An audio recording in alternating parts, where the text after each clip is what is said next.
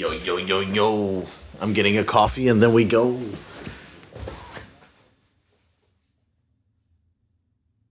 One more song, basically.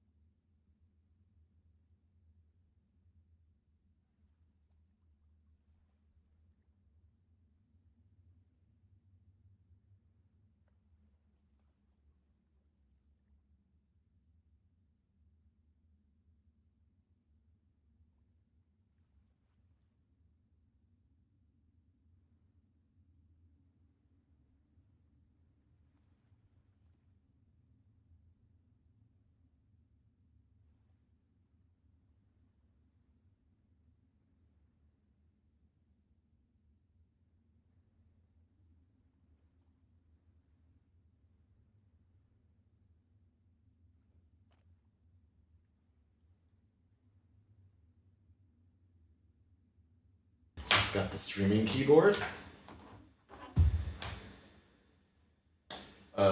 Just probably want to have a preview.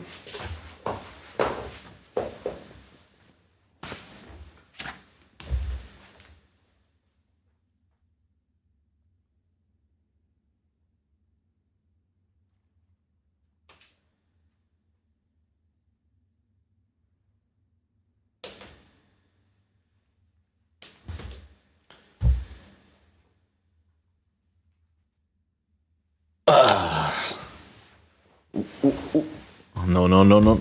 My keyboard. My keyboard is on the thing. And my mic's still on. Amateur streamer, dude.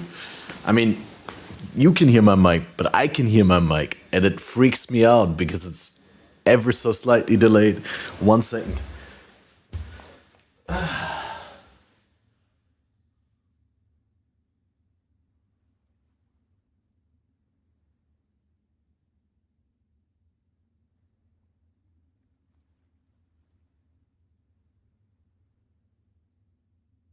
Okay. Now I can't hear whether you can hear me, but that's much better because at least I don't have to hear myself with delay. So how's everyone doing today on this beautiful Sunday? I'm gonna try and get this in a position where it doesn't linger on the mic. Is the thing? That's okay, right? Yeah, you can still see me. The question is, will the camera focus nicely? And the answer is, it doesn't seem to bother. The framing, the AI framing on the camera is dog shit, but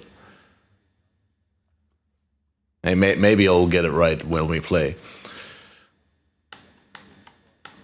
Did I alt tab in the game? I can't seem to. Wow, dude.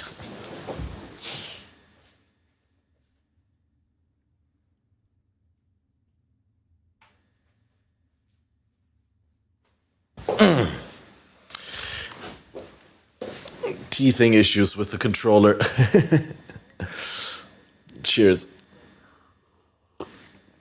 But all the laundry is done, all the dishes are done, all the floors are wiped and vacuum cleaned, everything is fine, everything is ready for the internship next week.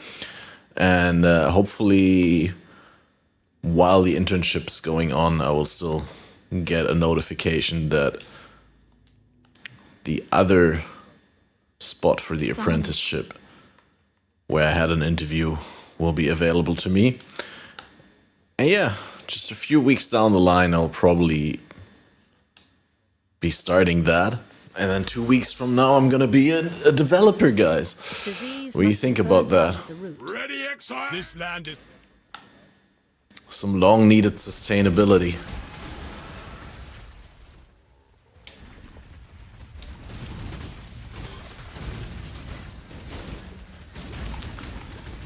And streams will finally be fun again. Ooh, ooh, ooh, ooh. Okay, that guy is a little bit of a meanie head. We gotta take him out here. So yeah, today I really wanna get that bow done. I need a bow. We need a necropolis bow, and for that we need to farm corpses. So basically, we just need to play through the game. There's not even any target farming or anything. We just have to get it.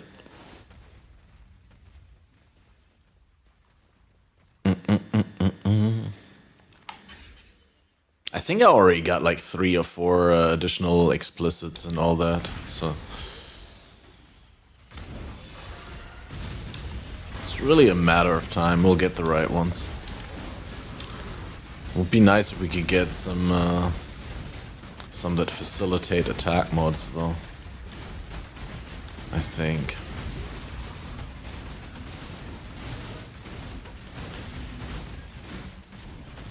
But yeah, if you guys have watched last stream and you've seen my bow, which some of you may have,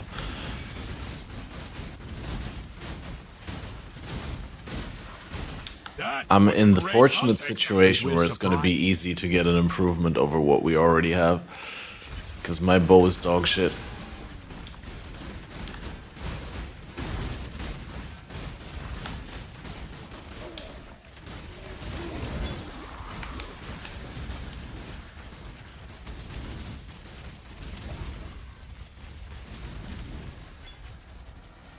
I was also thinking about maybe throwing an Orb of Alchemy, if I can save up another one onto a bow base.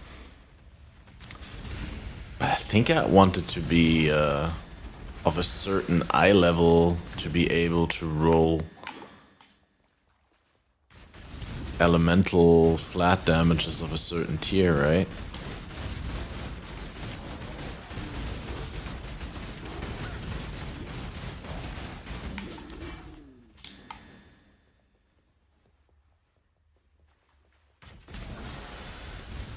Otherwise it would be wasting the alchemy. And alks are really hard to get by.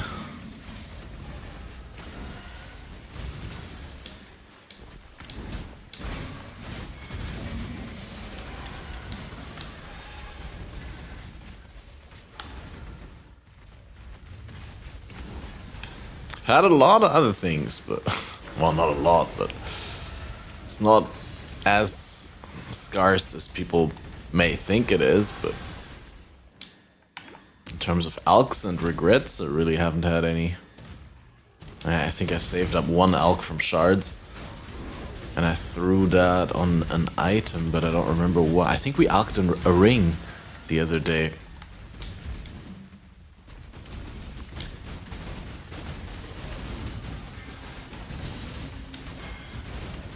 That big dude is dangerous.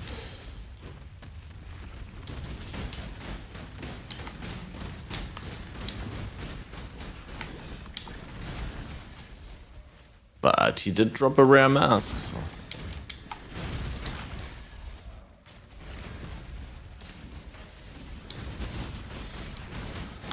I need to take what I can get.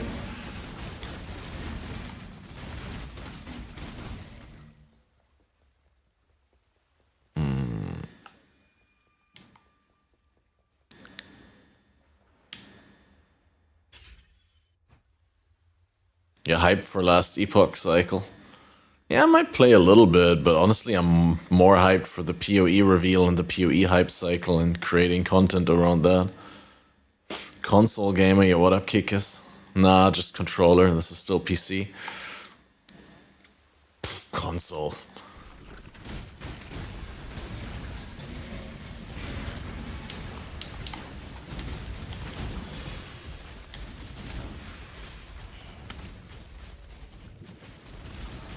UI changes once you plug in your controller. No, you change it in the input settings. And you have to be in the character select screen. That's like Balor's biggest complaint, and what he always wants or emphasizes he wants for PoE is like being able to change on the fly, like during runtime is what Jonathan called it.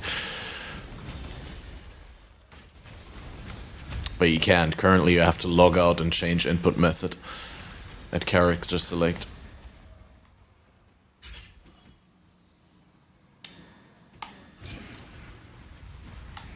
What have you got for me today, Exile? But honestly, playing with a controller is not as bad as I always thought it would be. It's actually kind of fun. I mean, it's different, yeah. Obviously, you don't point and click and stuff, but... And I wouldn't play every build with it, I guess, but... I don't know, just rolling a random character and going with what we're getting in Ruthless seemed to be working. Yeah, you have to do Ruthless SSF. Yeah, absolutely. No trade and no, like... I mean, you need the item scarcity in order to be able to deal with the item load. Although in some way, I mean... You still need to pick up a lot of stuff and vendor a lot of stuff in Ruthless in order to get alch shards and stuff. So it's... But you'd have to, like, ID more rares and stuff in regular, I guess.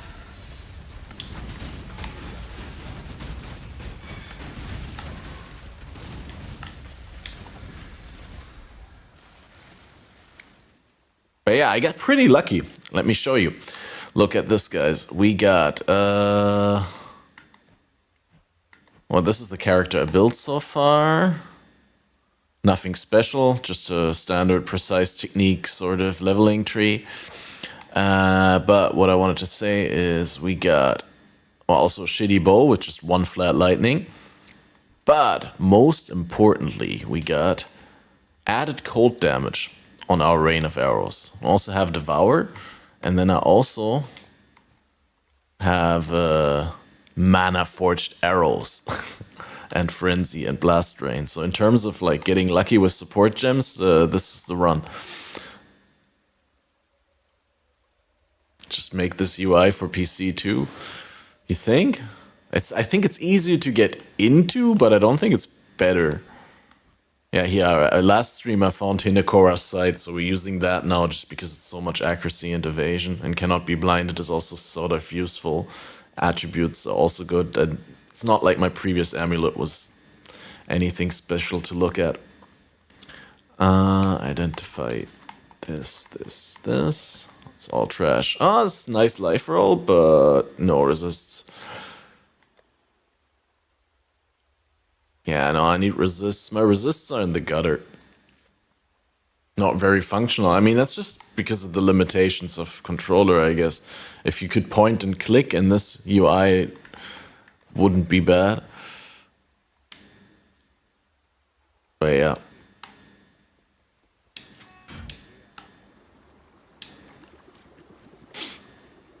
But yeah. I'm getting the vibe now. Like, I know what Seth was doing all the time. This is the way to play if you want to be chill.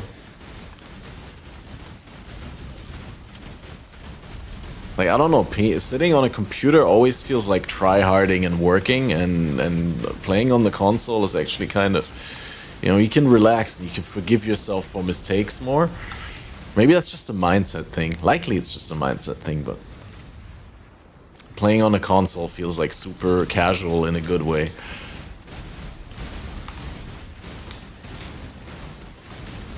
Plus, I also think having like direct control of your character is something that's not too bad in PoE.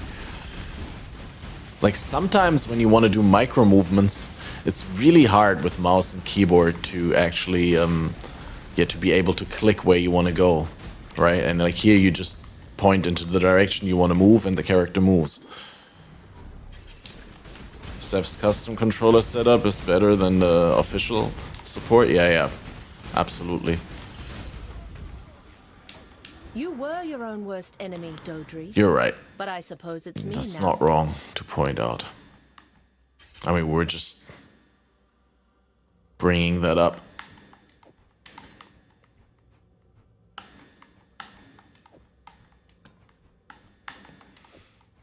But yeah, so like basically my thought was also like, I'll play Ruthless, then I won't have to handle items as much. But yeah, you still need to handle items because you need the shards. And yeah, like target picking up one specific item on the ground is also really hard. You better have a good filter. Like if you're not playing Ruthless. How's the controller? Yeah, super fancy. It's Elite Series 2. Xbox controller. You can Google it. It's I think their like new custom are like $200, but a friend of mine like bought a new one. Like he looked for a special offer on eBay or something like that. He only paid 70, but I think it wasn't custom or something like that. Just you know, but they're not super expensive if you don't want to go for the custom color and the name print and everything. And it also feels kind of unnecessary. It does say Path of Exile 2 here on the bottom, right? Like, but it's just like a regular font, nothing, no logo print, nothing. The color is nice, like this Bordeaux red wine sort of color. Yeah, and then on the back here you have 4 buttons that you can assign in the controller firmware. Like you can either put your buttons here, like you can put any buttons here on the back, on the back. My English, right? And then we got normal buttons here. We got the triggers, which are like sensitive, right? Like right. Yeah, here you can change how much way the triggers give, like how deep you can press them in, and they're like gas pedals, right? Like they're not binary, they're analog. And the best thing about the controller, honestly, is like how high value everything feels when you want to switch it out. Like when you want to take out the D-pad, you just take it out because it like locks magnetically, and you can just take it out and you can put another thing there. Have I played with controller before? I've played a little bit of controller to test at a friend's place on the PlayStation 4. Or you mean in general on controller or PoE on controller? But yeah, there I played PoE on controller. I mean, obviously I played on controllers before in my youth. Played some Tony Hawk's Pro Skater and all that, but...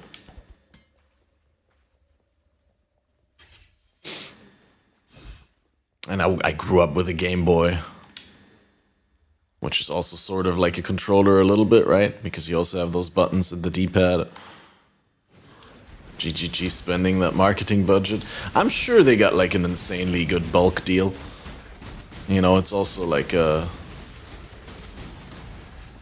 It's like a good publicity thing also, obviously, for Microsoft or for Xbox, if you know.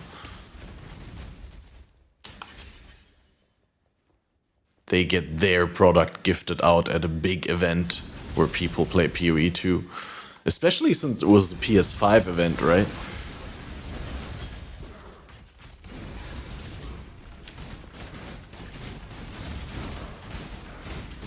So yeah, no, I on the one hand, yeah, they don't pay the shelf price, obviously, because they get like batch discount, bulk discount, but on the other hand, they may have even gotten a little bit more because it's like, you know, mutually beneficial to collaborate on a gift for streamers like that, right?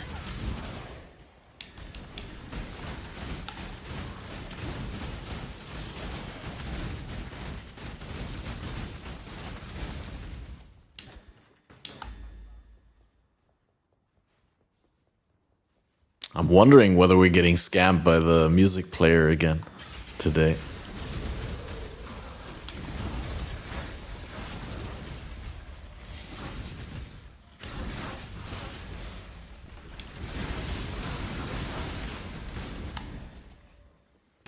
No, music coming through.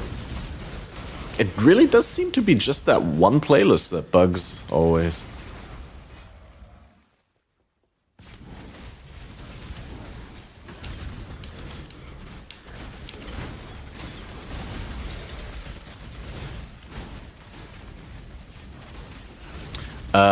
How do we make corpses more likely again? I think we need to just get into maps and get into the atlas, right? Yeah, that's not happening on this bow. We definitely need corpses and a new bow before we do that. But, if I put all flames, does that make things more likely? Or devotions, right? Like, no, yeah, we need to put the... What's the other thing, not the devotions?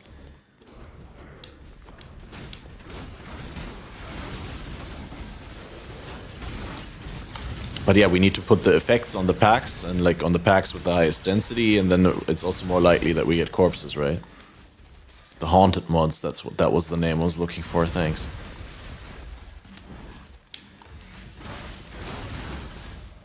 Yeah, sounds good. Sounds like a plan.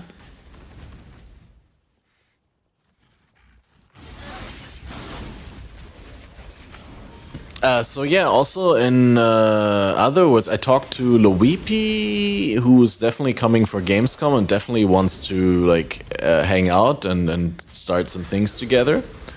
I talked to Pete, and he said he took the week off around Gamescom already, so he's definitely gonna come and visit, and we're gonna hang out, and we're probably gonna try and, you know, like, I don't know how well that will work and how early ahead we can plan there, because we kind of depend on the weather, but I'd like to plan a meetup at the riverside, like at one of those free barbecuing sites. And then I could also like prepare some, you know, some stuff to barbecue. Maybe some salad, some yogurt sauce, some bread and all that.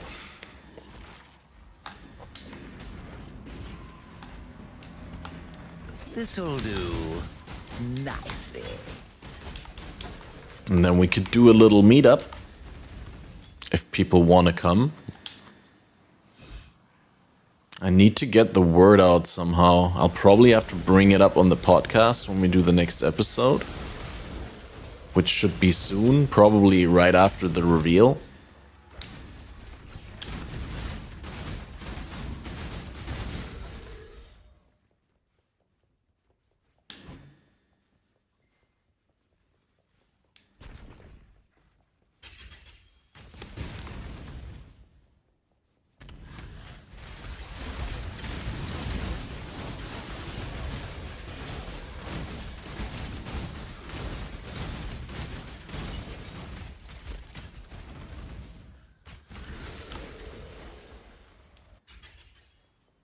Give it to me quick.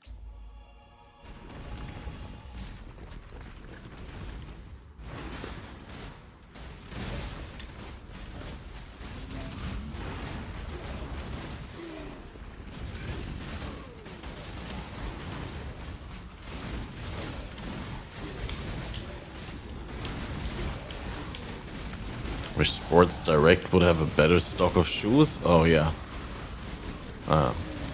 I feel you. Probably won't go into Gamescom because it's just full these days. Meetup before or after, sure.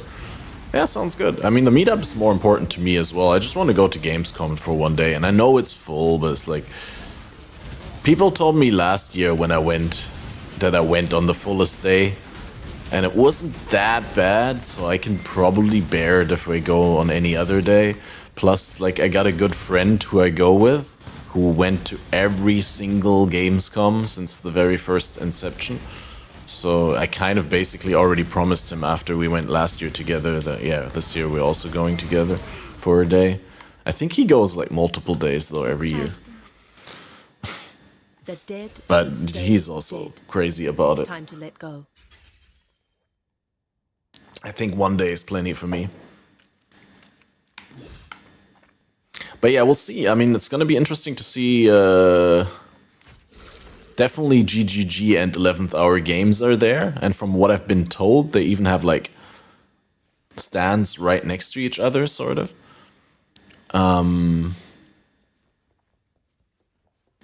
And then obviously I want to see what GGG does, like, as a sort of extracurricular activity, like outside of Gamescom. Are they going to do a meetup in the park again like they did last year? Or maybe they're going to do something like they did in LA and invite like content creators to get exclusive playtests and interviews, right? Like, I mean, there could be something big happening in Cologne and we just don't know it yet. Because when they flew me to LA, they also like didn't tell me that early, right?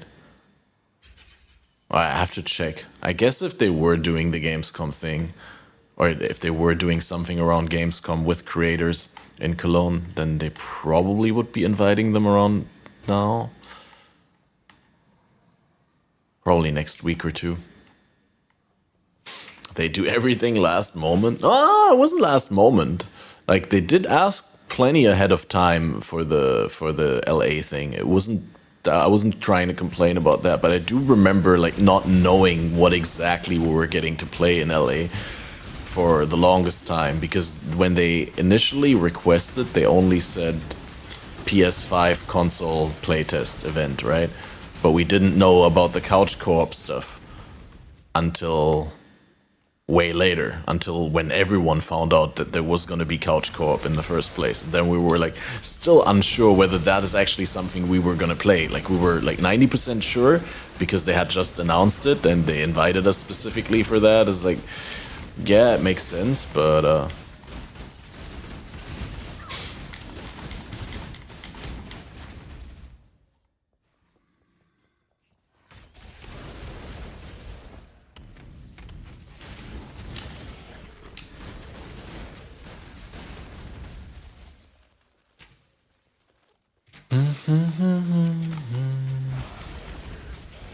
I might have to check whether I can move this this pop filter a little bit.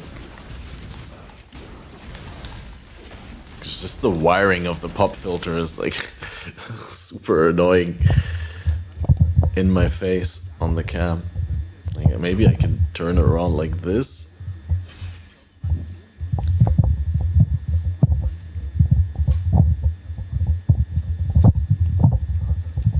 And then be like this. Yeah, that's way better, right? Now we can see my face. Are we gonna zoom? Zoom in? Dude, this auto framing.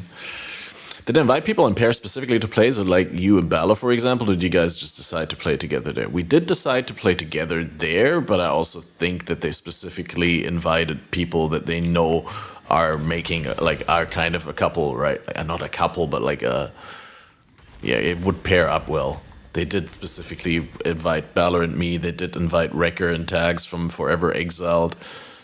They did invite Havok and Noogie, which I don't know whether they anticipated that they would team up or whether they just like separately wanted them there.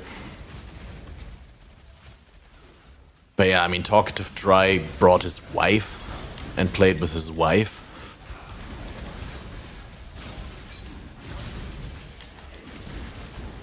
So I think they did invite people with that in mind, but they didn't like let it hold them back to invite whoever they wanted to invite.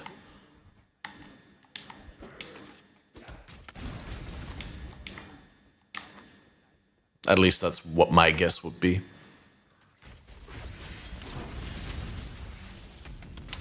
Alright guys, Silver is gonna upload his video today about the speculations what the next league is gonna be. Is that an amethyst flask? I'll take that. Ooh, oh no! Almost died. I mean, it's not hardcore anyway, so what do I care, but... Wait, that's a 4-link bow. Maybe that is better than my bow. No, it's not. Crit chance and flat cold though. If that wasn't precise technique, it could be.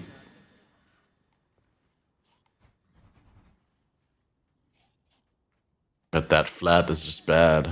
Tier 7.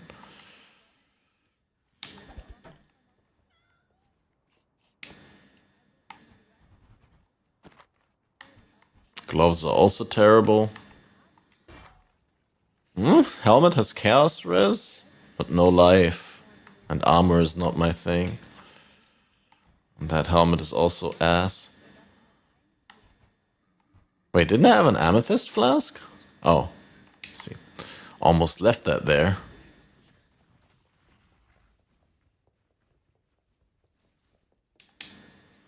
Because, I mean, gearing is a little bit harder in Ruthless, and I can totally see us having problems with Chaos Resist to the point where we would want to run an Amethyst Flask. But now, what's on the menu for skill points?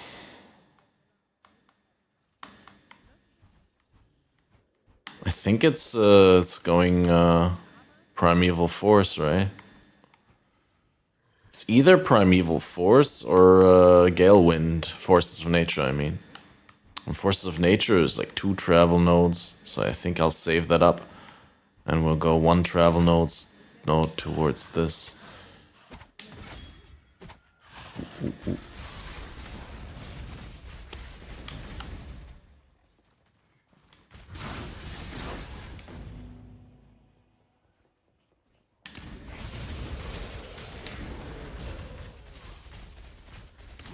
I really don't see them pull an announcement that gets me to play at the 18th. Yeah, I don't see one either that gets you to play. But who knows?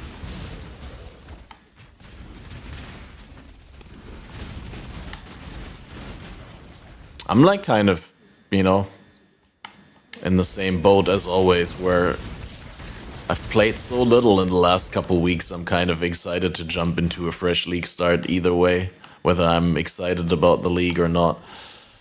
Like, I don't really care. I just want to play some PoE for a week.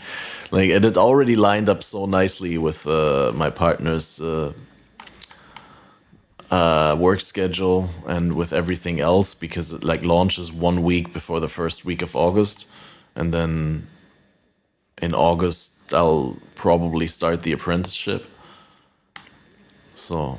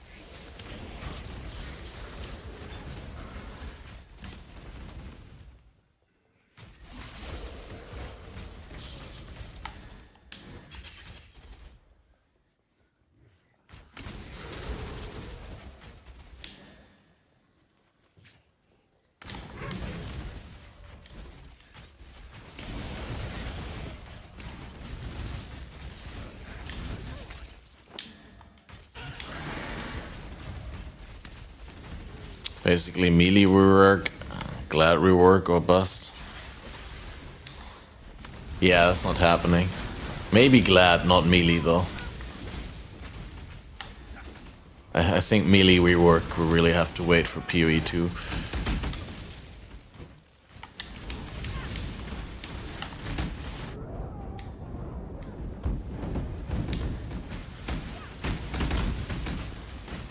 But yeah, I mean, I can't say I don't empathize. It's just, for me, that's not a reason not to play if melee is bad. Hasn't kept me from playing in a while. Captain Osiris. Remain in the warehouse until I personally send for you. In the unlikely event that Chitus should fall, Let the birds feast on the I haven't rotting decided corpses whether of I want to those like abominations. blast softcore More trade useful than- again or venture out into HCSSF on League Start. Haven't given it much thought, to be honest.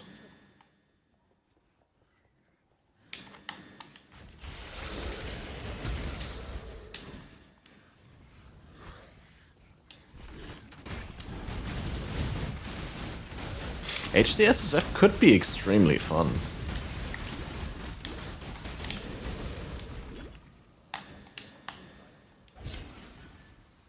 Although I frequently have moments I tire of this. where I'm happy that I don't play HC in this game.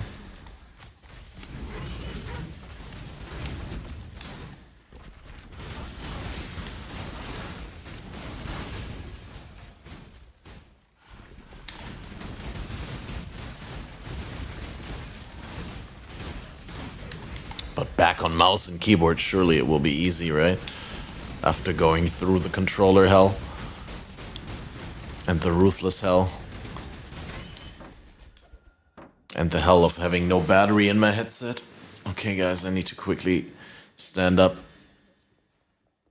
and move my legs. That's good. You should stand up every hour anyway. We've been streaming for what, 40 minutes? So I'm going to... Oh, that's the wrong side. Lol. I looked at my camera, which is mirror.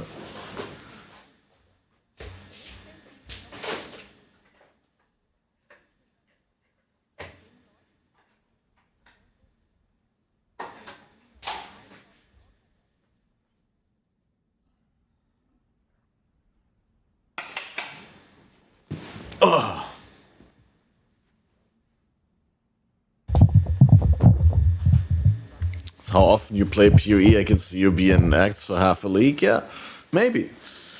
That would be an increase, right?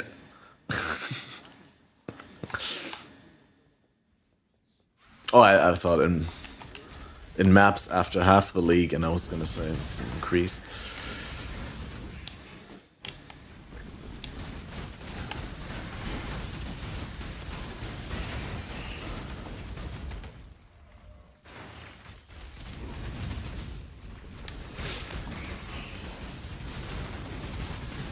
I mean, as I said in the past,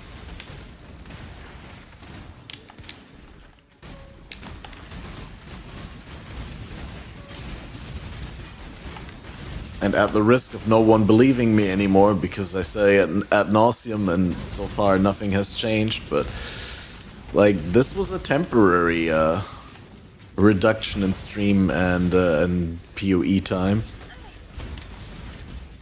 And while overall I may not play as much as I've played before in the past, because I will do that full-time apprenticeship thing with the goal of being able to do a part-time job that pays very well in the future, so that I won't have to rely on streaming as a source of income, which, yeah, it's...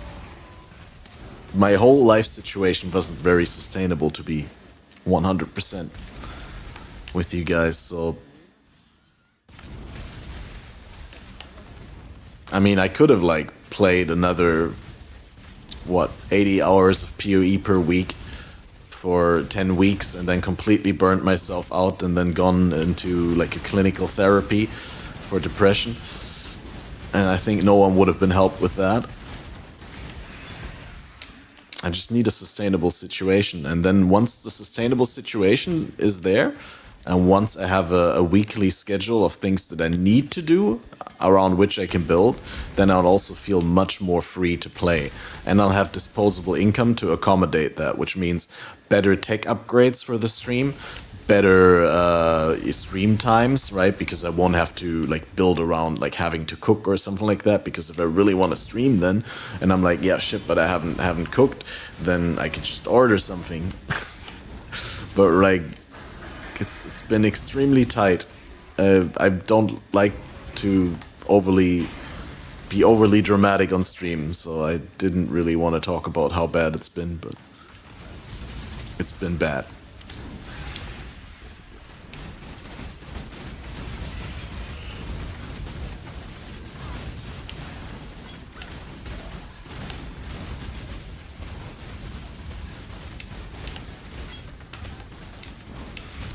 And so yeah, when all of those things are set in place and everything is stable around my gameplay, then I think I will be totally fine with playing HCSSF, and I'll be totally fine with putting in time to get somewhere in HCSSF as well.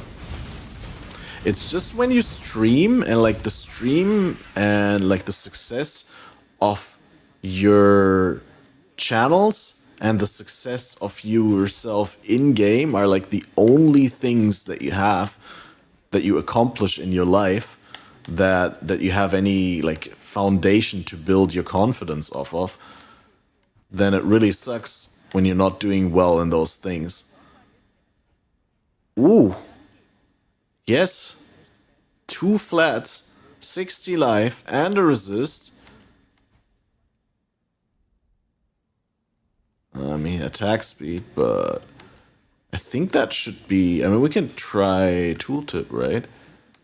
Tooltip should be accurate here. We got 270 versus 570. So more than 10% more. That's okay. You lose a little bit attack speed, lose a little bit chaos res, but the lightning res is essentially covered, lose a little bit of life. Don't need the crit chance, but the double flats are just huge when you have a bow that doesn't have flats. Yeah, what up, Shatar?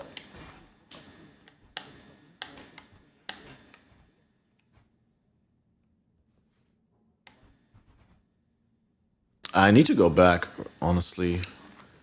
Need to vendor.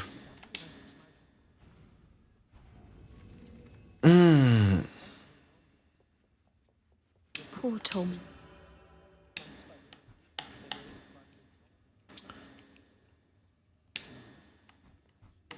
And it's also been the first time in years in the last couple of months that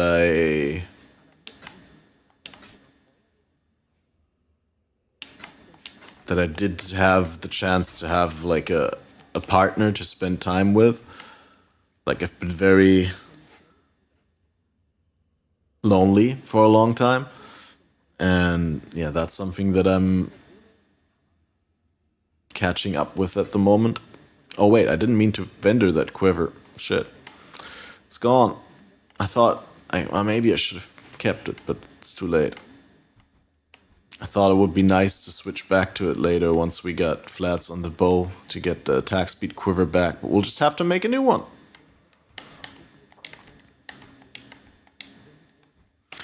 And then at the same time, my sister is struggling because she's like getting to the end of her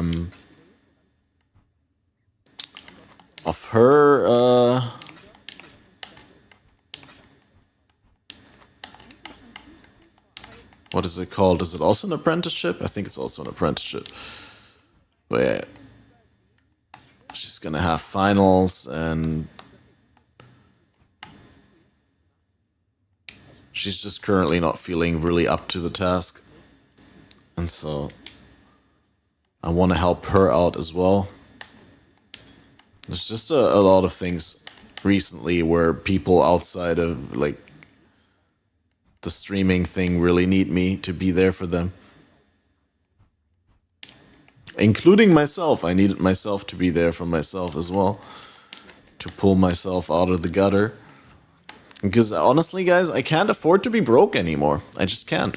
It's been a nice time. And I really liked the idea of like eventually maybe being able to live off of streaming and to just do it as the full-time thing. But like in retrospective right now, looking back on those years, maybe I was chasing the wrong goal because like I don't know how happy I would be in the long run, like being financially dependent on the success of the content and of the game, right? And like having to subjugate my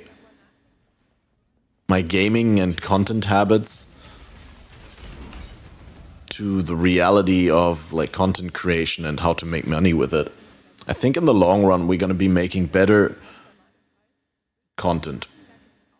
I think positively about it, and I feel guilty that I haven't been consistent, right? Like I feel guilty for not having had a podcast in 2 months now. I feel guilty for barely streaming, right? And I'm so grateful for every one of you guys who comes back and shows up, and especially the guys who keep renewing the subscriptions and keep supporting on Patreon. But I was fully expecting to lose each and every one of you, like. And as terrible as it sounds, like I had to be able and willing to go that route.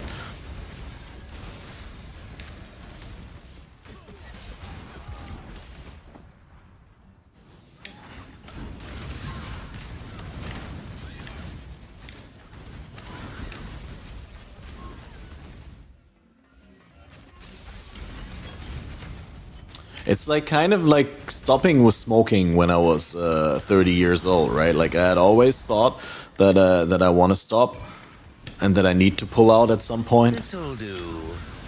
Nice. before I like ruin too much of my life, of my physical health in the case of smoking, and in the case of like trying the full-time content thing, like in the case of my mental health. But honestly, like the being broke thing sucks. And I'm a person who likes to be extremely generous. Like I like to cook for other people. I like to invite other people. I like to take time to select gifts that I would like to receive myself.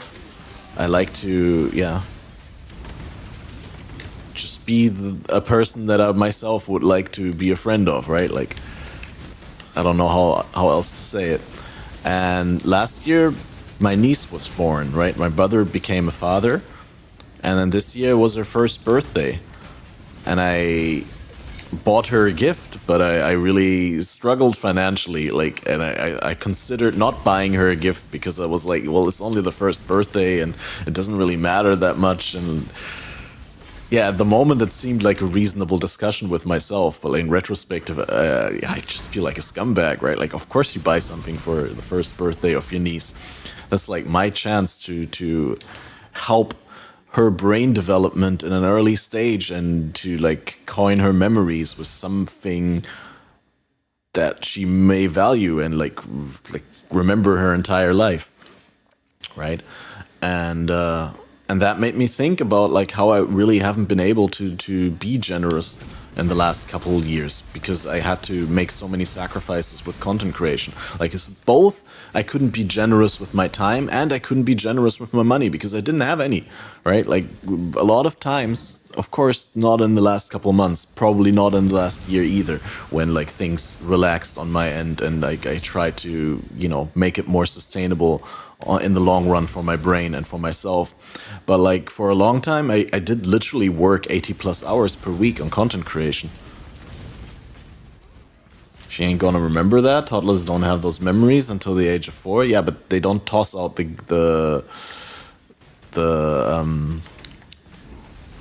don't toss out the toy before she's 3. But yeah, I know what you mean. She only forms like memories that she can remember actively at the age of 3, but like, it will still coin her development. Like they learn things about the world like playing with toys.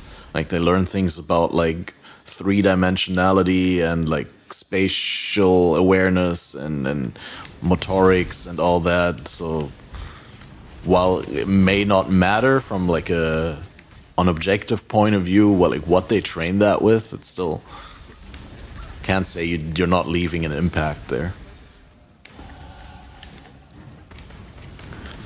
But yeah, also I don't mean just just gifts for toddlers and stuff like that. That was just an example. But it's just my sister is considering after her apprenticeship to just go for a master, right, and move to another city. And like when she's studying again, then I would like to be able to financially support her, or at least like be able to give her generous gifts when she will be in a financially shitty situation again as well. And you know, my mom's getting older, like she may be in a situation in the future where she doesn't really want to depend on anyone else and might not want to stay in a relationship just because she depends financially on the person that she is in a relationship with, right? So I'd like to be able to provide support there as well. And while those things are not necessary right now, I need to set things in motion right now in order to be able to, you know, live my life the way that I feel I want to and the way that I feel would be the right way.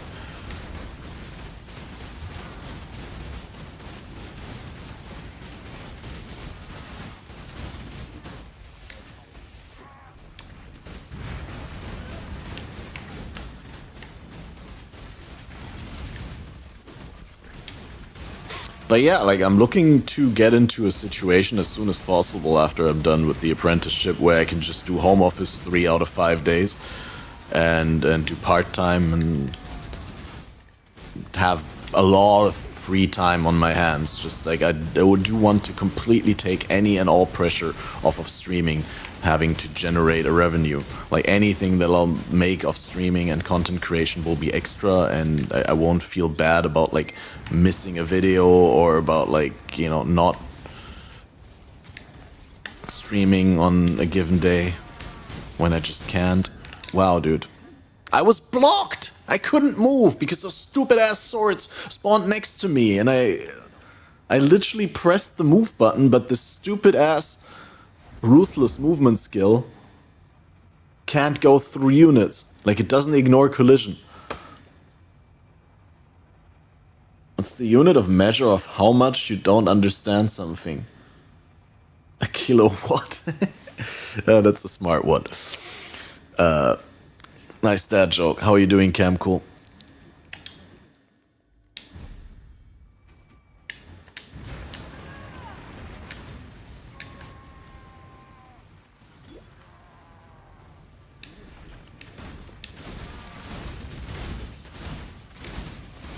Camera zoomed in right for the punchline. I didn't see it. I wasn't looking at the preview.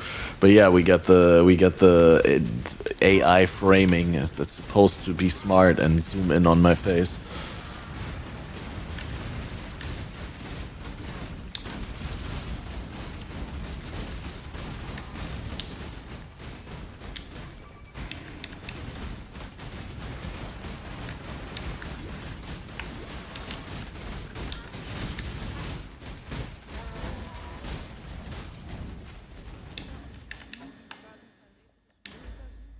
Primordial This staff. haunting feeling again.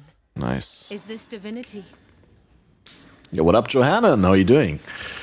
Nice to see so many familiar names. How you guys doing? Everyone who missed it earlier when I talked about it, potentially we're doing a meetup in Bonn or Cologne around the weekend of Gamescom. Probably on one of the days that Gamescom is, so that, you know, people who can only come to a meetup during the weekend can make it. I know most of you guys are all over the world and won't be able to come to Cologne, but I just want to mention it on the off chance that, like, I'm talking to someone who can and wants to attend. I've been keeping my career. Think your plans for the future sound solid. Hope it works out. Yeah, same.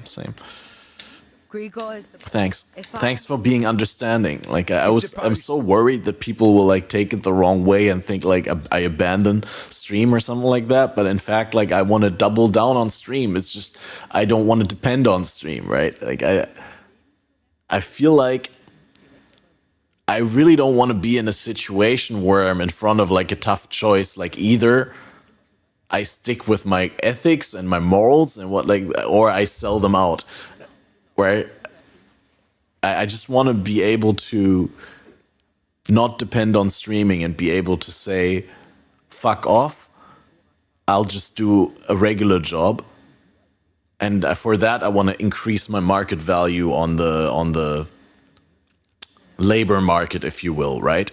But obviously, if I can, I'll stay without a job as long as I can, right? Like, if for some reason I get into the situation where streaming generates a revenue again, that is more than sustaining me and like promising for the future and all that, sure, I'll ride that wave as long as I can. But I don't want to get to the point where then I have to compromise what I'm doing in order to keep that going. And where I'll have to make that choice, because by then I'll have a wife and a daughter and they depend on me financially, and I don't have any other choice because the only way that I can make money is streaming and content creation. I don't want to be there because I don't want to make the content that is shit.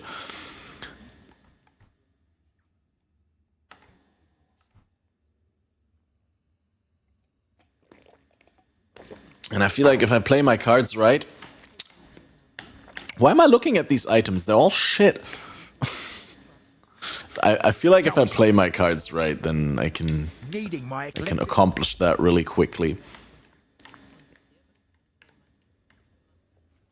Hype for Boaty McBoat League. I think we're gonna get a board game McBoard League. It's gonna be the Catan mini game that we had a long time coming. GGG loves their board games. My words. And like, I feel like a lot of PoE sure shot leaks were like board game adaptations. Boardy make boat. I mean, there will be a boat thematically, right? I just don't think the boat will be whatchamacallit, involved in the gameplay part of the league.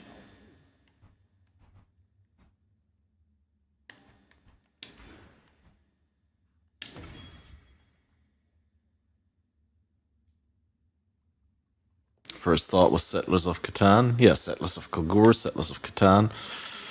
And they mentioned Settlers of Catan before in interviews. They name dropped it and they talked about board games a number of times, and it's well known that like they know they play a variety of games and they're always looking for inspirations in other places. So yeah, I think chances are Need something?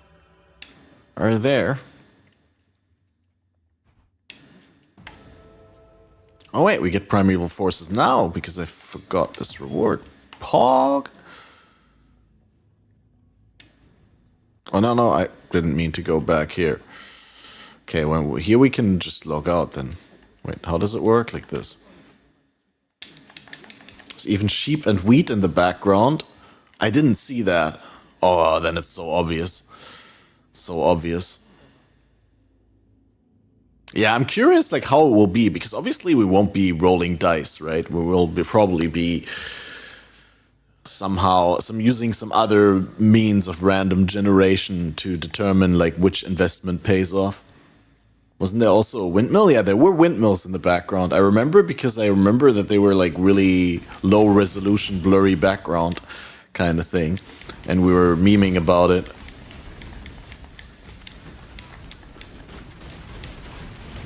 Wheat-based economy, yeah.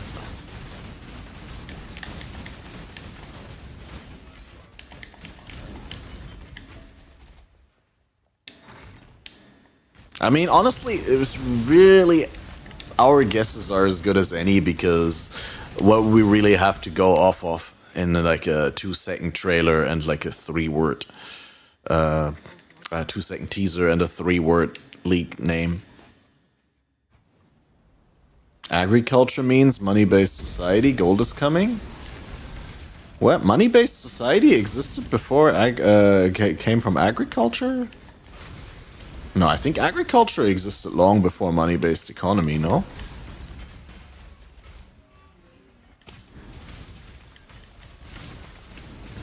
I don't know. I'm not a civilization expert.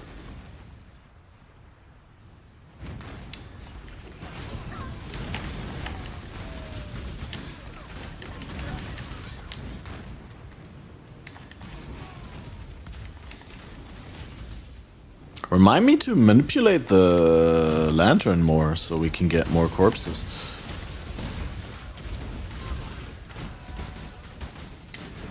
Bone Crypt map, dude. First map. First map on controller. And I still haven't picked it up.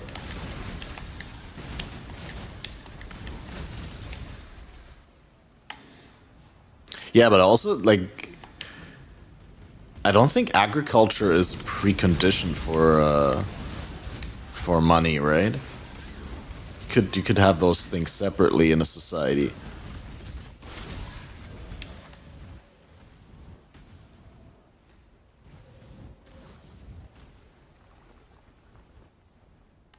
Alright, why do I even walk here, dude? As if there was docks. First map is big. Ooh, still a while until I can access it. We're probably going to be able to get... Oh wait, yeah, and Ruthless is actually big, you're right. And Ruthless maps aren't that common. I didn't think about it. Yeah, it's actually kind of early for a first map drop in Ruthless. In the regular game, I would have been like, yeah, no, this is not unheard of. I get maps around this time, but... I guess in Ruthless it could have taken a lot longer.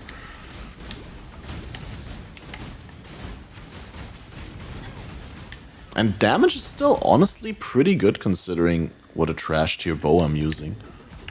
Oops. Oh, no, no! I still don't know how to, like, sometimes I'm, like, stuck in a screen and I don't know which button to press to get out of it. I think in this case I should have pressed, like, one of the small ones there.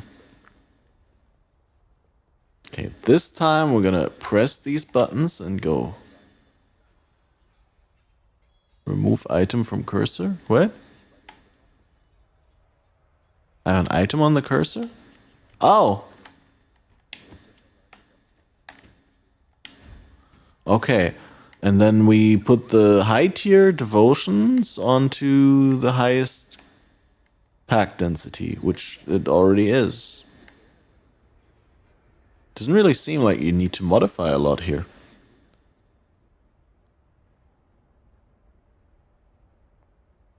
You actually know what kind of salary you'd get from the job if you did part-time. Looked up, it seems like mid-level software engineer earns like 4 to 5k per month in Germany. I mean, that's obviously what I would be aiming for. And part-time would be probably 3/4 of that, because part-time is usually 30 instead of 40 hours, right? So maybe a little bit less, maybe a little bit more, depending on like how good you are and how good you are at actually doing your job, how good you are at negotiating, and like how many years of experience you have and all that. But yeah, I mean, yeah, I know that software engineer is in demand. They call it Fachkräftemangel here in Germany, but it's like on the top, I think top 3 list of jobs that are currently needed, and it's like extremely hard to get qualified workers. So, and I mean, it's probably only gonna be growing in the future. Like, software is not going anywhere. Yeah, there's gonna be AI, but there's still gonna be people who have to like make the AI and who have to modify the AI, who have to work with the AI, have to what was the word? Prompt the AI. How was your interview? It was actually. I was gonna stand up and put on music because the music player didn't pick up the next song. But just to give you a quick outline, so I went there on Friday with the thought in the back of my head that it was going to be like a courtesy interview, right? Like that I go there as a courtesy because, you know, they invited me and I applied and I didn't want to turn them down. But I had already had my mindset because I was like, well, I'm going to do the internship that they offered me at the other place here in town, right? I'm going to start on Monday and probably going to do the apprenticeship there.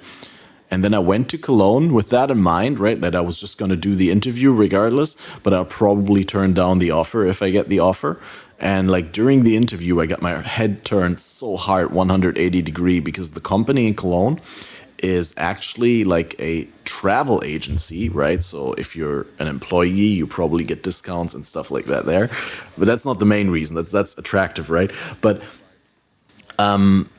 they are not a small company. They are a big company. Like, not big in terms of like what you'd call a big company. It's still a medium-sized company, but they got like 40 people working in the IT department alone.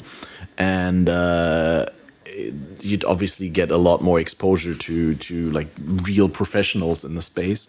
You have a lot more people that can help you with your project when you're doing the apprenticeship. And obviously, in terms of like getting vacation, getting days off, it's a lot easier when there's more employees, right? And then the other things also sounded crazy good. And yeah, and then I looked up the travel time because I thought, oh wait, it's going to be a lot of commuting if I work there. But I worked it out. I can get there in like 50 minutes. So it's okay, right? Like,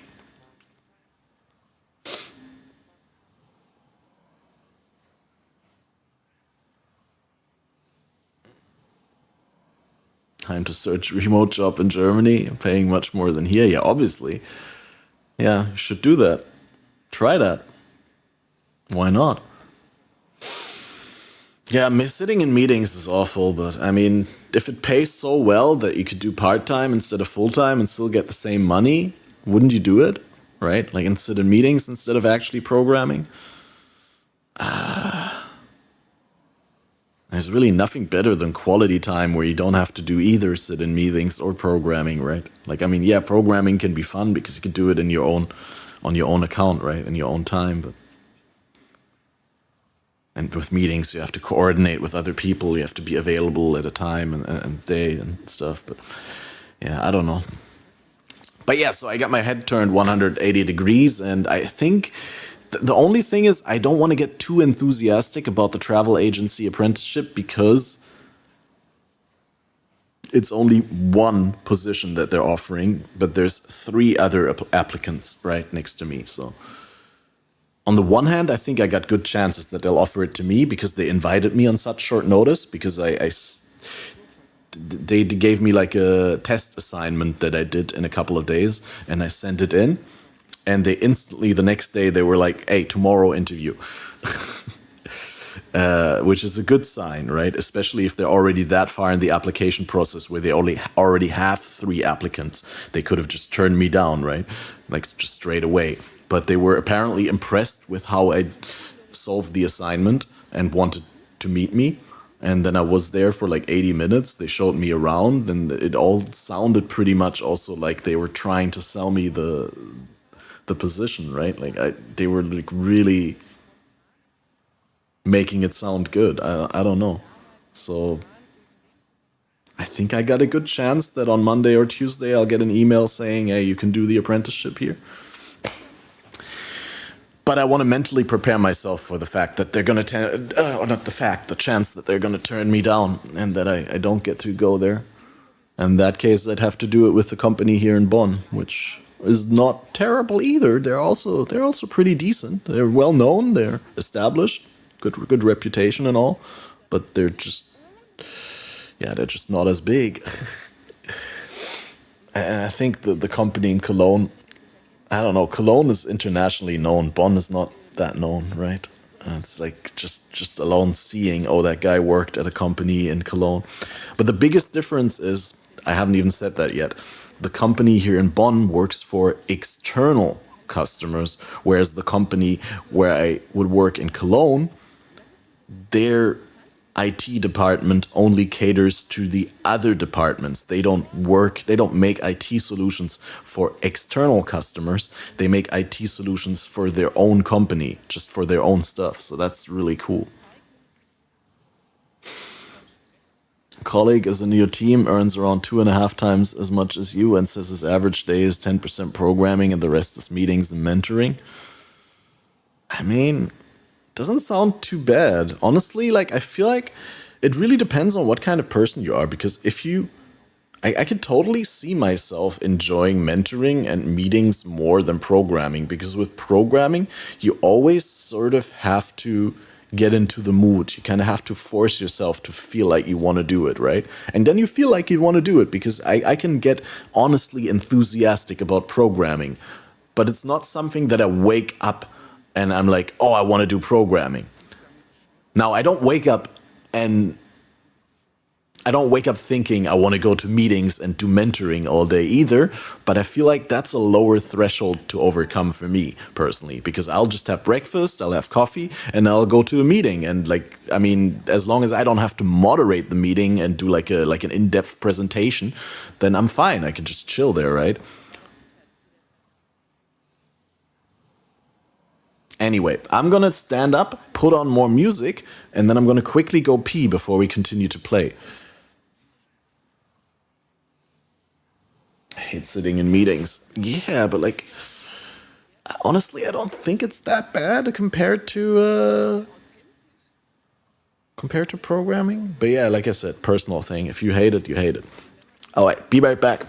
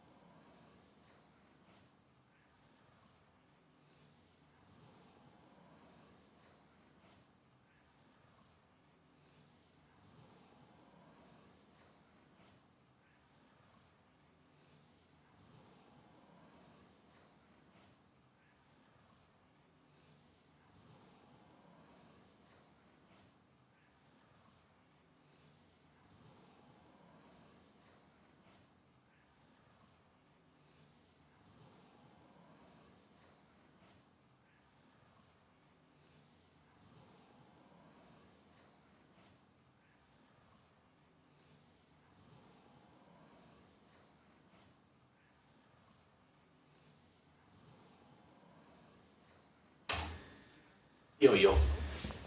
Testing, testing. Can you hear me? Chaotic said, I hate sitting in meetings. I'd rather earn less and enjoy the work than earn more and hate it. And Shatar said, that's the way to live, IMO. And what I have to say about that is, yeah, I get that. But for me, the way that I look at it, the direction, the angle that I come from at that particular topic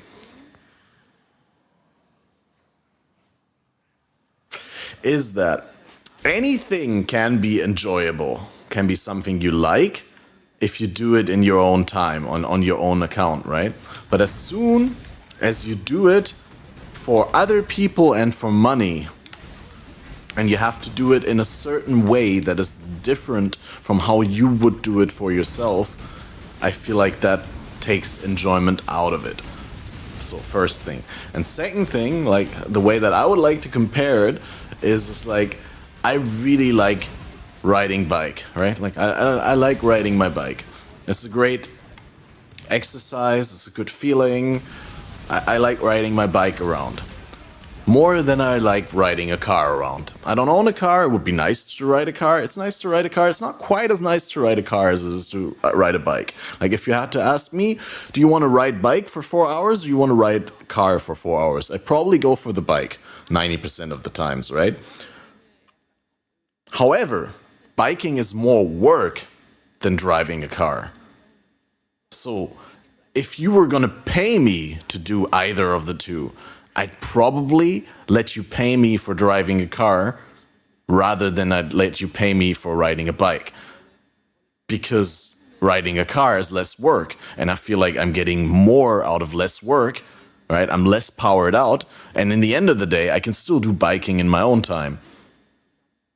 But riding a car is more sustainable for me as a job than riding a bike, because there may be days where I don't feel like riding a bike. Even though I enjoy it more in theory than riding a car, but it is more work, and some days you don't feel up to more work. And the same way I look at meetings versus programming, right? Like I feel like programming would also be more fulfilling and more fun for me, but it definitely also would be more work for me than like doing meetings.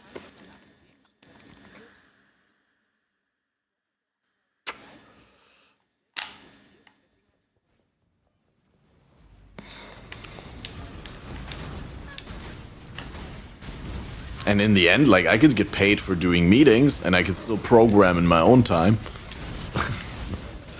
And that way I would find the programming even more enjoyable because I would be actually programming things that, you know, that I find important, and I would be programming them in the way that I find they're right? Not fulfilling the wishes of people who may not know better than I do. Right, I need to pick up all the blues, right? For the big vendor fest. Quickly look at the ring. And it's awful. Boots.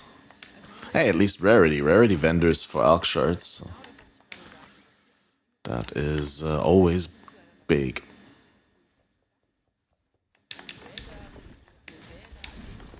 But can you somehow follow my logic there?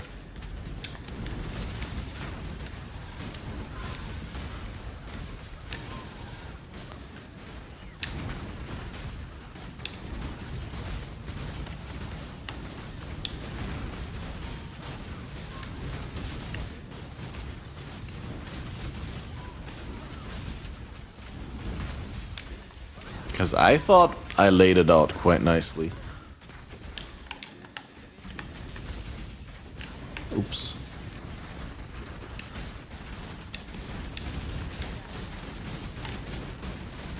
Can someone say that my mic's muted? If it's muted. I just talked to a wall for 10 minutes.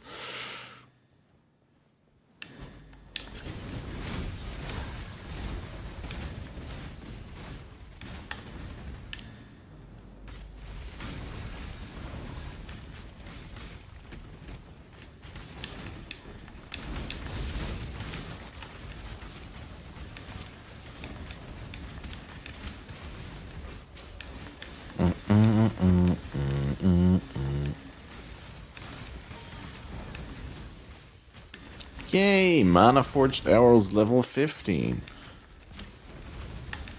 We're now at 1% more damage for the supported skills. So, suppose it starts in the negative and it's actually a damage penalty.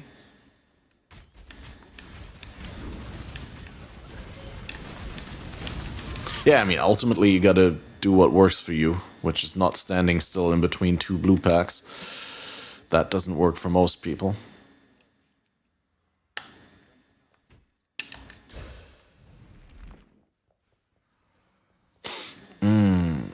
It also would be nice if I had some flask use. Flask huge.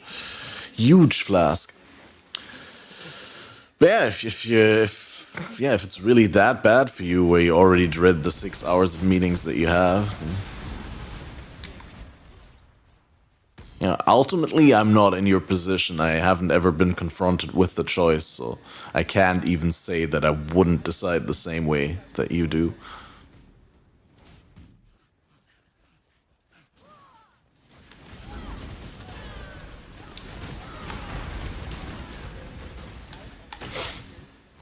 I don't know, but like the way that you lay it out, right?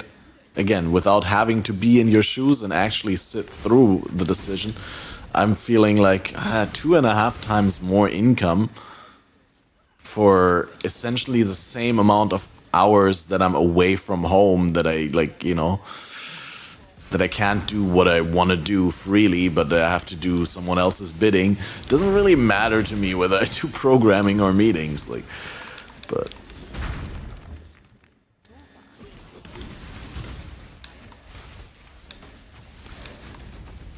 more burned out from 8 hours of meeting than 8 hours of programming. Yeah, I mean, we're probably all introverted to a certain degree and don't have an infinite social battery. Wait, I found a shockwave support. That is a melee support though. That doesn't work with bow.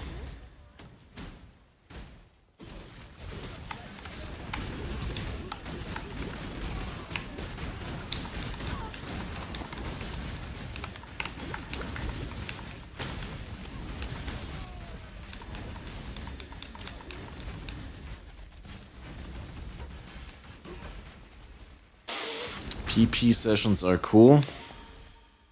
PowerPoint? Hopefully PowerPoint. What other PPs could you have sessions with?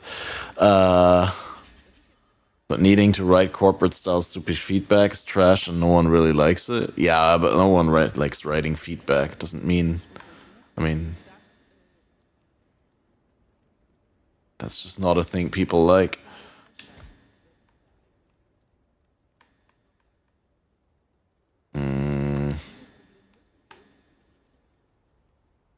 Broken circle artifacts.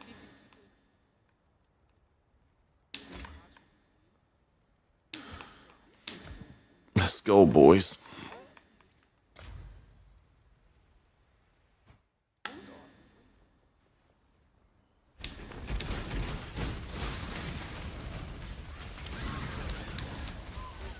Feedback itself is okay, but how much style it is something no one likes? You mean having to be constructive? and give praise before you criticize and all that? Like etiquette, or do you mean, do you really mean format? As in like how you do punctuation and what font size are your headings and which color pencil you use? Oh shit, dude, these monsters are strong. I shouldn't have put them on there.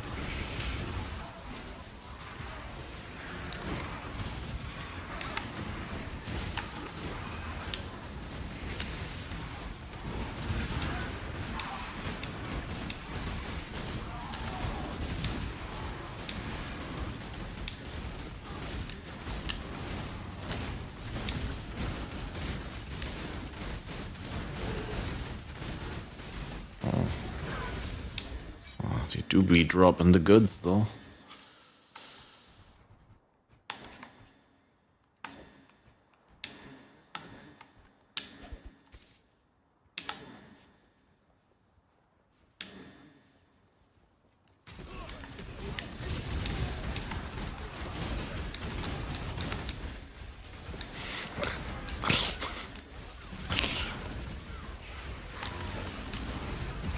imagine it was really formatting. Your feedback was too bold. Not enough adjectives in italics. Don't know how to explain.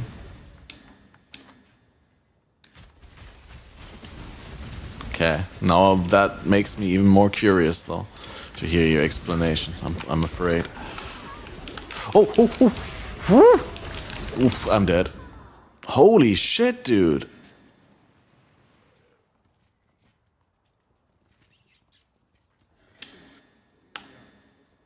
It's just so brutal, like how binary it becomes. Whereas like most of the time it's like completely fine, and then like when it becomes a problem, I'm just dead.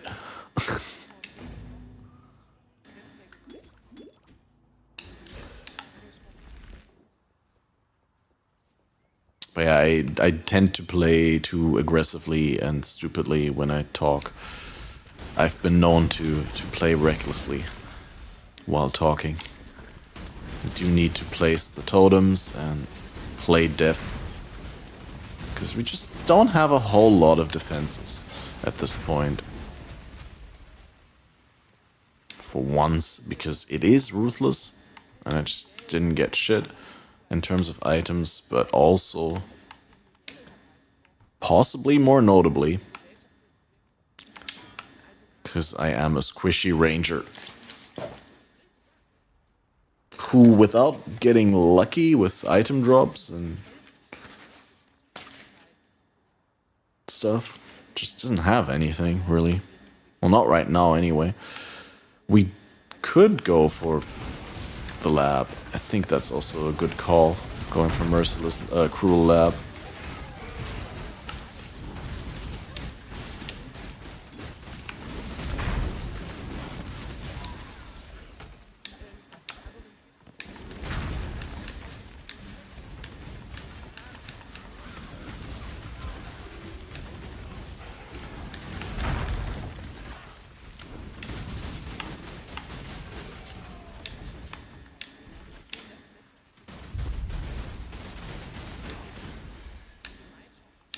Oops. Hey, it's so easy, but sometimes you start thinking about like how to do the simplest things, like opening a portal, and I swear then it goes wrong. All of a sudden. Because instead of like just doing it, you start thinking about it and overthinking it. Hey, Lizard, how are you doing? Return of the Boomer. But no one's as boomer as I am trying to figure out controllers. I have no idea how it works. How have you been, Lizard? And how do we get more wisdom? Let me vendor some portals. Been saving portals. Come over here. You get in there. Well, this button, then this button, then this button, then this button, then this button, then this button. Ah, we're doing it.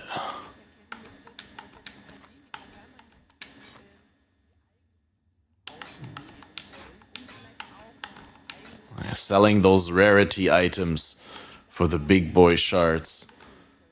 Wait, didn't we have another rarity item here? Yeah, there we go. Look at that. 2 Alk shards from that vendor. Pretty good. Bought a new house. You did it. You did it. Congrats. So that means soon some quality Settlers of Kalgor time. Trying to wrap up fixes on the old one, trying to sell it. Yeah, you've been busy. I'm happy it went well. I remember you telling me about wanting to move and to get a new house. I don't know whether that was like still the very early stages of the plan, and maybe it has changed a lot in the meantime, but I think I remember you bringing that up. Hey, we filled up an Alk. Look at it. All those shards turned into 1 Alk. Now I can, I could maybe throw the Alk at a bow in hopes of getting an upgrade. Maybe I should do that. If we can get like a high level base of the right type. which this vendor is not particularly helpful for right now. And yeah, I remember Sunday being the D&D day, so I'm glad you took your time to come in and say hi. And I hope you have a great day with D&D, and I'll talk to you soon. I get an internship lined up for next week. I'll start tomorrow morning, actually really early, but I'll try and stream tonight until my partner comes in, which would be around midnight, so still plenty of streaming left from now. And then tomorrow, I want to stream during the week in the evening after I do the internship, like after I come back home, like at least a couple hours every evening. So should be able to catch that. Except Wednesday. Wednesday, I kind of said I want to go grab food with my sister, so we'll see. Feedback needs to be more than 2 sentences for some weird reason. It feels like you must take notes while you're doing actual pair programming sessions, so you can take notes and some positive or negative things to write in feedback. You need to be very specific. I don't know. Like, I feel like forced feedback is also always difficult because you're gonna say things that you didn't need to say necessarily, just for the sake of saying something. That makes sense. And we need to go back here and grab that rare. And maybe, like, play to the next waypoint still.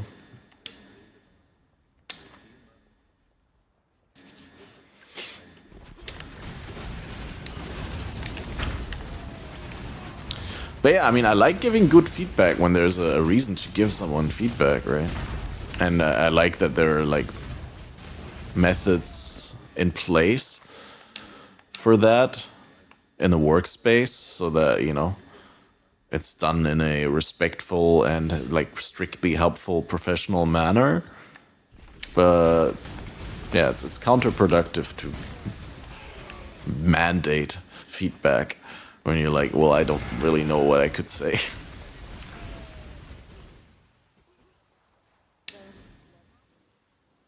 Although I do think, like, encouraged feedback wouldn't be the worst, right? Such atrocities can't be washed away so Because easily. you'll probably go into a session with a little bit more of a open mind about feedback possibilities when you know that feedback is encouraged. Like, if you just go into a session and then you go out and then you're asked for feedback without, like, knowing prior to it that you're gonna have to give feedback, it's probably gonna be harder to come up with stuff to say.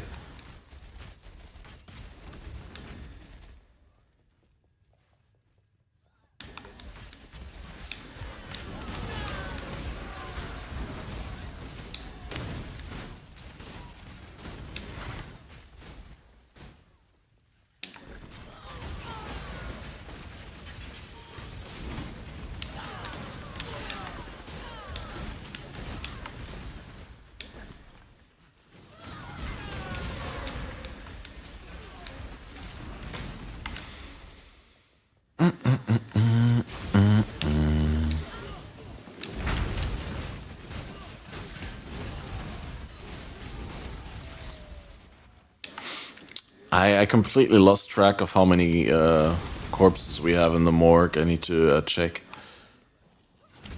Might actually be able to craft that bow soon. But also should keep checking for bases at the vendor. If I can get, like, a thicket bow or what is it? I guess at this point you can already get a spine, right? Like mine. I'm level 64. I think you can get a spine bow at this point.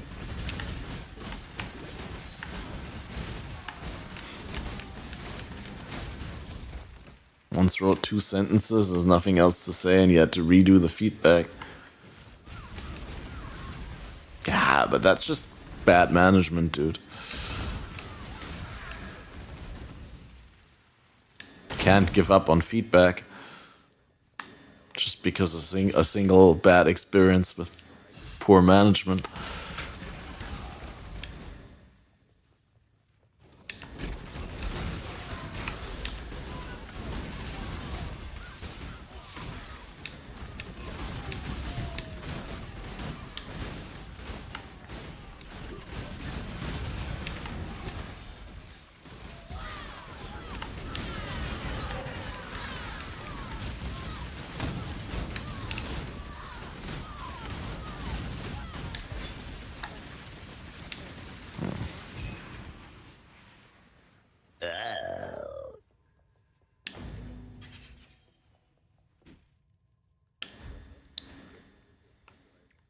Yeah, it feels like there's no point in like opening the lantern to modify it because it already automatically puts the right mods on the right things. And I can put like Rui tattoos here or something like that. Should probably be using my my embers more. But then it also makes like monsters incredibly hard, like tanky and damagey and oh god. I just don't have that much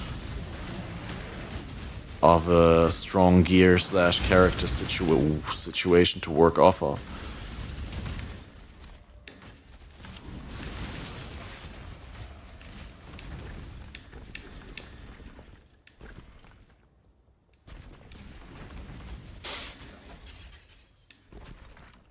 Yeah, I don't know, like I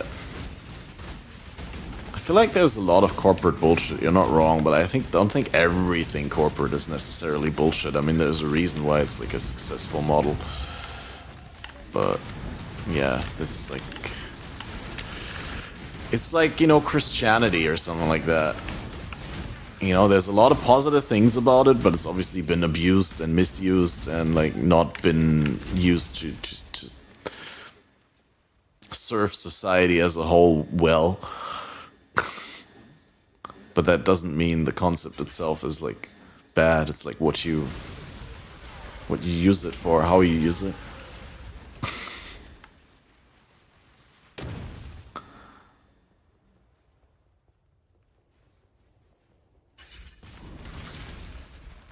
Religion farms on morons. So does corporatism.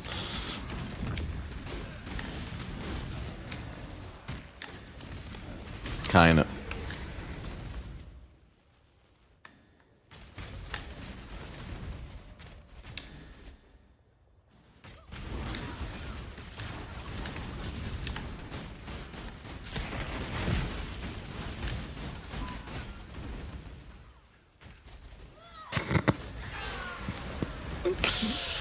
But saying that reminds me of like a good joke that I thought of yesterday. So it's like my girlfriend and we like recently rediscovered a reference to like there's this poorly made Lord of the Rings parody like that some amateurs made, and they just did voiceovers like in a humoristic way, right? Like 20 years ago or something like that. And that's like kind of has a cult status in the German mainstream because like people know it, and like there's a lot of silly jokes in it, but at some point a character in that refers to the police as these ass-fucked pigs, kind of, right? He says, diese arschgefickten Bullen. And my girlfriend and I, like, we discovered that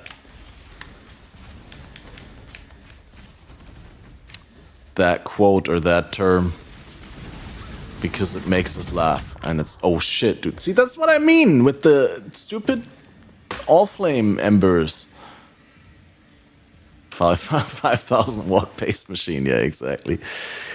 Yeah, but like, I was thinking about this whole sketch thing where, you know, I could lead into the whole thing saying that, you know, I've matured since. Like, I used to say these ass-fucked pigs, right, in reference to the police, but, you know, I've matured, I've reflected, and I now think it's wrong, and, you know, and lead into the whole thing, building up an expectation of, like, telling people, like, that people think that I'm gonna say that it's wrong to refer to the police as ass-fucked pigs, and then, like, take the turn of saying, because, you know, like, ass-fucking can in fact be something very beautiful, and it's obviously not a term that you want to mix up with police, which, you know, you don't want to taint the term ass-fucking by putting it in context with police.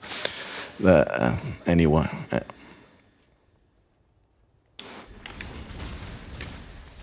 That joke's definitely going to be part of my stand-up routine when I make one day. Well, in fact, it's not. I actually translated, right? Like, Bullen is actually like bulls, like male cows, right? That's what police is referred to in Germany usually. I mean, you also can say, you know, bull pigs, Bullenschweine, but that's less common. I think Bullen is like what most people say informally to refer to police. I don't know if I actually can realistically say that word on stream, but I guess artistic freedom and all. Like I'm not targeting a specific police officer or like a specific police district or something like that. I'm not like calling a specific police person or a group of police persons that, but I'm just speaking about etymology and like language in general, right? I think that's fair. I don't think that you can.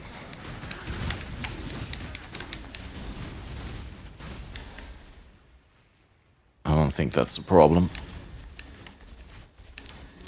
Herr, Frau Schutzmann. I think that's a little bit old and outdated. That's perfectly viable.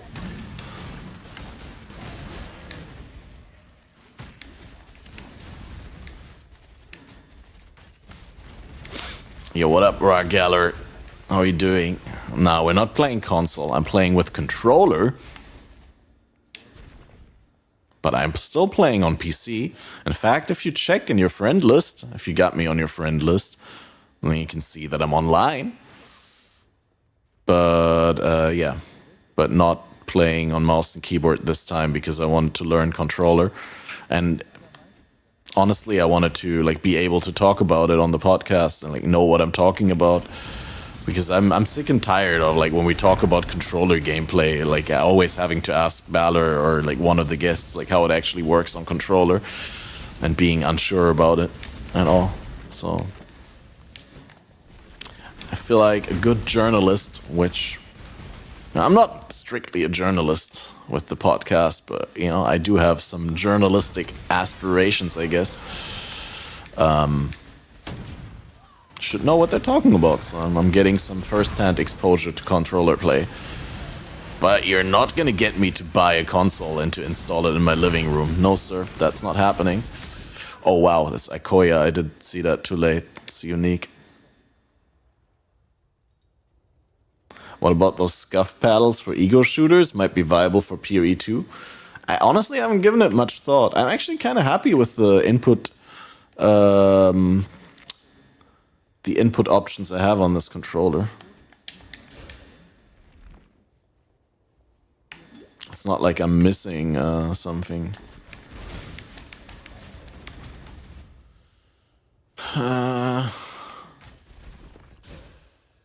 Oh, but I didn't switch to my other... Oh wait, no, I didn't mean to press that.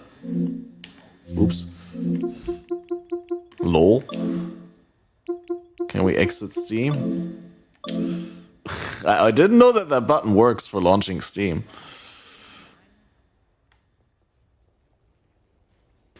Didn't mean to do that. But hey, dude, big picture mode Steam is actually like having a console in your living room, right? Like, it's actually... I wouldn't want a console instead of a computer, because this is all that you might ever want. You play on a TV screen, sitting on the couch, holding a controller... But, like, why would I need a console for that? Like, why would I need to get cucked in terms of hardware choice and in terms of, like, options that I have?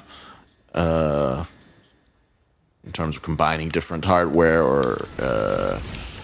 or installing software or, like, going to use the thing for something else. I mean, no hate at console players and people who choose to go for that sort of style, but I feel like for me personally, I'd just be restricting myself. There's not really any big benefit. I think in the long run it's probably even cheaper, right? Like, because you can do your upgrades at your own pace. We have to get a... Do we treat a monster elemental resistance inverted? Probably, right?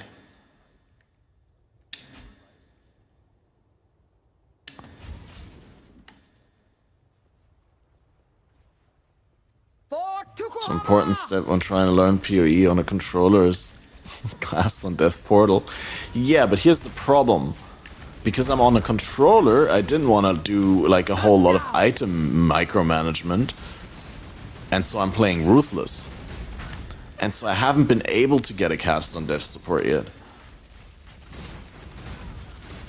Neither do I have a portal gem. But I'd like to think I'm working on it. None can stand against us.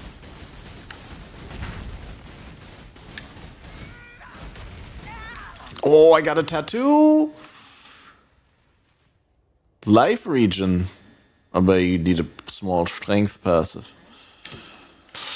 0.3% is how much? 1% would be... Oh, that's not that much. So that's like 6 life regen per second. I mean...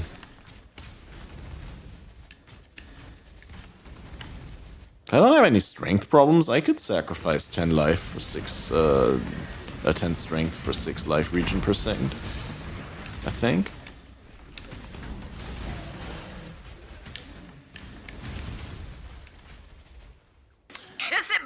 Paddles, like the ones he has on his Elite Xbox gamepad? Yeah, the paddles. What That's did I what I miss have. over the last couple months? Why are we controller gaming? Did you lose organ hair over the last couple months? What is going on in this league? Yo, what's up? Yo, welcome, Gurkenbaum. Thanks for the 52 months resub. Nee, keiner hat über die Gendarmerie gesprochen. What did you miss over the last couple months? Short version is I got a girlfriend now, and I'm lined up. I got an internship lined up for next week. I got an apprenticeship lined up for beginning of August. And in 2 years from now, I'm aiming to be a developer in a well-paid, part-time, remote position, so I can still min-max and play a lot of PoE and do a lot of content, but that I won't ultimately depend on how well the game is doing or how well my stream is doing, but it's just gonna be something that I can do, well, like I always wanted to do it, the way that I find it fun and the way that I find it, you know, enriching. So more and better content in the future. Why we controller gaming? So essentially, I only played PoE on controller once at a friend's place. That was last year on a PS4. And then I was invited to the LA console event. And there I played on console with controller with Balor Mage, the couch co-op feature that will be in PoE 2. In case you missed it, there will be couch co-op. You can play with 2 people on one screen and die double hard. Dude, remind me to not put all flame embers on my stupid shit. Ah, this zone killed me so many times. Please let it be web development. I mean, web development is probably going to be a part of it. So yeah, exactly. I got a controller from the PoE thingy, so that's also a reason. I mean, I wouldn't have bought a controller just to play on controller, but I felt like I had to put it to use since they gifted it. I was like, I kind of feel obligated to at least give it a shot now. And I have to say, I've never played through PoE 1 with a controller, so I was like, I'll do one playthrough. And then I was like, but I don't want to do trade because controller item management, and I don't want to do non-ruthless because too many items. So we're ruthless SSF, and this is the 3rd session in total. Right, like we played day 1 like 10 hours, then yesterday like 6 or 7 hours, I think. Maybe? The day before yesterday, not yesterday. Oh no, on Thursday, actually. I didn't stream Friday and Saturday, even though I said I would stream on both days. But we stream today and we'll stream tomorrow. Do I enjoy it? It's better than I thought it would be.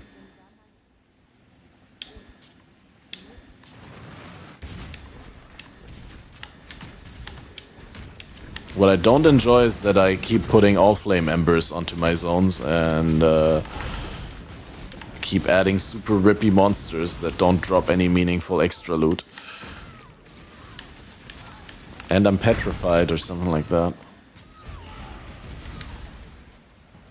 Yeah, I mean, there's some skills and setups that are more controller friendly, and there's some that are less controller friendly for sure. I would agree. Did I gain or lose hair? Thanks for reminding me that I didn't answer that question yet.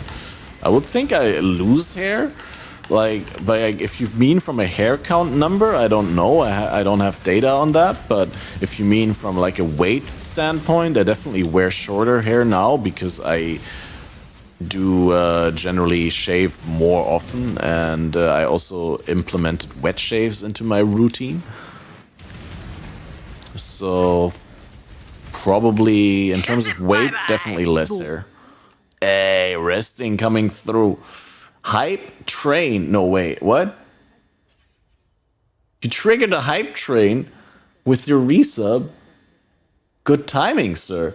I can't read the number because there's like something overlapping. Congrats on 56 months? Something like that. It's a sophisticated guess. Yeah, apparently Scam Train got triggered.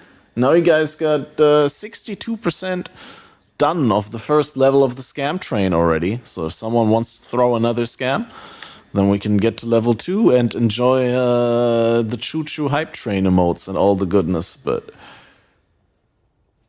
a true combi, definitely. How does Resting have more months than you? He also does have more gift subs than you. No, I don't know. How does Resting have more months? Probably less of a break. More of a continuous thing.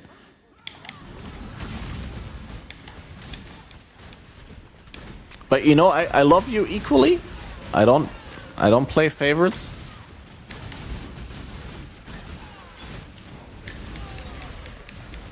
Well, except for the Patreon subs. The Patreon subs, of course, I play favorite with. You didn't take a break?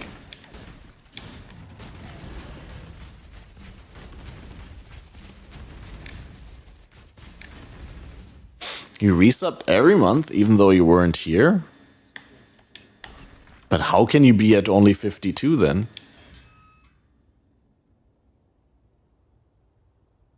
Like, I know you for a long time. You must have, like, started, like, subbing later or something like that. Because, like, there are people in the channel who are well above the 70 months now, right? Like, Jomas is, I think, at 73, 74, 75, something like that. At Isotrix, definitely above 72.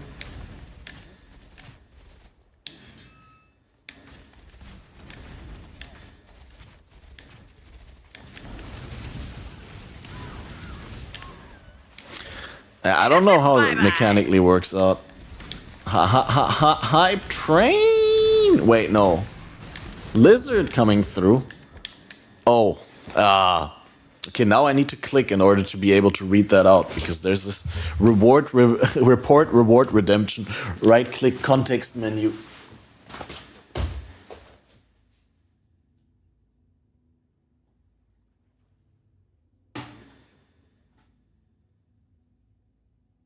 It's 5. I was like, maybe it's 2 or 3. Lizard gifting 5 subs. I also can't see the names from here. But hey, thanks for the subs. Congrats. Been here since Abyss. Yeah, but that math doesn't check out. Because Abyss has been end of 2017. And we're beginning 2024 now, right?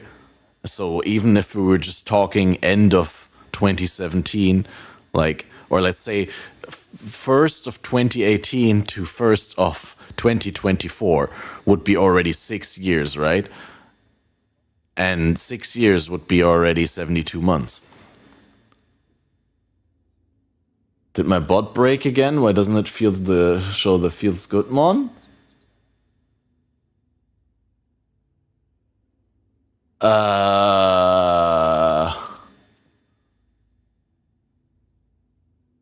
I don't know. Did I take a break at some point? Probably, that's what I'm saying.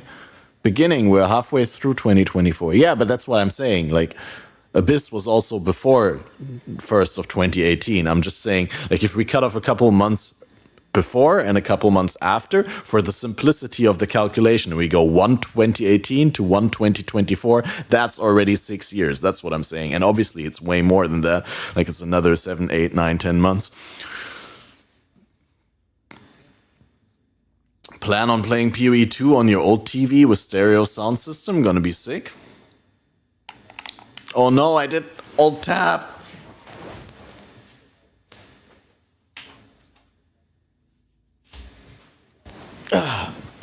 Yeah, that's the worst thing that can happen when you're not playing on a console with controller, but you're actually playing on PC. Is like you can be alt tabbed out of the game, and then that's really awful. And Resting coming through with another 5 community sub gifts. Oh god, damn guys, you're making this day being an above our average day already. We not even hit the 2-hour mark. Thanks guys. We got a total of 12 subs already, right? 2 times the resub, the Gurk, the 2 gifts. You are remarkable. Thanks, guys. And congrats to all the gift receivers.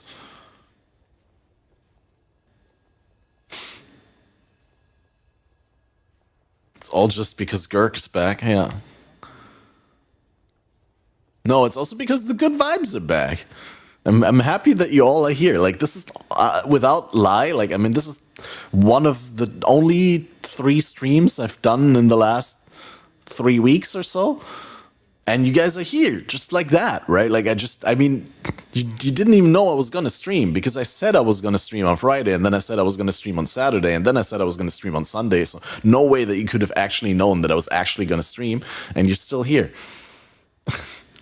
But yeah, good vibes. Like I said, I needed to lay the foundation for good vibe streams because, like, one thing I haven't mentioned since Gurk came back, and I think since Lizard tuned in, I said it in the beginning of the stream, but it's like, I couldn't do the broke lifestyle anymore. Like, I really couldn't. I mean, I love every contribution that you guys give me, and I'm very grateful for your generosity, but at the same time I've been, wow, I just walked into it and died like a scrub because I was talking. And dude, I always do this. Like, I always I'm gonna finish the sentence and then I'm gonna think about what I'm doing. And like, I always walk around like aimlessly without like knowing what I'm gonna do because I'm talking. I need to learn to be able to do, like, to prioritize differently and to just take a break while speaking. But I think I already take way too many breaks. Anyway, so where was I? Faded, get it. Yeah. Definitely Fade. Has PoE been confirmed for Gamescom? Not officially, but like when I asked Jonathan, there was a vibe of like, hey, it's not even a question, right? Because last year when they were there was like a huge reception, right? And so there's no reason that they're not going to be there this year, bigger and better. Because like last year, there was so many people looking to play Path of Exile at Gamescom. I think they were overran and overwhelmed by the amount of people who actually wanted to try the game. Like they had already opted for like not too powerful PCs, but like actually a large number of individual PCs so they could cater to a big demand, and they still got overrun to the point where people had to wait in line for like 3 hours to be able to play for 25 minutes. So yeah, I definitely think they're going to be back. It would be an unsound business decision to not come to Gamescom. But aside of that, I do know for a fact that large creators who get accredited for Gamescom, they can already see where which stand is. Like, they already get like a map of the con. And I know someone who already did get a plan of the con, and they told me that GGG is there right next to EHG with a stand. So yeah, it's unofficially confirmed, or like, I guess officially, but just not publicly officially, but only for people who have access.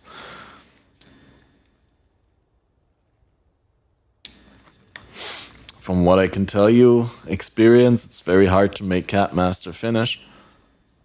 People blush.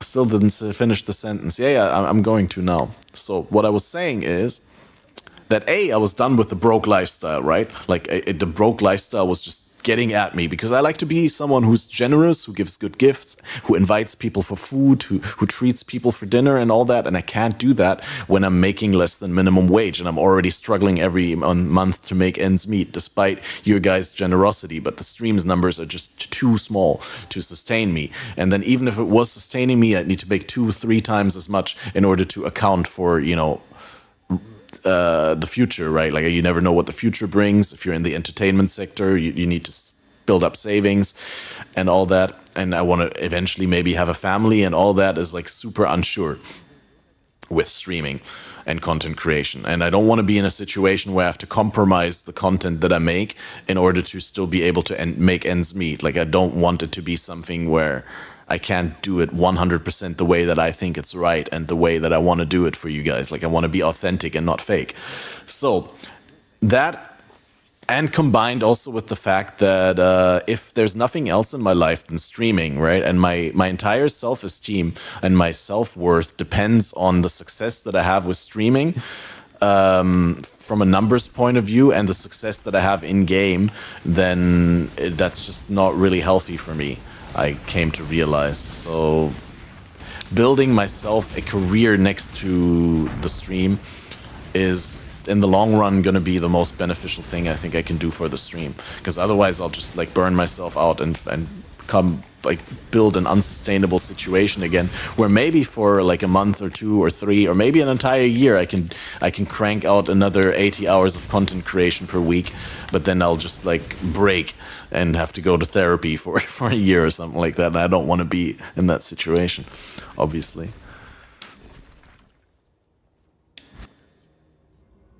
My 60k wisdom scrolls are not a future proof. Are you working elsewhere now? No, not right now. Like, I haven't had proper employment in a long time, and like when I started to look for things, it became incredibly evident that like I'm not qualified enough to be of much value to the labor market. So I've pulled all the strings that I can, and like I'm getting into an apprenticeship to become a developer, and then hopefully that will be able to. So that will be a qualification that allows me to get a job that is paid well to the point that I don't feel like I'm wasting my time doing it. What do you... How do you refill flasks? I hear this guy. You talk to Clarissa and then What is it? get flasks and life.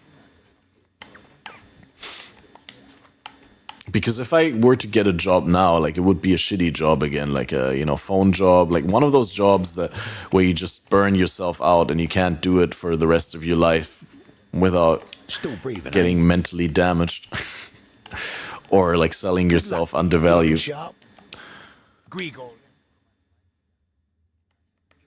I need some advice. Moving soon. Where do I get furniture cheap? Look at Facebook. There are groups. They're called Free Your Stuff. Free Your Stuff, definitely, and some other ones. Look at groups where people can give away things. There's so many people putting up perfectly fine things if you're just able to like pick them up relatively fast after they've been put up. So if you have like a colleague or a friend who has like a small transporter or like a van or something like that with which you can pick up furniture, and then you just sort of keep an open eye on these marketplaces and stuff where people put up stuff for free, and you're one of the first people to respond when there's something up that you would like, then you get good chances.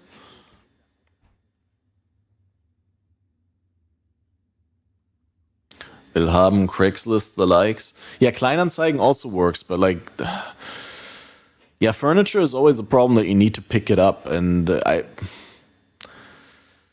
a lot of cases, like when you already travel like a long while and then you see the piece of furniture and then it's shit, then you're like, but then I don't want to pay as much, and then but you don't want to haggle there when there's already a price agreed upon. I don't know. I just, when I look at those groups on Facebook specifically, where people put their old stuff for free, it's usually perfectly reasonable, and like with something for free, you can't go wrong. You can't get ripped off when you get something for free. You know what I mean? And then I just ride that high until you can afford to go to IKEA someday and get yourself some cheap furniture that's new. That's how I would do it probably. Like, I mean, all my furniture is basically like thrown together from stuff that people wanted to give away. Like this couch I got from my my sister's ex-flatmate for a cheesecake. I think I had to make a cheesecake for her. And they even brought it over because when she moved out and she got a new couch, they had a transporter anyway, so they just brought it over and I helped with moving a little bit to compensate for that. Then the couch over there, the black one that you've seen in the videos before, that one was $50. I could probably still sell that for $50 again. The television was $50. But yeah, like a lot of things, freer things on Facebook. Yeah. I can remind me. Are you on our Discord? Remind me. I can send me a personal message on Discord. I can look. I'm in some groups on Facebook. I just don't remember the other names right now. But yeah, free your stuff for sure. It might be free your stuff Bonn or free your stuff Cologne or something like that. Got PC monitor from your old geography teacher. Yeah. I mean, especially old monitors, you can get a lot. If you're willing to put up with stuff that is not the newest technology, then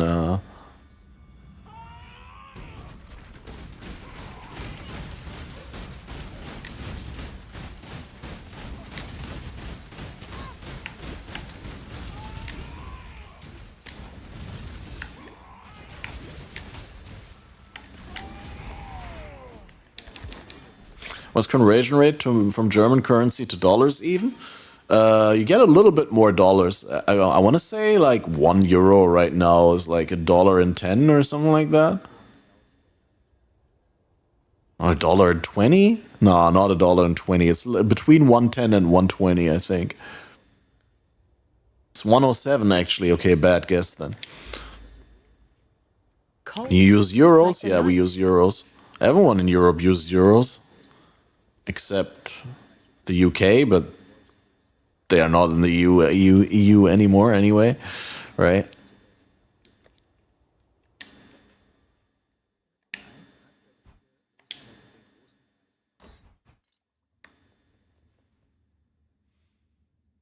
Flat GF and you bought is a 97 Messenet. Nice. Could even put someone up for a couple of days should they decide to visit Vienna. Dude, that sounds a lot more attractive than staying with you at your mom's house. No offense to your mom. Come over here. Yeah, I'd be down. Like, I always wanted to visit Vienna. There's some unfinished business I have to take care of. And I've never seen the city. I mean, I guess I have seen the city, but like not first person in recent years. What is it? France uses francs, do they? Switzerland, yeah, Switzerland changed.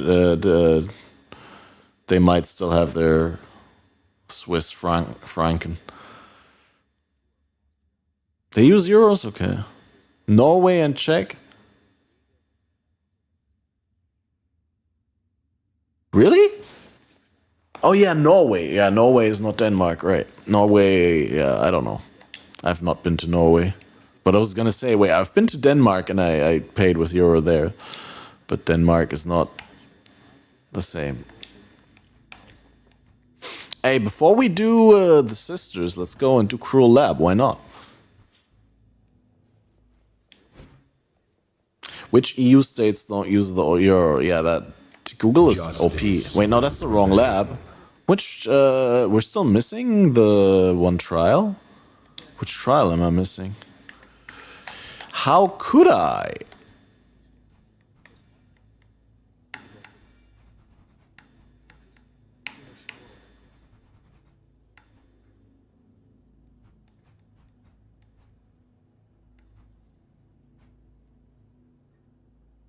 Wait, did I not do the crypt trial? Wait, I need to check here. I don't know which one the middle one is in act, in like, oh, you can't check because it's opened. Oh my god, this game.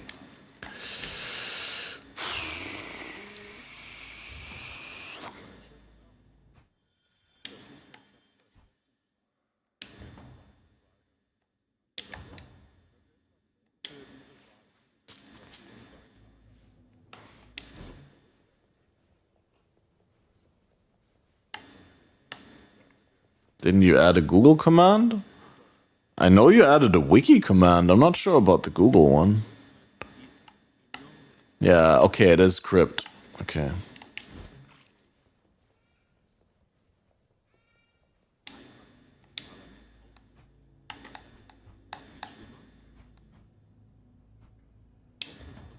Well, that should be easy. That's done quickly. Just need to find it.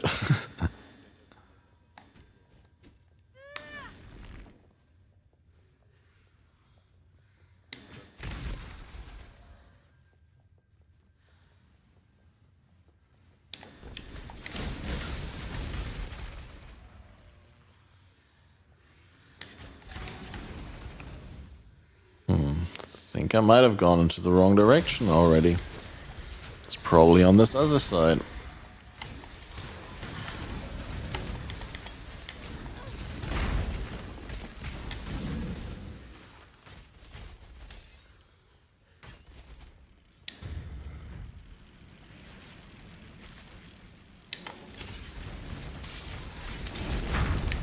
I think there's worse things than the euro. For example, not being able to pay with a card in a lot of places in Germany. Electronic payments are like the standard internationally.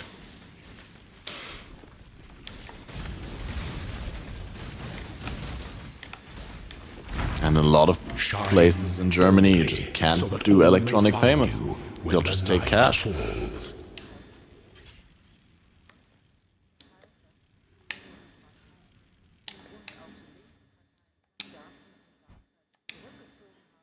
The 7 non-Eurozone EU states are the ones, okay. Yeah, that makes sense.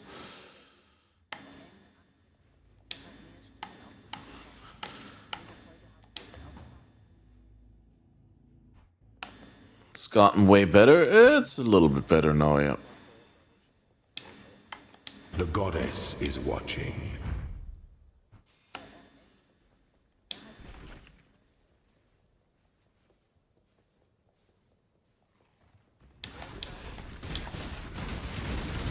It's gonna be interesting to see what we can pick for Cruel Lab, because I forgot all the options. I just know at some point we're supposed to get that 15% suppression node, but... Oh god, it's already wrong.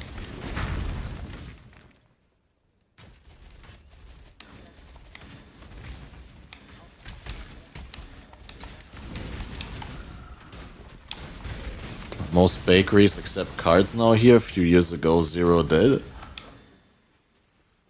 Yeah, but a couple years ago, there was like also a lot of like small bakeries that were actually like family companies and all that, right? Like most bakeries now are just corporate franchise, right? And they don't even bake things anymore at the location. They just basically heat them.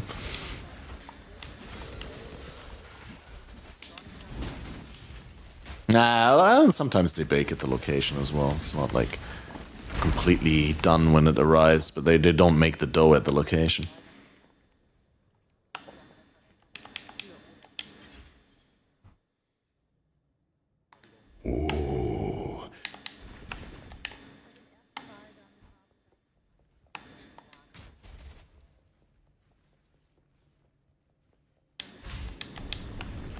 The essence of an empire must be shared equally bake it? amongst all of its I'm not citizens. sure. Like, I think some of them also have like just Aufback stuff, right?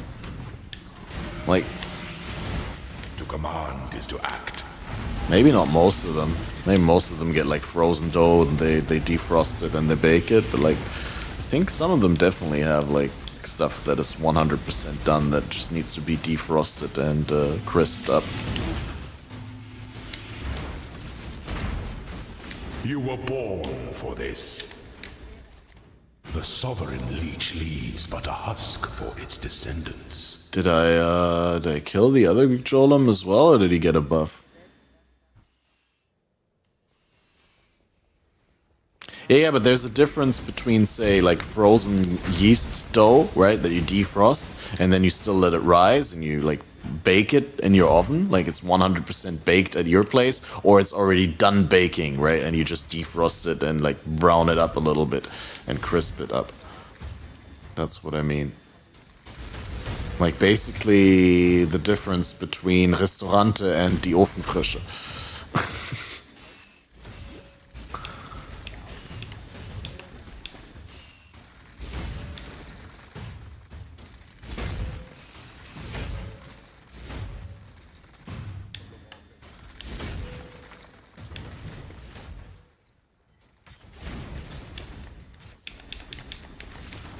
I think it's the first for most. Actually, don't know which one I mentioned first now, but yeah. Makes sense. But I think like a place like Backwerk, for example,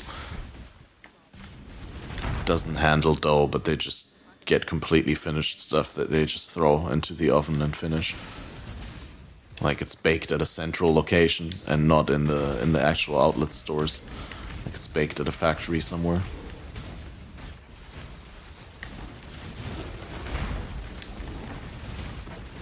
Some doughs are also easier to freeze and to like handle frozen than others, right? I think.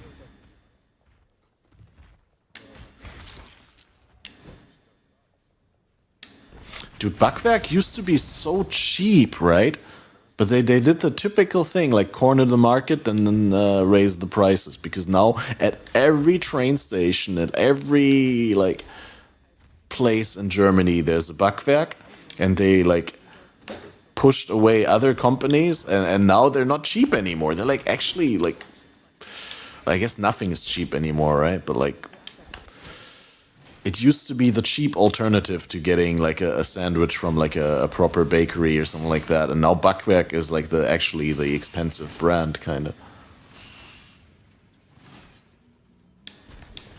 Don't see any Backwerk, only Le Coburg. Oh, Le Coburg is actually like even worse.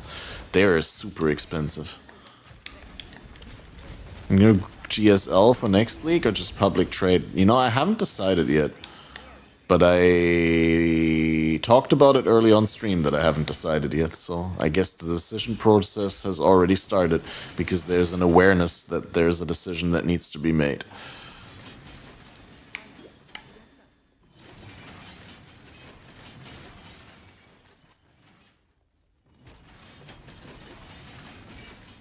Thinking of StarCraft when you said GSL.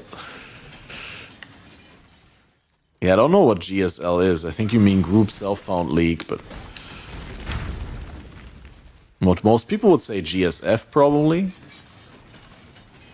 But ooh, a regret, dude. Dude, Crew Lab is where it's at. I'm gonna be farming Crew Lab all day.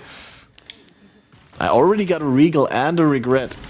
I'm not even halfway through. Well, I guess I am halfway through, but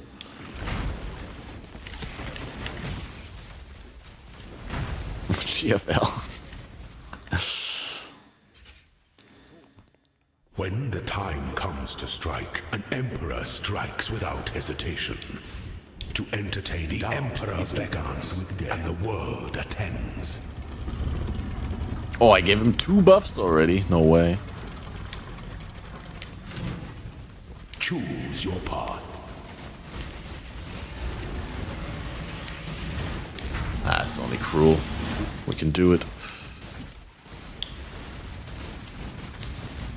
Discord server banner is GFL. Oh, I thought you said GFL because I found a regret in SSF Ruthless.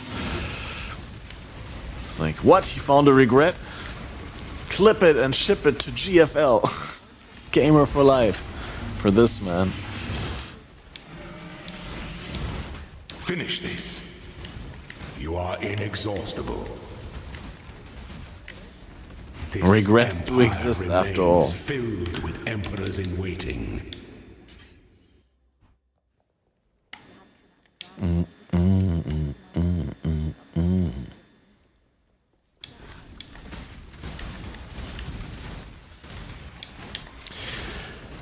Yeah, after getting a little bit used to it, I really like the controller UI because it feels lighter on UI elements than the regular PC mouse keyboard UI, right?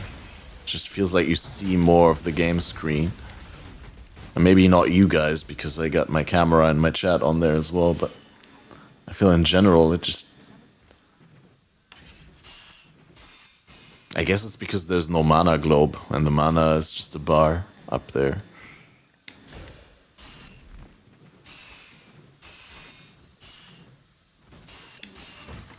Oh, almost died.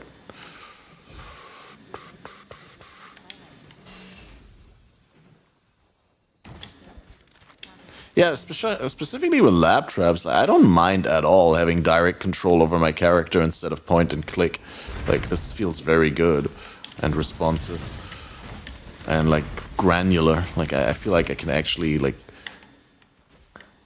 Well, I mean, I guess with point and click you can also exactly point where you want to stand and like stand there, but there's some other issues and like, I don't know.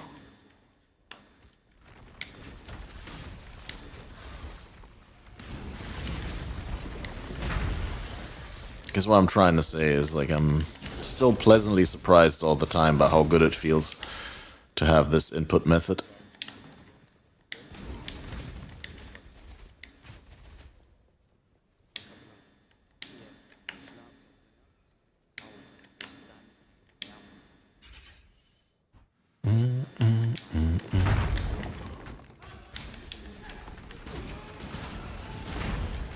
Yeah, I mean, I'll also accept your input on that question, guys. If you want to do a group found league again, and you enjoyed it so much last league that you want to do it again, and we want to do our own, and maybe invite some other people, I think Balor is going to do his group found league again, so we could just join Balor and the boys for Balor's community group found.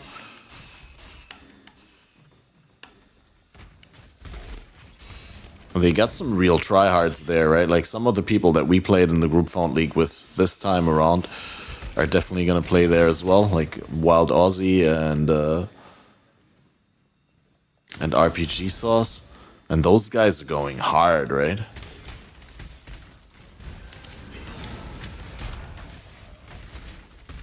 Like, we're not going to be the high-rolling top dogs in that league.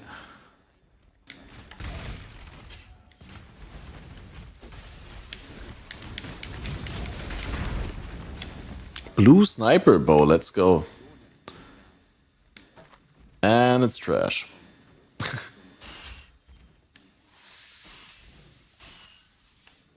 How is the blink arrow on controller, by the way? Because you can't aim where you want to go, right? Like, you can't aim the distance, you can only aim the direction. I need to try that. Because, yeah, it would be nice to have another movement skill, one that actually does ignore unit collision and obstacles and all that. Because this is basically just a quick step. Like, you move into a direction, like walking, but it's just a little bit faster. But a huge cooldown, and, like, if anything is in the way, then it interrupts you. An aspirant can afford to be promising. An emperor must keep those promises. Does blink arrow exist in Ruthless? Oh, right, there's no movement skills, right? Yeah, probably not, then. Then again, no, must. Does it not? How do you play a blink arrow, mirror arrow build? Awaits you with open jaws. I guess I could just look at the list of skills. Withstand the siege.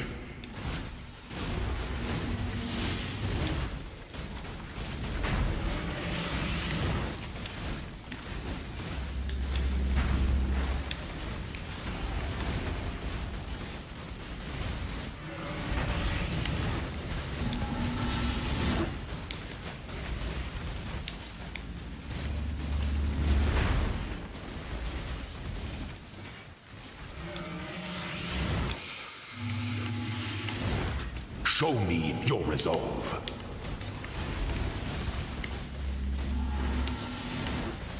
Your destination. Whoa, is look more at that, dangerous dude. than the journey. Two rares.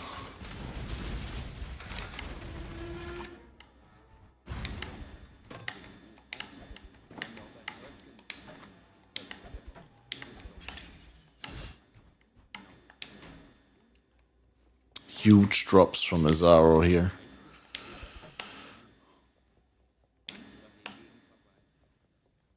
A little bit sweaty palms. Oh, that was a shit treasure. No way. Okay. Random transfigured gem of the same color or sacrifice gem for treasure keys. Or add 500k experience. 500k experience sounds like a lot, right? Oh no, it's not 500 million, it's 500k. That's not a lot. Fuck that. We're not doing that. So we can sacrifice a gem for a transfigured gem or for treasure keys.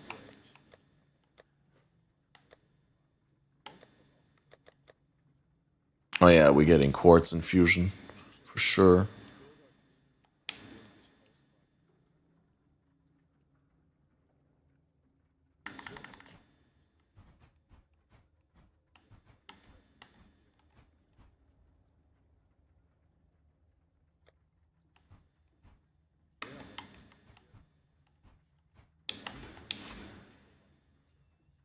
Because phasing makes it so we ignore unit collision, which makes the movement skill 10 times more valuable, I think. And then, obviously, next in Merciless, we can get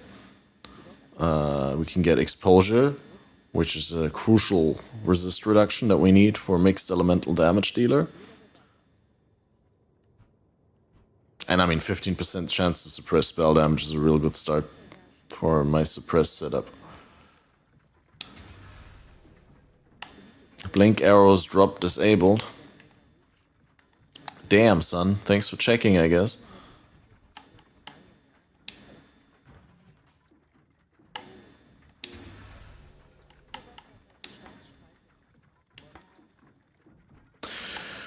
Transfigured skill gem or treasure keys, guys? Tell me now. Do we go for keys or do we go for gems? Ugh.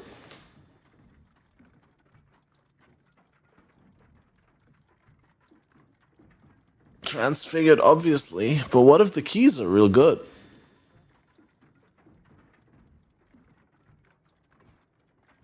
Which one do I want? None of these.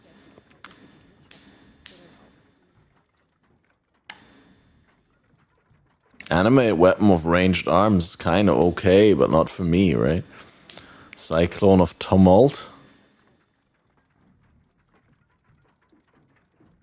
What's that even?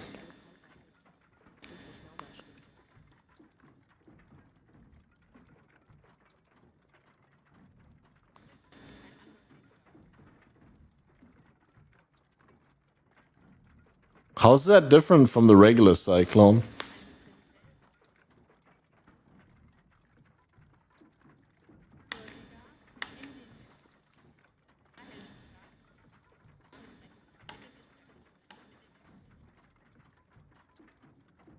I mean, if this is worth playing, we could get Cyclone. Cyclone's a good skill to play on controller. Raider is not a bad class to be a Cyclone as. Cyclone opens up a lot of different weapon types. The only problem with this is that we're already very deep into bow investment, and you're not getting refund points in Ruthless, so it's gonna be a long time project to eventually change the build around to Elemental Cyclone. But it would be possible. Controller on PC. Although it's functionally the same as console, it's just better performance because not console hardware.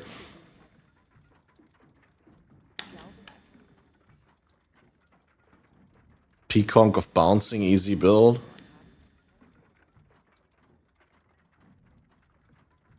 Is it?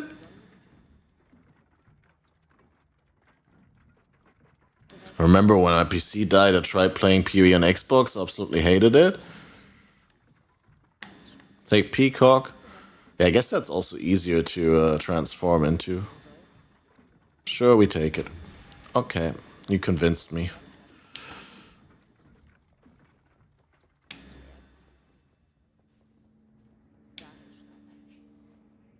So what do you hate about it? Was it an old Xbox and you just had like age-long loading screens? Because I feel like that was my biggest disappointment with playing on console, was just that the game took so long to load.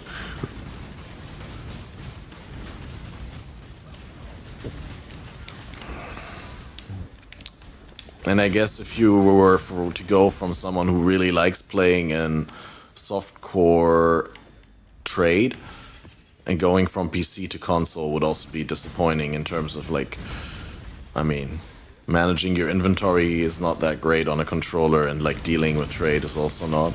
Plus the trade implementation is not as favorable as the one on PC.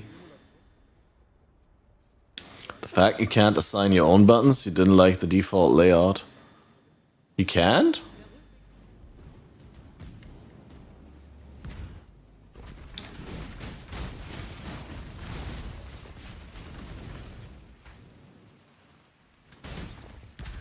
Not on Xbox?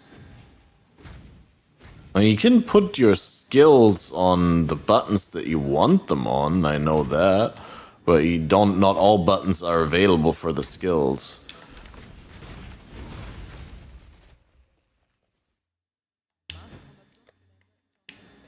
I would assume, because I'm using an Xbox controller, so I would assume that there's to some degree you can change. Can at least change the controller prompt type. DualShock, Steam Deck, DualSense, Xbox controller. Yeah, I guess there's no customization.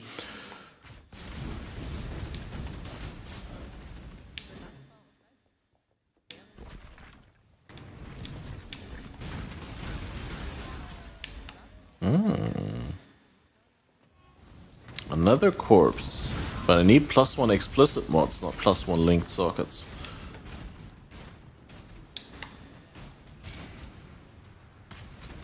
What have you got for me today, exile?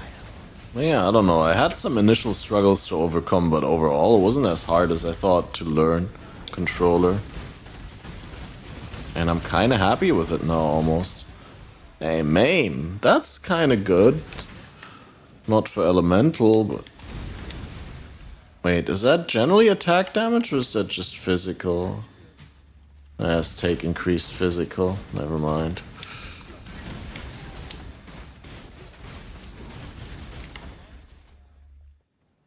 Probably not going to use that a whole lot.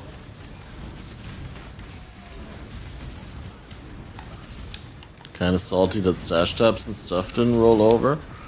Yeah, that's kind of... that will be different with PoE 2 though. PoE 2 will have cross progression, right? So you will have... you will be able to log into the same account on PC and console. And just play the same characters. And just continue where you left off on computer. That is already 100% confirmed. Cross-platform, cross-progression, cross-platform, cross-play, and couch co-op. Which is really cool. Against all odds.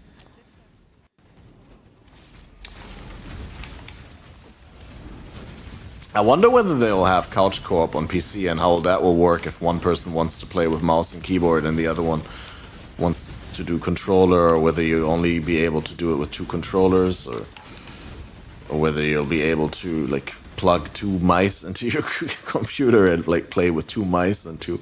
Is there support for 2 mouse cursors in Windows? Probably not, right? You can't have more than 1 cursor at the same time. Can you? I don't think I've ever seen 2 people play with 2 mice on the exact same computer. I think, no, back in the days we did that with like a serial mouse and a PS2 mouse. And then you had like a split screen in Settlers 2, I think. Now that I think about it. So that used to be a thing, actually.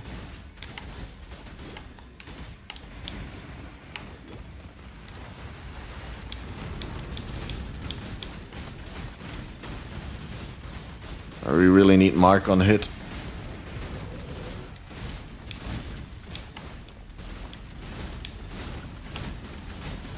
maybe I'll have to use a mark manually.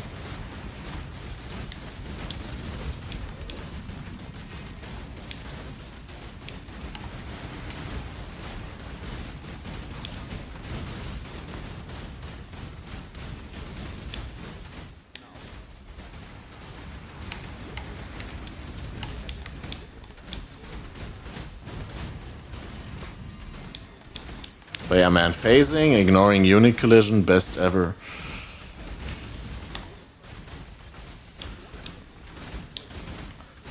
Oh, I can finally dash through enemies.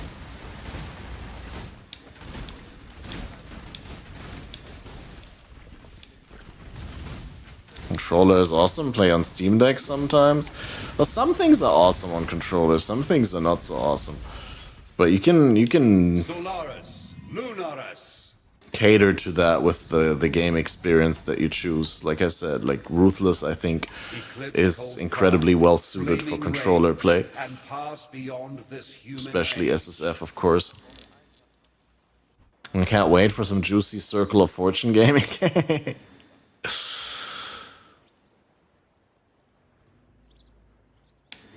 Yeah, I mean, why not? Gonna be fun.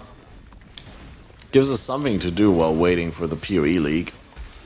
Or at least in my case, in your case, probably more to do while waiting for hating on PoE 2.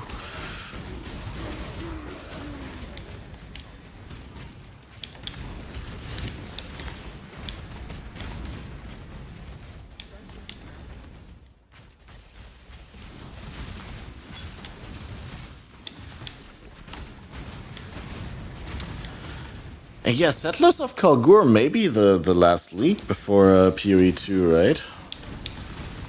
That's also incredibly important to keep in mind when trying to make predictions.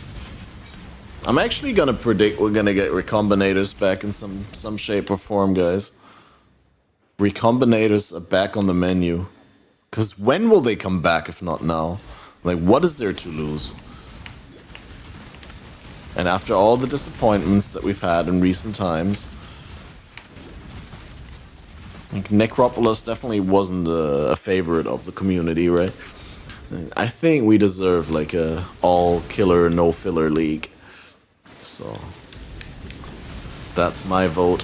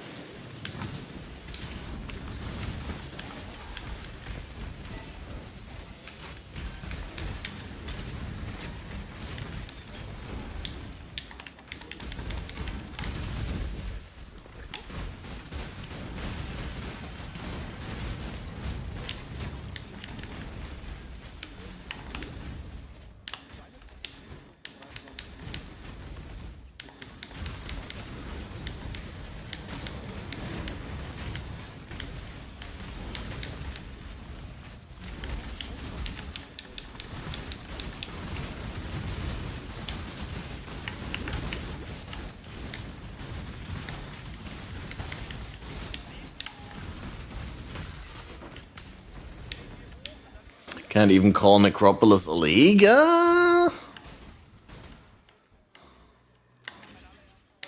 guess it depends on like where you draw the line, what a league is, but I think it's most definitely a league. I mean, I've played Prophecy, and Prophecy was less of a league than Necropolis for sure.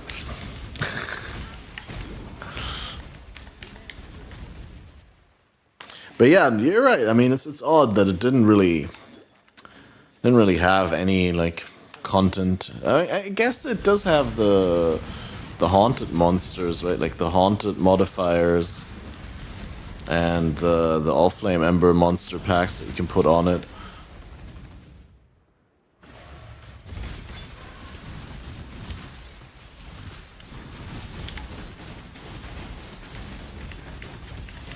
Already know PoE 1 won't get the stuff it needs. Well, I don't know. What do you mean? The Gladiator rework and the melee fix?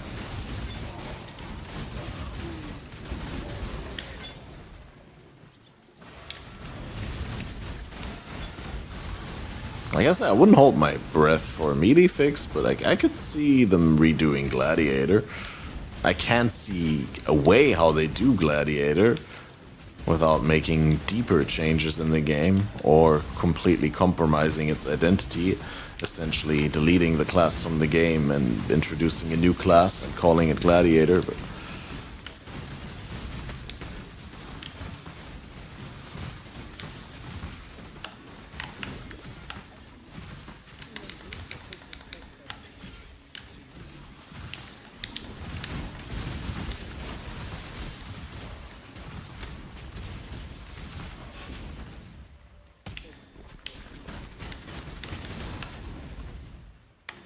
I don't know actually whether, I mean, there's gonna be an alternative, like sort of 4.0 for PoE1 for sure.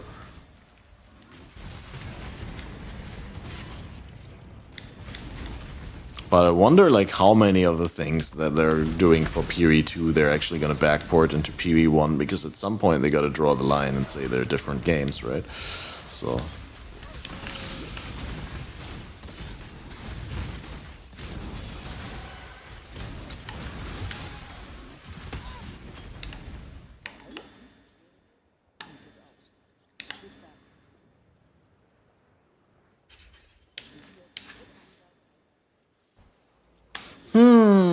Necropolis is maybe not a league in your eyes, but it will definitely save my ass in this Ruthless run.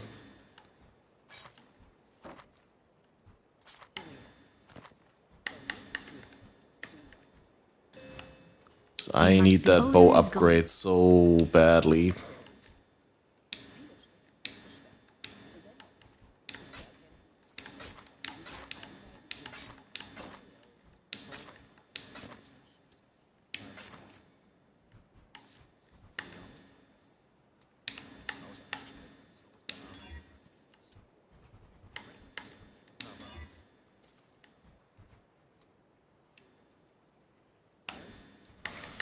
I got a effusive off ceiling. It's probably only gonna have to wait for an instant bleed remove again until we can upgrade.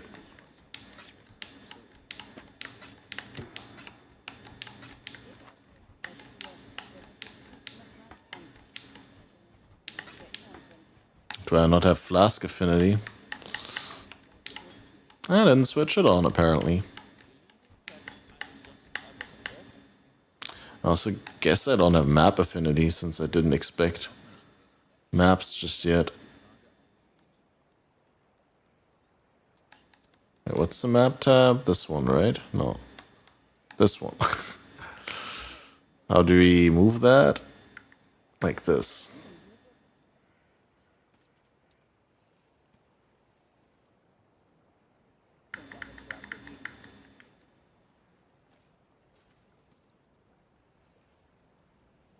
And what really irritates me is that you can't, like, I can't enter names here, right? Like, I actually need to go to the keyboard and type. I wonder whether I can, because a friend gifted me this keyboard for the controller, whether I can plug that in and install that and then type with the controller. Because on Xbox that works, but I don't know whether that has PC support.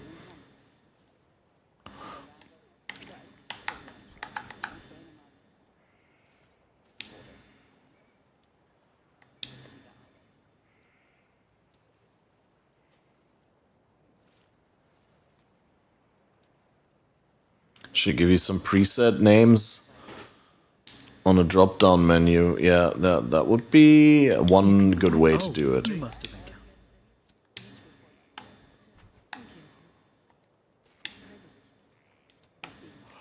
I'm gonna check whether we can get a bow base.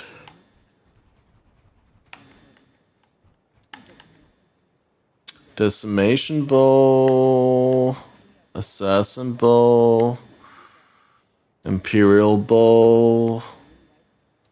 Shit, dude, that imperial bow has attack speed. But yeah. Their thicket bow, but it's already blue. I kind of want a white base. I wasn't planning on Wasting a scour. Also, wishful thinking, the game. Here, vendor asking price 3 alks. Yep, that's not gonna happen.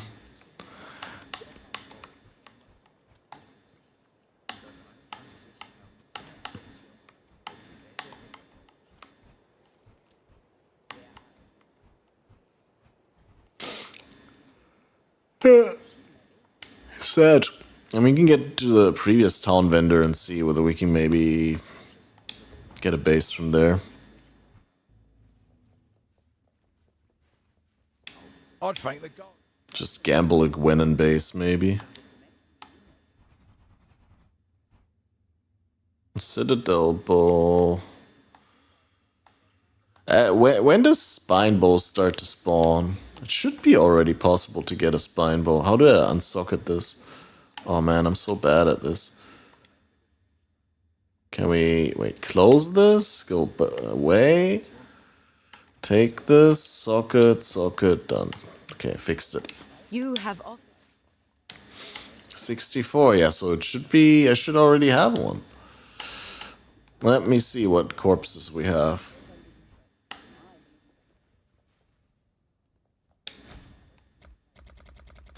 I got tons of scarcer. Only 4 + 1 explicit. I need 5. I need more quality. Fizz modifiers are scarcer and cold more likely is okay, I guess. Resistance scarcer is also good.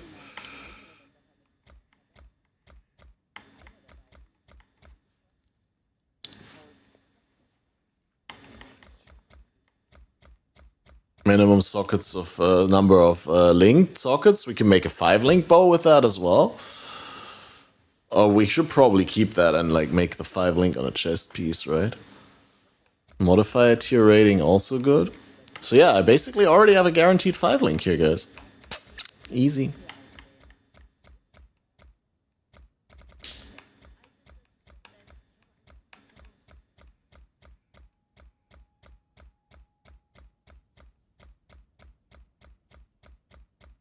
Yeah, still need more of those explicit modifier corpses in order to get an item that actually has more than one mod.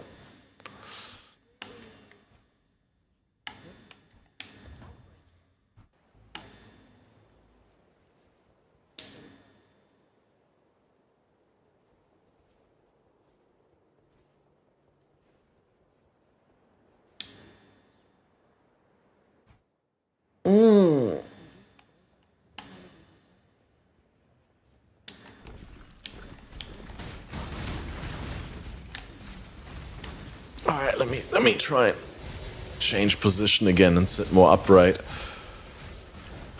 There's no reason not to sit healthy when console gaming. Well, I'm not technically console gaming, but you know what I mean. Couch gaming.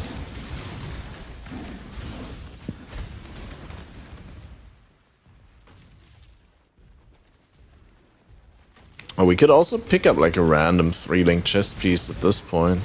I mean, that one had a blue socket, so probably not, but if we can get like a 3 green or...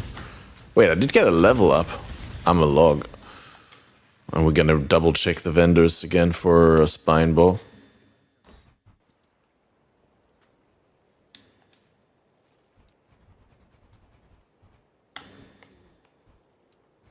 Ranger bow is just such a trash base as well.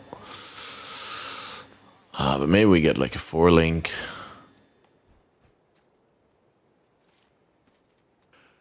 Do you already say that I hate how vendors don't get fully reset anymore by 1 level up? Like they only get like a little bit of new inventory.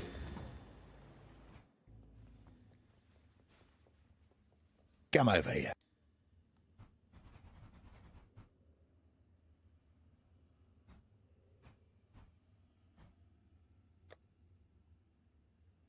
I level 43 also there. Yeah, so maybe we do hold out a little bit longer until we spend our I mean, We got that Gravecraft coming anyway, so we can technically throw an Alk at a base if we find a base, but game's not getting me a base, so.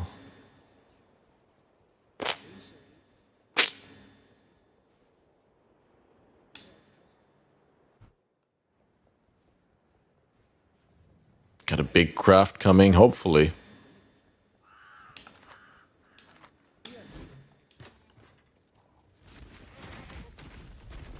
Yeah, but like, the thing is, I'm gonna use it regardless, right? Like, it will be shit, but I'll use it regardless because it's gonna be better than what I have right now. But wait, sniper bow? What was that base again? Nah, I want like at least a highborn base, right? With the increased elemental damage implicit and the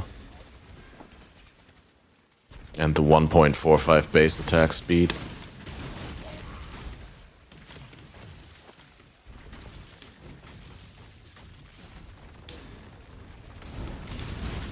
Oh yeah, I mean, I'm definitely planning for the bow that I corpse craft to get me to maps. I mean, honestly, if I got this far with this piece of crap here, then certainly like anything that will have 6 mods on a better base is likely to be able to get me to maps, I would say. I mean, it only needs to really like roll 2 beneficial mods, and it's already miles ahead of my current bow. Outside of the fact that it's like just the base will have better base damage because it's a higher level. I mean, I'm using a Grove bow.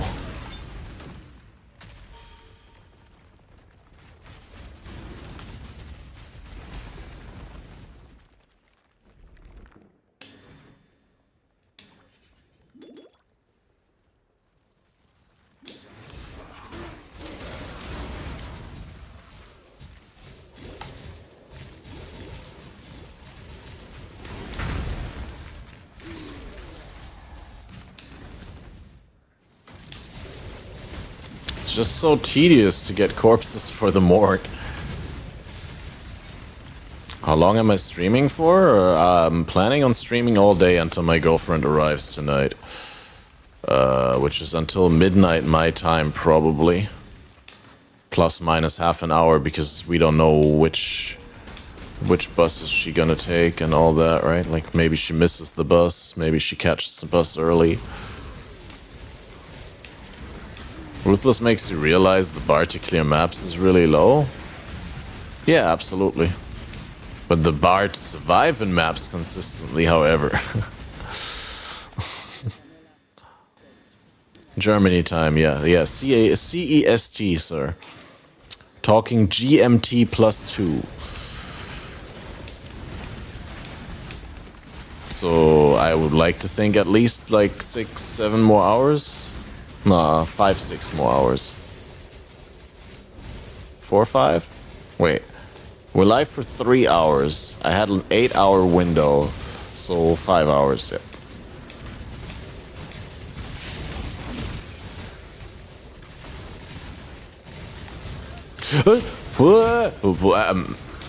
Okay, wait. I'm dying.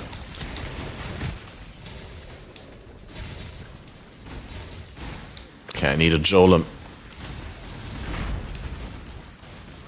Console UI doesn't have a clock. Yeah, that is correct.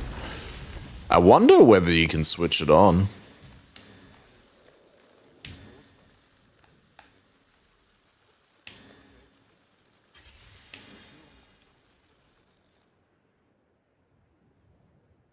It does have the option. But it doesn't actually show you a clock. That's even worse than I thought.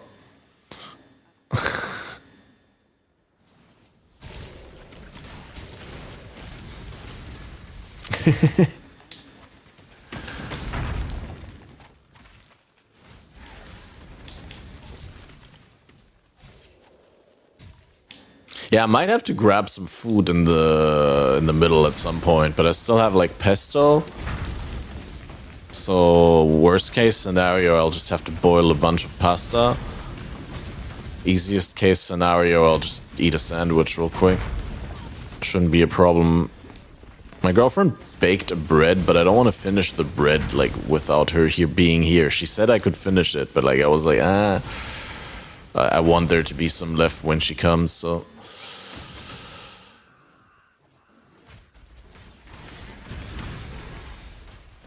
They don't want you to stop playing. But I feel like on console it's also unnecessary, because on console can't you just like press the button for the console menu and then you get the time anyway? Should get some olives and cheese. It's not that kind of bread, it's like a sourdough bread. But yeah, I mean, I bought like some salmon yesterday that we ate with it when she arrived. It's a really nice bread. It's just she's going really easy on the salt content. I don't know. Like she doesn't want to put too much salt. And like I'm German. I like my bread salty. Like we need a solid amount of salt in the bread. And so I always have to put extra salt on the butter when I butter the bread, because it's like, you know, it's good, it's tasty, but it's not quite as tasty as it could be with the right amount of salt. She's not German, she is German. Looking out for my blood pressure. Yeah, fair enough. I don't have problems with blood pressure, though.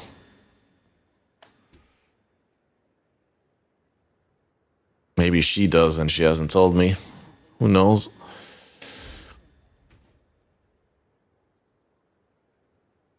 Okay, so we're gonna put this one on this pack. And this one on this pack, just so we can get some sick corpses, hopefully.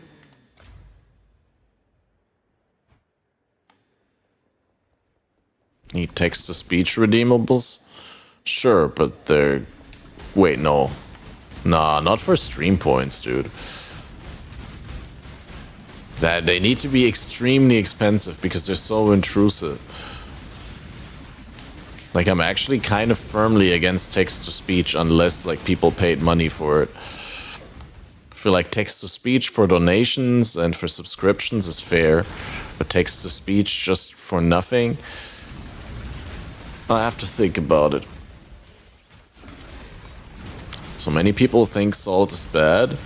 Yeah, the thing is, there's you know, mediation is the key word here, right? Like, you have to have the right amount of salt. If you do a lot of sports, you drink a lot of water, right? Like, and you sweat a lot, then you need to have more salt uptake than... I also don't know why those are lagging these days. I haven't figured out that yet. They shouldn't be lagging. Like, it's literally just like a fucking browser plugin on the stream.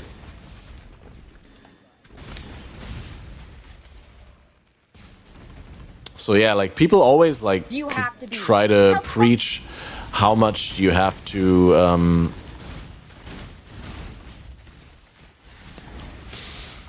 how much you should drink water, but like, if you drink 2 to 3 liters of water, 2 to 3 liters of water per day, then you also like need to make up for the loss in salt, right? Like, you can't flush salts out of your body. Salts are important. You need to have the right salt concentrations in your nervous system for things to work properly.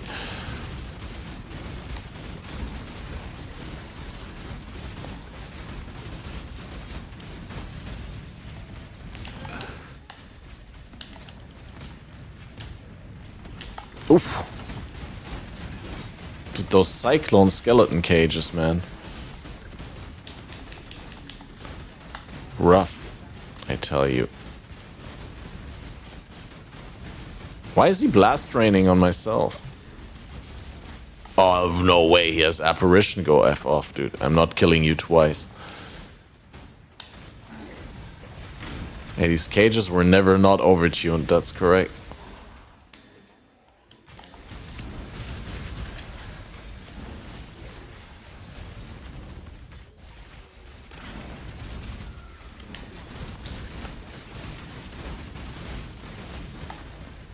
Wait, is that a 4-link? Oh no, it's a boot. A red shark skin robe. Still ID, no move speed. 23 chaos res. That's gonna be Alk Shards. Enemies designed to be run past. I don't know, are they? Well, at least in narrow corridors, it's not that easy to run past them. If you don't have the move speeds. To be fair, honestly, the skeleton cages aren't a problem unless they're rare. When they're rare, then it seems like they gain a bigger bonus than other monsters when they're turned into rares.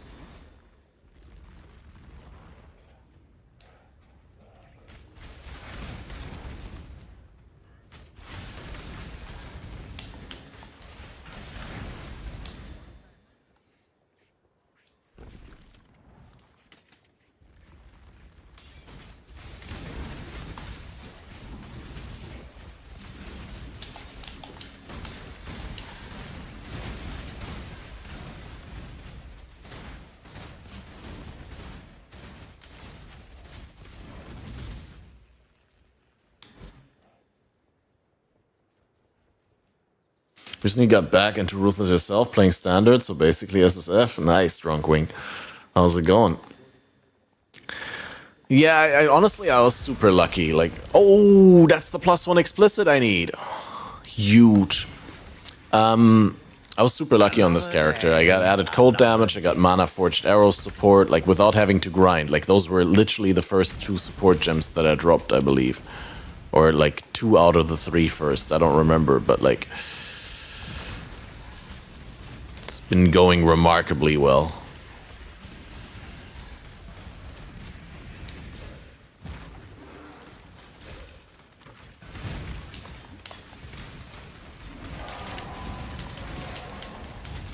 Just use super glue. Oh, the top thing from the insect barrier. I recently had to sew my my insect thing because I left my cat in here, right? And I went out for the day, and he tried to jump out of the window because I left the window open with the net on it. And I don't know why my cat is so stupid that he doesn't realize that he's in the first floor and he can't like just jump down. But like he tried to get onto the window and like tore a hole into the net.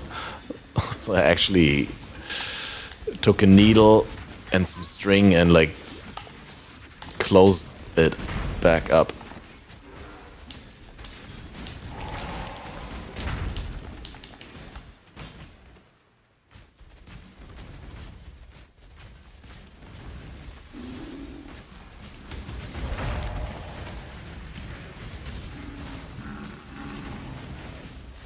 Just ordered some. Tried Patafix, won't hold either. Super glue it is. I mean, it's a matter of holding it in place for long enough for the glue to dry. I don't think you need like super glue per se, but like if we're talking about super glue in terms of like Sekundengleber, then yeah, I mean that is gonna do the trick simply because you're just gonna hold it in place for a couple seconds and then it sticks. Missed an alk, left to the waypoint. What? I was talking.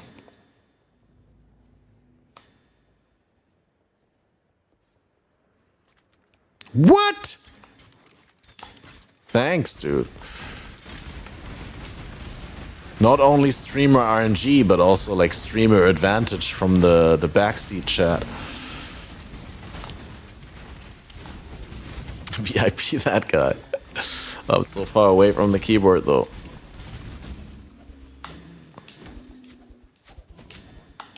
Three items drop? What do you mean 3?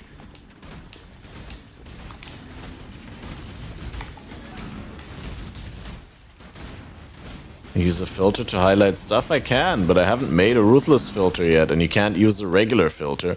It needs to be a ruthless filter. Dude, rare bow. Let's go. Even has a 3-link. Bam. That's not great, but it's probably better than what I'm using. 36,107. It's just better fizz. Attack speed's worse. Flat's worse. The chances are it's actually not better. Interesting. So 3,100? It's actually worse? Wait. Significantly worse. Wait, what did I unsocket there? Precision.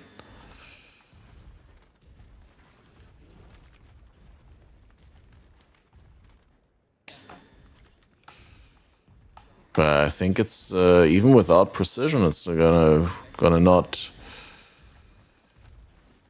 make the difference that I wanted to make. This is slightly worse. The attack speed is just too big a factor, I guess.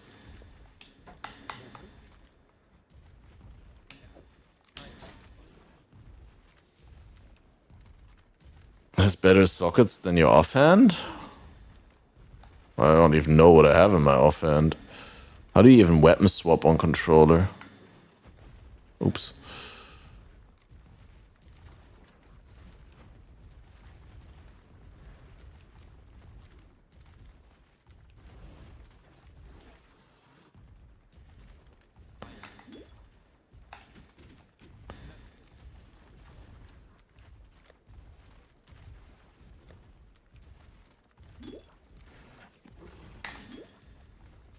RT plus RS?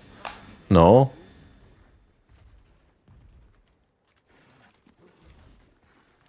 Wait, RT plus RS is this. But if you press RS, then it opens the skill menu.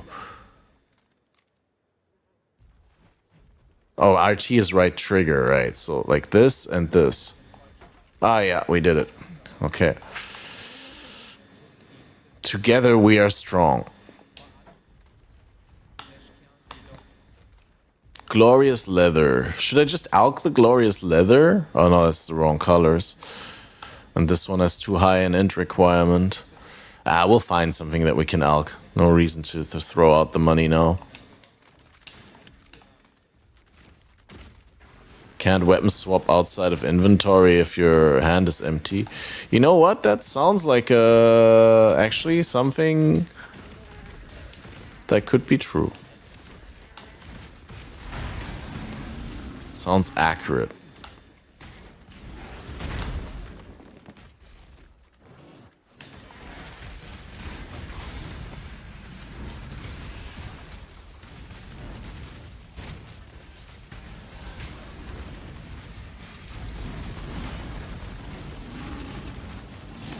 What song is this? And it's past? Oh, sorry. It's not lost, though.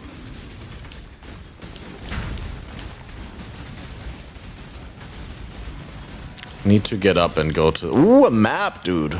I need to get up and go to the PC anyway for a second.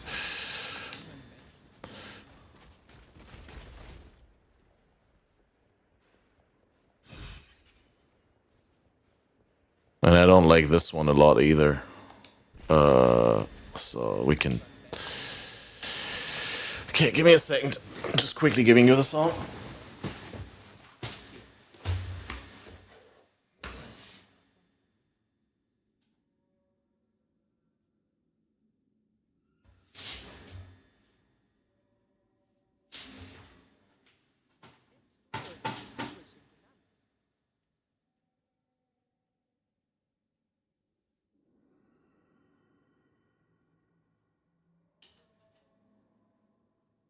Oops. There you go.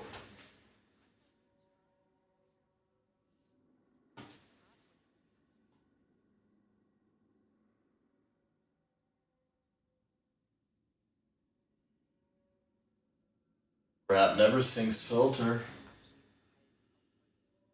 I guess I could.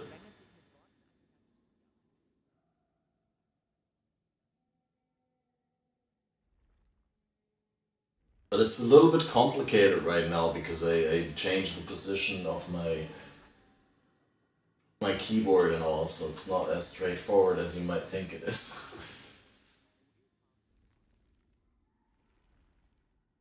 Yeah, I managed to open filter back. We're just gonna get a default ruthless filter, I guess.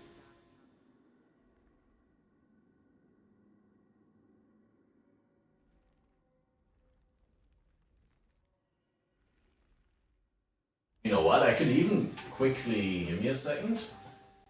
I got something for you. Can you hear me when I talk like this? I guess it's just bad sound because I'm so far away, but it's okay, right? Like this, look at this. Ah, there we go. Now you can see me while I'm doing this.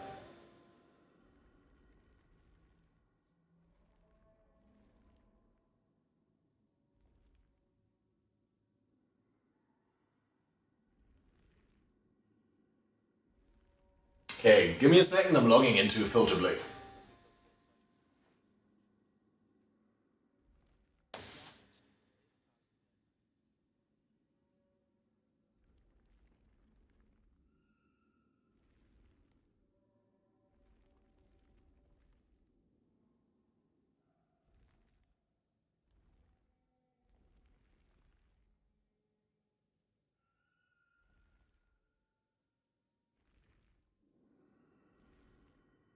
Loading Ruthless module.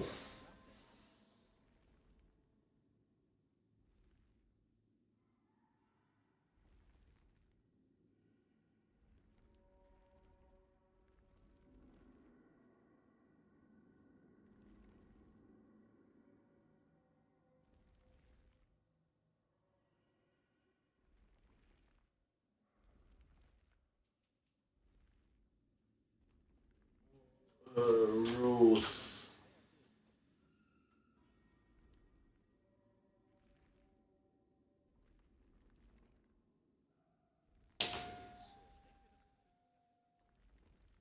Alright, this should work now.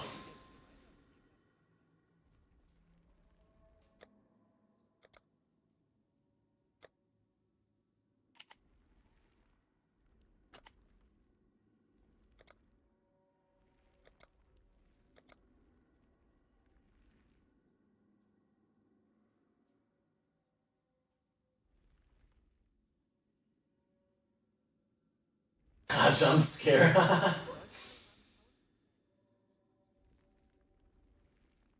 Okay, give me a second. Changing camera back.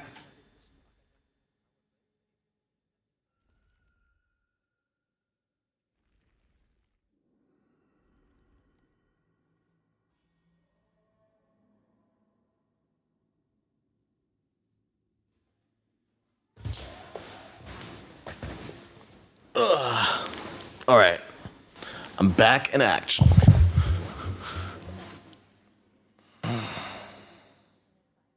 And yeah, thanks for the nice words. I appreciate the compliment. It's not every day that someone calls me one of their favorite podcasters, in case you were talking about me.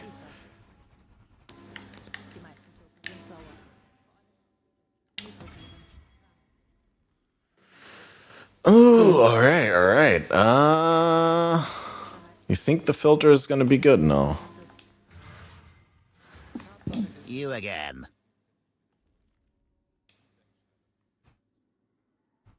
Should I hold on to these 3 links? Probably, right? Nah, we want 4 links. What? That's such a high tier chaos, because you only get 1 elk shard for that. Scamas.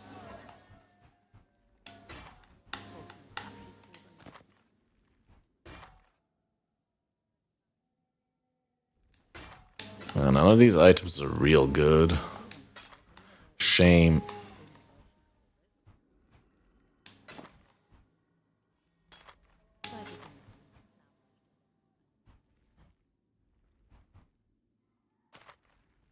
Oh wait, reduced flash charge is used. Sipping belt, boy. And it even has cold resist. That's a straight up upgrade over my belt, except that it does have reduced flash charges, which is so huge. That's a big belt.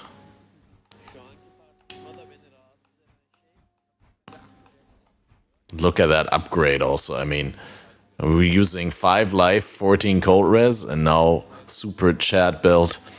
Like, so much strength, it's actually more life, and the max roll reduced flash charge is used, and the cold res is even better than before as well. And some mana. What more could you ask for?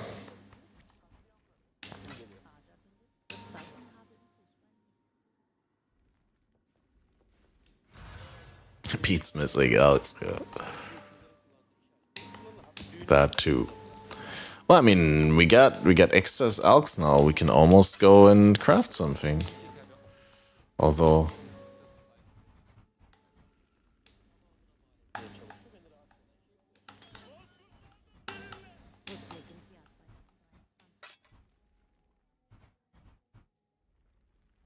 oh wait, we don't have affinity on our expedition locker yet. Lily is blocking my expedition locker. I swear I can't get to my expedition locker. I only need to get there once, so I can go there at in town maybe. We can go to the expedition locker and set the affinity, and then it's good. Once and for all. Oh wait, where are the Calgar? Are they only in Act 5 or in Act 6? What, they're not here either? They're in Act 1 though, right? For the cowgirl.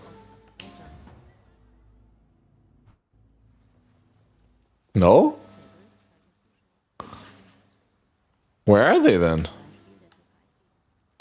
Quite the lady. A straight there. Oh, I forgot about that one. That's great. Cool.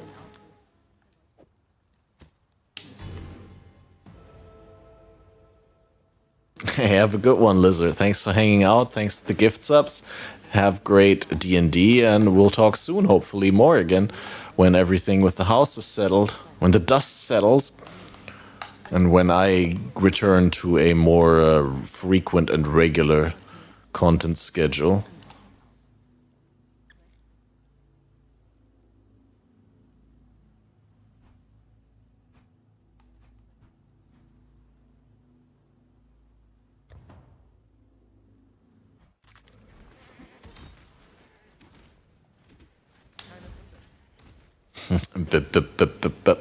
Talk soon.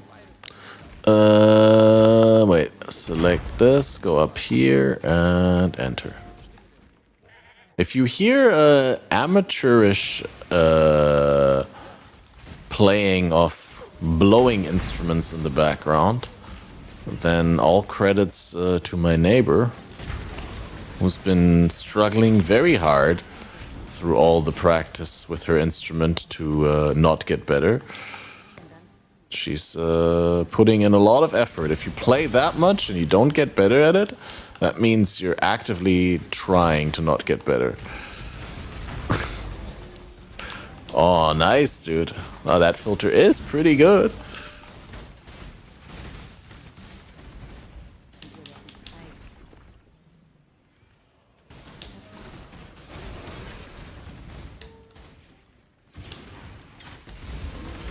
This'll do nicely.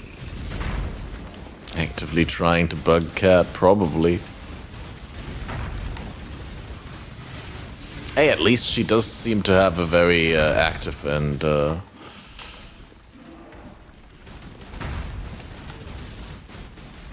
healthy sex drive and life. That's important. What instrument? I don't know how to call it. I don't know what it is, actually. I think it's like a... It's not a flute. I think it's like a clarinet or something. Like, I don't know. I don't know if it's woodwind or brass instrument. I just know it sounds awful. It's probably not brass. It's probably a woodwind.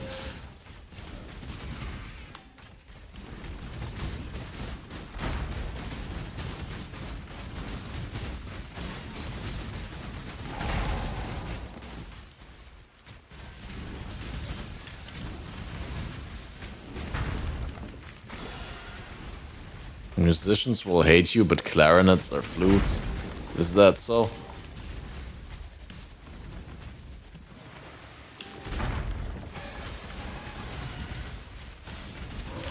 It's probably a clarinet. Yeah, you're probably right. The thing is, it sounds...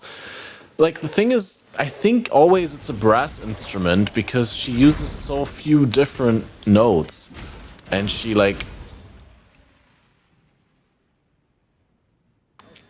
it doesn't sound like a sophisticated instrument playing session. It sounds like a preschooler trying to form sentences. It goes like,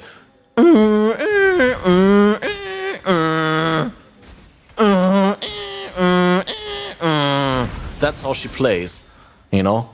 And like from a clarinet, I would expect like more different notes and like a greater rhythmic variety, like a or something like that. But yeah, maybe it's a recorder, but like all I know, it's like really it's preschooler level of melody complexity and rhythmic complexity. It's like really frustratingly simple.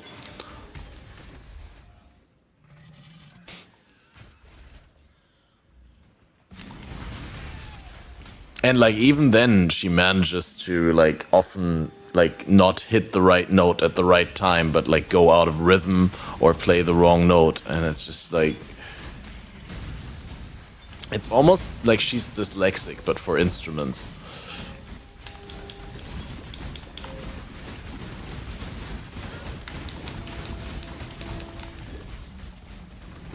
Collect a ring, create a ring, that's nice. But I want to create a bow.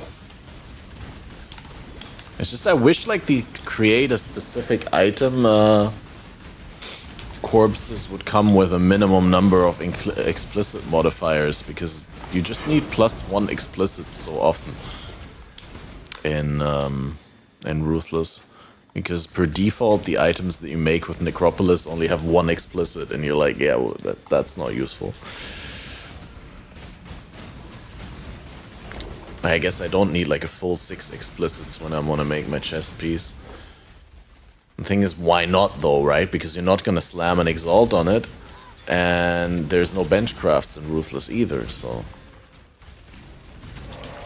It's kind of hard to justify not going 6 mods when you Necropolis craft something, because if you don't make the item with 6 mods, then it will never have 6 mods anyway, until you replace it.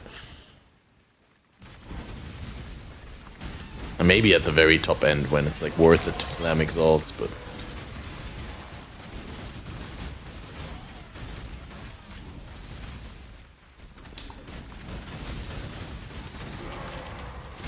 We're not gonna be there for a while, I think.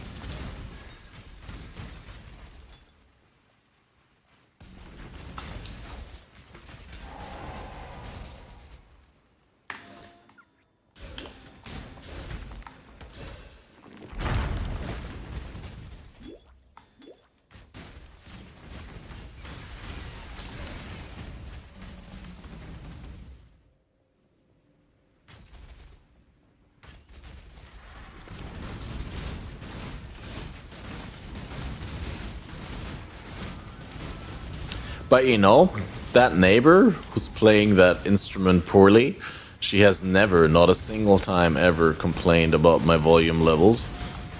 And so... it's fine.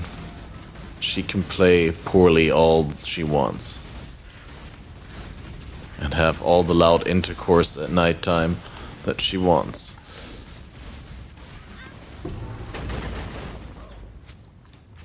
Make use of every path. Once you have half a decent bow and start getting Atlas points, you'll move fast. Probably, yeah. I mean, like I said, damage is already pretty okay, considering I haven't upgraded my bow in what feels like 20 levels or so. And it's like literally just a blue bow with 1 tier 5 flat.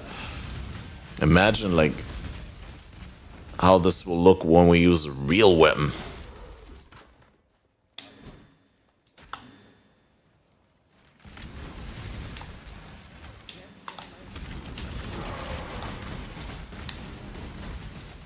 I definitely need to farm more +1 explicits, man.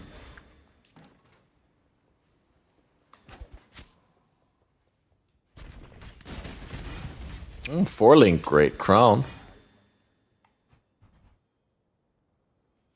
Oh, I could also try an Alka Shark Tooth and make a new Shark Tooth. But this one's like a 6 out of 6 to 8, yeah, so no. Not that one.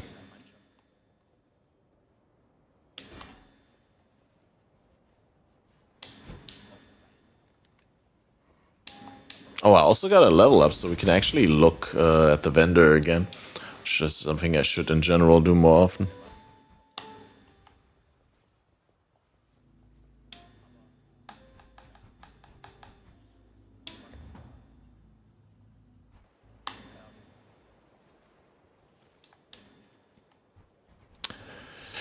Irasha, where's my spine bow? Like, she doesn't even have any new stuff. Should I get the Imperial Bow of Mastery and augment it?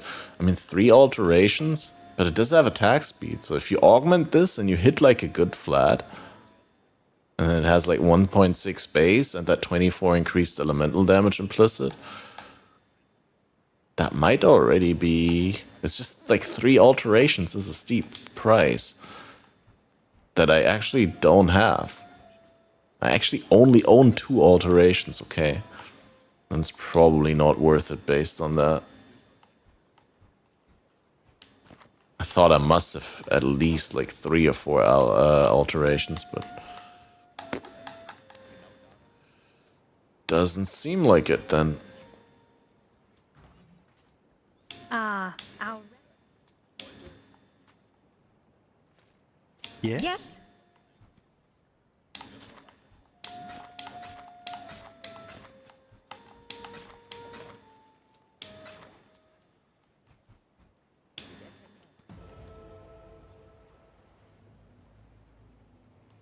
What points were we going for next? I don't remember. Oh, right, yeah, we're going for the... Yeah, nah, I remember. That's good. That's good. We're going towards penetration, and penetration is always beneficial. I mean, it's only beneficial if you actually deal elemental damage. Guess you could say it's not beneficial if you're a pure fizz build, but...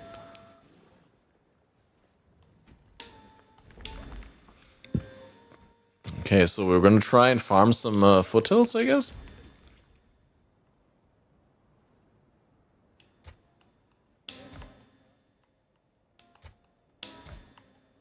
1200% increased rarity of items dropped is actually good, right? I think we need that.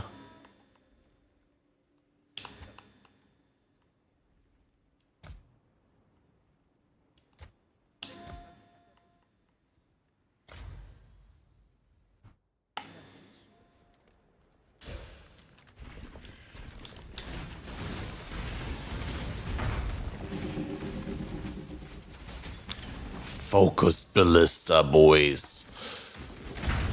That's crazy.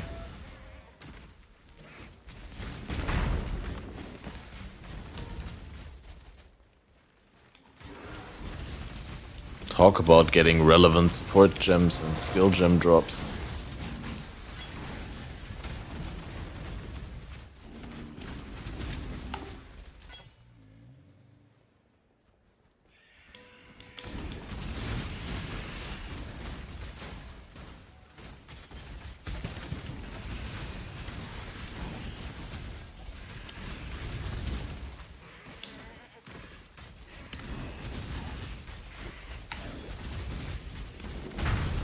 Sometimes I see the little button icon next to like the item on the ground that tells me, hey, press A to pick this up. And then I see it, but I see it as an icon on the minimap. It looks like it's some... Ooh. Wait, what? 6-socket rare brigandine? With a 4-link? 13 spell suppression, 62 life?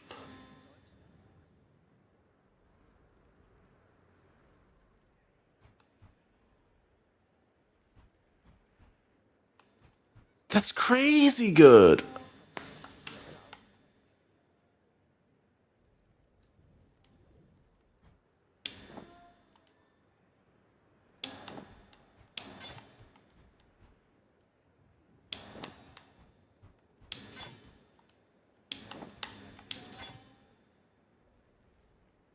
I can directly put my ballista on focused ballista support now.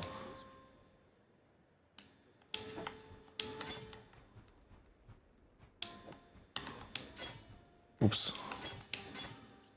I mean, then the ballista won't fire anymore unless I do. But hey, I mean, we just upgraded evasion plus got a good chunk of armor and suppression.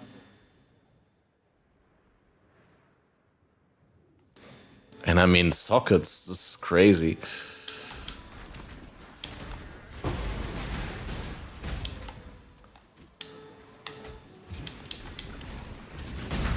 Item with actual text on it, yeah. Crazy. I know.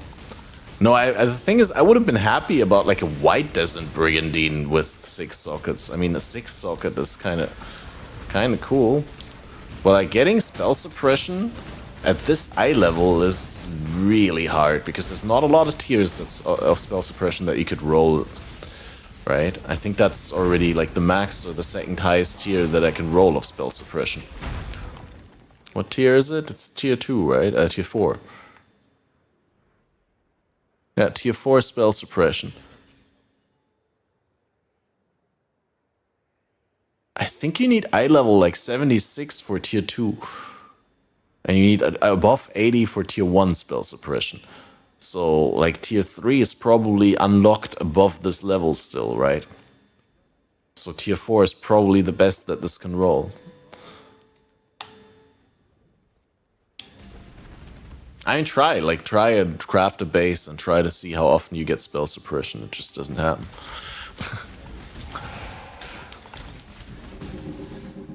Trinity support? No way. No way. No way.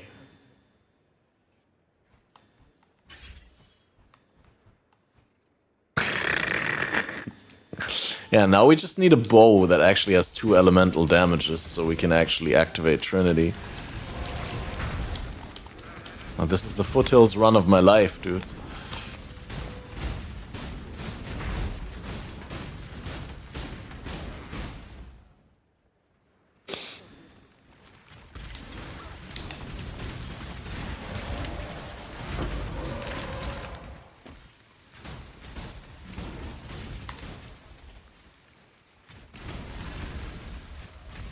Yeah, we just need a good bow now and we're good. Yep, absolutely. The thing is, I already have the blue slot for, like, I'm using Devour right now. But I got the blue slot and I can actually slot in the Trinity. I mean, we could slot in the Trinity right now and see what maybe the flats can fix it from the quiver. I don't think so, but we could try. I mean, what's there to lose, right?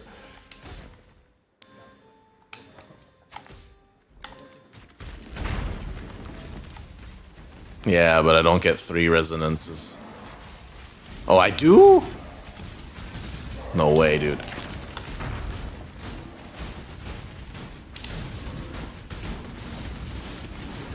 That's fucking ridiculous. I guess it's because the huge flat that I have on the bow is a lightning flat, so there's plenty of opportunity to roll like another element with more damage than the lightning, because the lightning can have extremely low rolls. Oh yeah, true, I have added cold support, you're right. Now I was thinking of the flat fire on the quiver, I think. I think the quiver has flat cold and fire, or lightning and fire. Lightning and fire.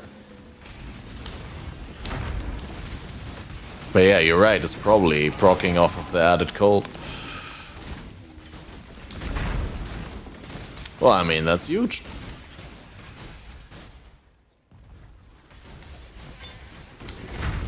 Now a bow upgrade will hurt. Not me, but other people.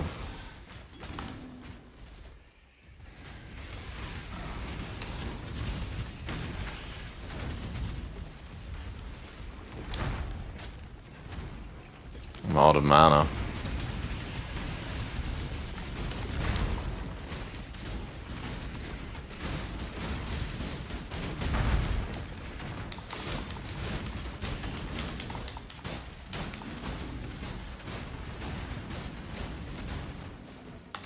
Steelwood bow.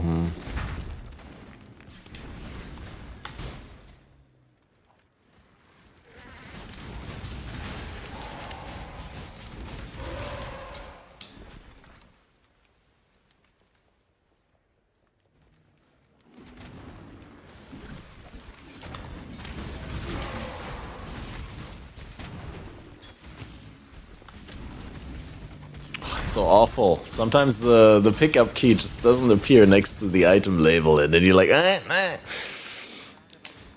Then eventually you can get it, but.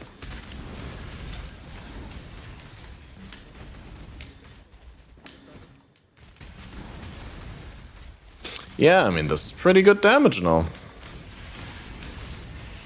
With the worst bow ever, so we're gonna get there, guys.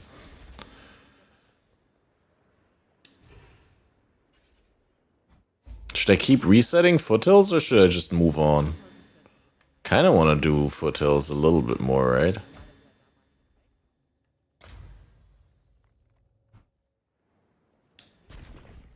And then again, there's not really a good reason to farm foothills anymore, right?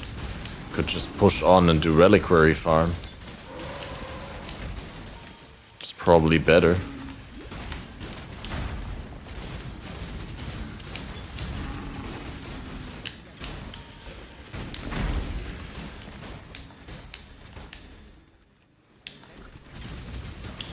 Reliquary is still a while away. Probably wanna try and craft the bow now. Fodder for the pile. And it's not like Act 9 boss is gonna be easy. What? Oof. Oh, dude! Dude! What? Fucking asshole spawns, occupies my key, then it pops up a context menu out of nowhere, and then I die. Oh, I can't wait for this awful league to end. Fuck you, Undertaker Aramore.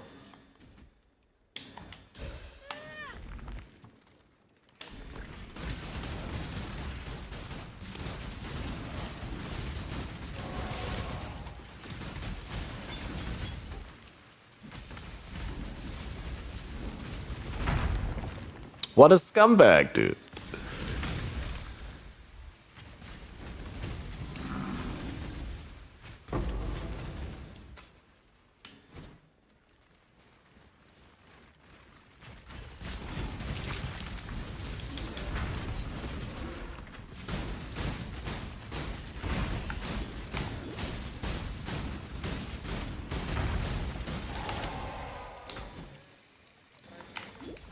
But yeah, also getting that next level up, we're gonna, I think 2 more level ups and we get the 10% penetration on the tree. That plus the Trinity penetration, we're gonna be blasting. Blasting health bars from 100 to 0.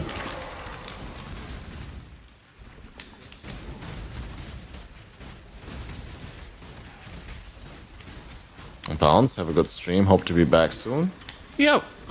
Thanks for saying hi. Hope to be back soon as well. Hope for you to be back soon. And enjoy your Sunday. Hope everything goes well with the new apartment and all. And I mean, fuck you for owning the place that you live in, by the way, and not having to pay rent. And like being able to save copious amounts of money now every month. But yeah, I'm happy for you. Just a little jealous. Wait, that's another alteration. We could get that other bow. But do I really want a blue bow with the chance of getting... If it doesn't roll flat damage, it's gonna be awful. You own 0.0% of it? Yeah, but like... You're not living... Like, are you paying rent to your sugar mama? No, probably not, right? You live there for free. That's the point. Maybe you don't own it personally, but who cares about that?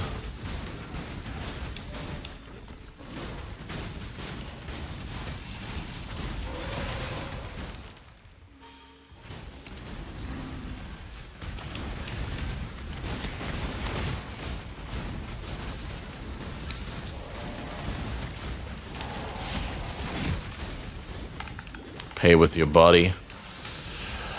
A man's gotta do what a man's gotta do.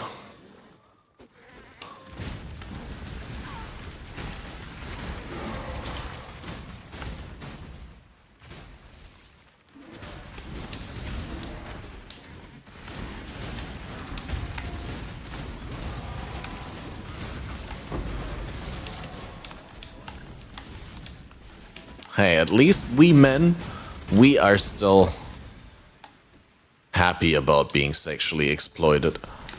We don't complain.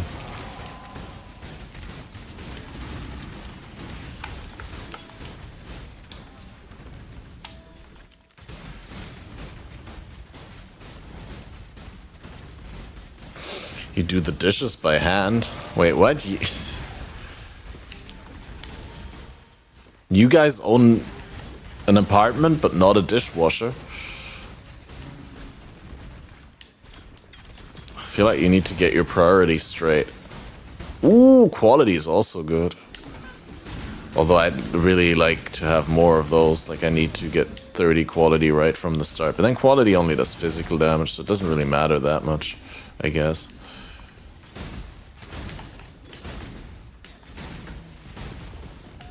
New apartment has a dishwasher. Ah, I see. Well, then you can count the days until you won't have to do the dishes anymore. Or I guess you can just buy a whole lot of fancy dishes and cutlery that don't go into the dishwasher, so you can still wash them by hand. Or something like that. So when are you moving in?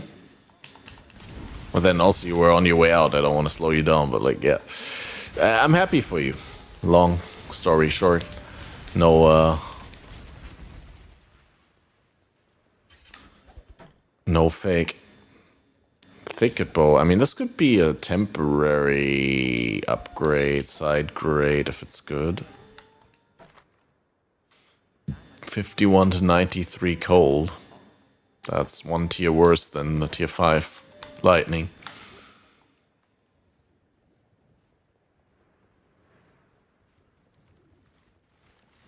A month, give or take. You can give, I will take. Kappa.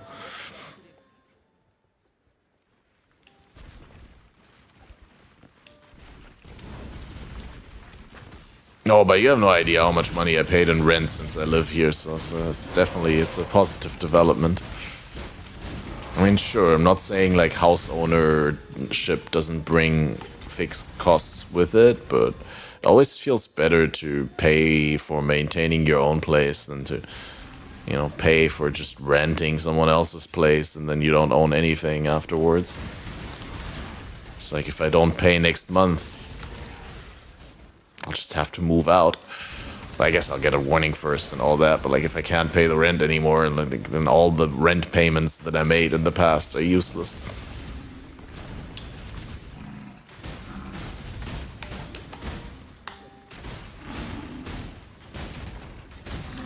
Well, not useless. I mean, I guess they paid the rent in the past. What I'm trying to say is like, I've paid so much of the money that I would call my income over so many months, and I still don't own anything for it. I'm just living here.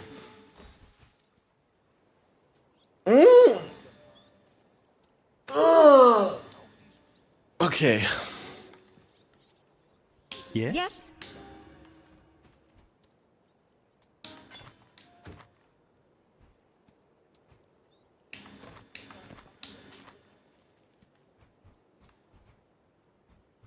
Alright, if you don't ID blue items, you only get wisdom for it.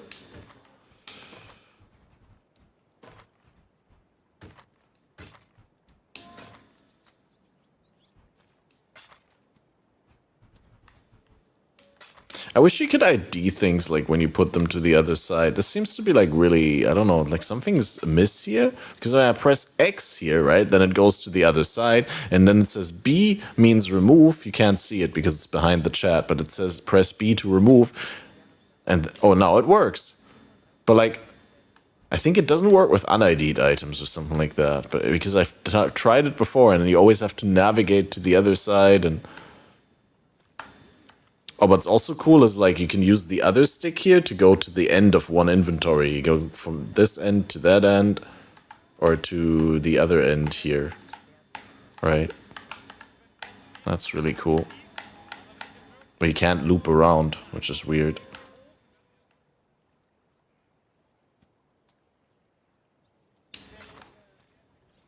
Because if you're here, then you can... Oh, you also can't loop around. Well, anyway, you can go from one end to the other. That's already pretty useful. So you don't have to do like 1, 2, 3, 4, 5, 6, 7, 8, 9, 10.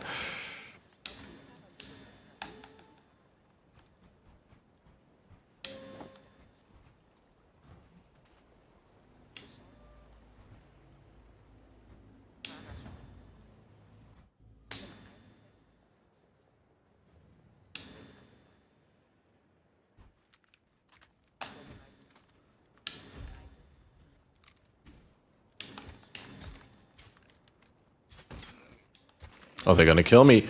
Ah! Oh, dude! Who designed this garbage? How can you not even interact with the transition? Am I not supposed to have like a full minute or so of grace phase? How did they already attack me? Did I accidentally move while doing this? You're supposed to have an entire minute of grace. Does the grace end? Oh, the grace ends when you start interacting with it, even though you didn't move. Wow, dude. Just wow. This leak has been out for what, 3 months, and they still didn't patch that in? That you can interact with this without ending your grace? That's awful. Absolutely awful. I don't even know what to say about that.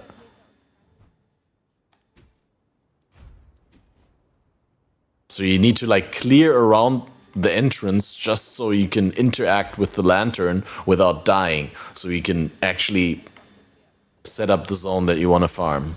Because you can't interact with the lantern from town. Like you can't do it via the waypoint on the minimap, right? You need to be in an actual zone.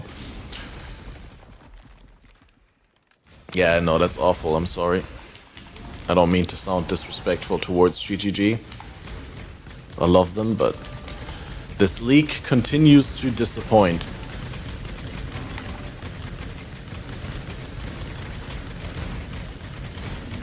In terms of like interface and like actual gameplay.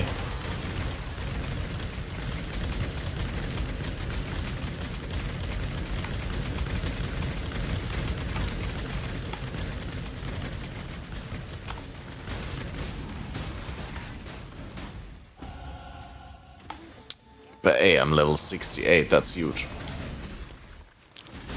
Is that already the penetration level?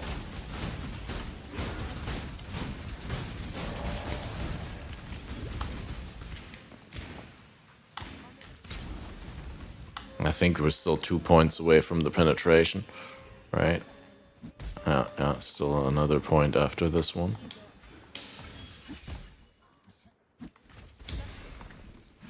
Yeah, I don't know. Like, a lot of the problems that I have with controller right now will be alleviated by the fact that the game can pause in PoE 2, right? Like, when you interact with stuff, you could just pause. But right now, it just feels extremely punishing not to be able to, like, do inventory management and or skill and passive tree management in the zone right away when you, like, want to do it. Because the game's just gonna kill you and there's nothing you can do. On mouse and keyboard, at least you can move away and like start fighting them and all that. But like here, you're just stuck in a menu. And if you're not like super proficient with the controller, then you're just not smart enough on your feet to like instantly swap back into combat. And like you can't manipulate your inventory while walking around and all that. And for some reason, the music didn't pick the next song.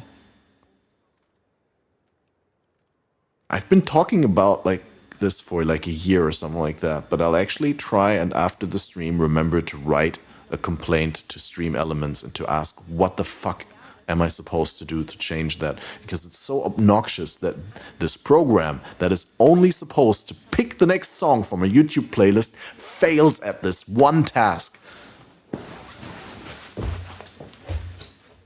How can you be such a bad developer that the software that you make fails at the one thing that it's supposed to do?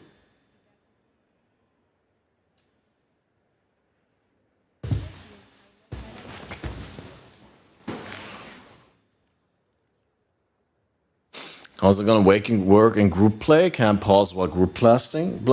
I don't know. They haven't said how that will work yet, but I would assume that group play will have like an opt-in pause, or like if everyone opted in, then there's a pause, and if everyone opted into ending the pause, then the pause will end.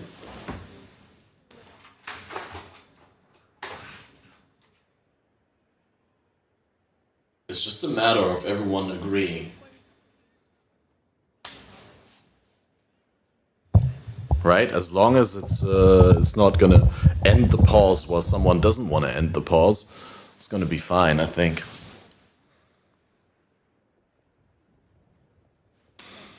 But yeah, it's gonna be a little bit more clunky than solo play.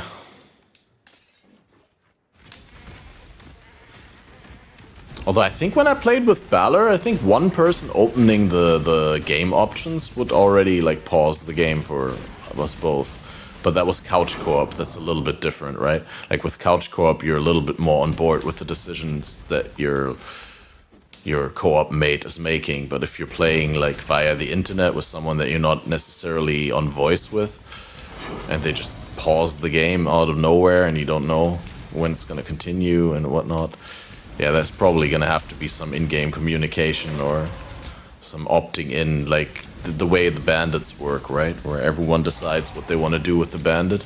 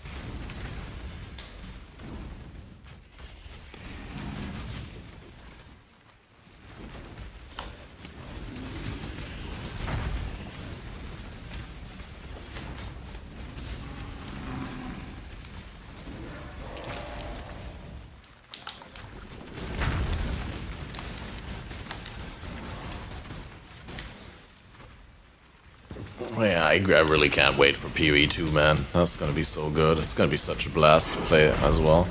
Dude, how many maps am I getting? This is big. We're eating good. Cake them. Or that, yeah, true. Is my inventory full again? Kind of. Okay, wait. We're gonna go out here.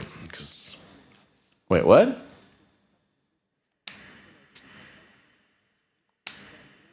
Why did it open the Necropolis thing as if it was a new league?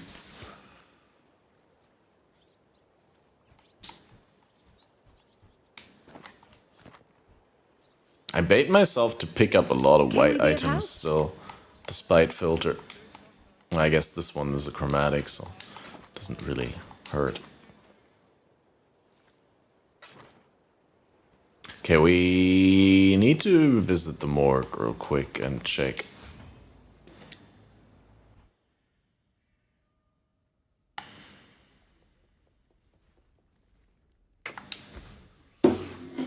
Because I definitely want to put 5 plus 1 explicits.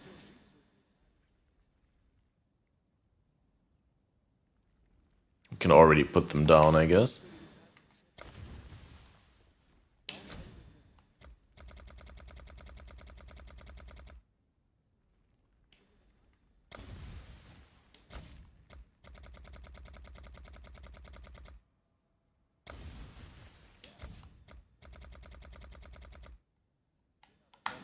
Can't use the right stick here to go to the start of the list.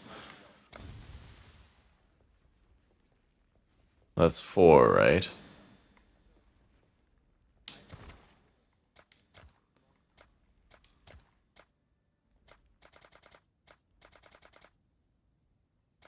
Okay.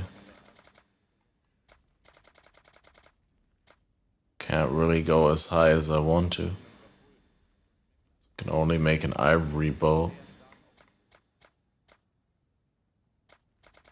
Maybe the level will still go up if I It's item level 49. Is it limited at the lowest corpse? Okay, I had no idea. That sucks. I thought it was gonna be like an average calculation and all that, like, and it's gonna be boosted. That sucks hard that I'm kind of wasting my +1 explicit now. If I want to try and get a higher level. Yeah, that's also still like such a bad functionality for Necropolis. Just why can you not take the corpse out? Like, why do you have to commit to a corpse in a position and then when you want to take it out, you have to delete it? Why can't you just reclaim it? Well, why does it have to be so punishing?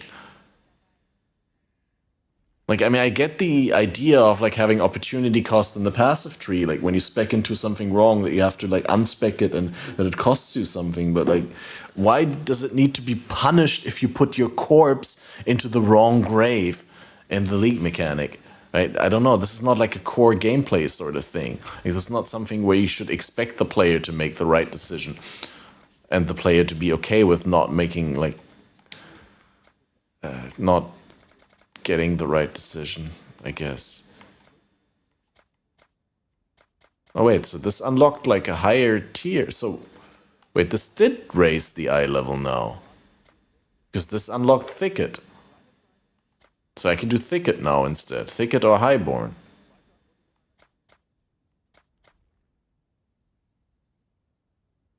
So you'd probably do Highborn and be 62 with 6 explicits. Okay, yeah, and then we just put other corpses. Why is it 62 now? Oh, because I connected them. They were previously not connected, and so when I checked here, it gave me 49 because that was the highest one.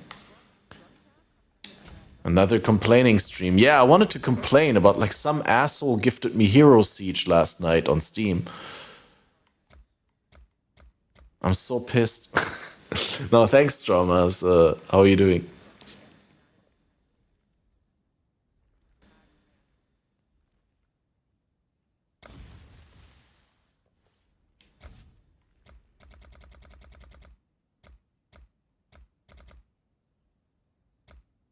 So now time to own up that you did not understand your negative rant was baseless?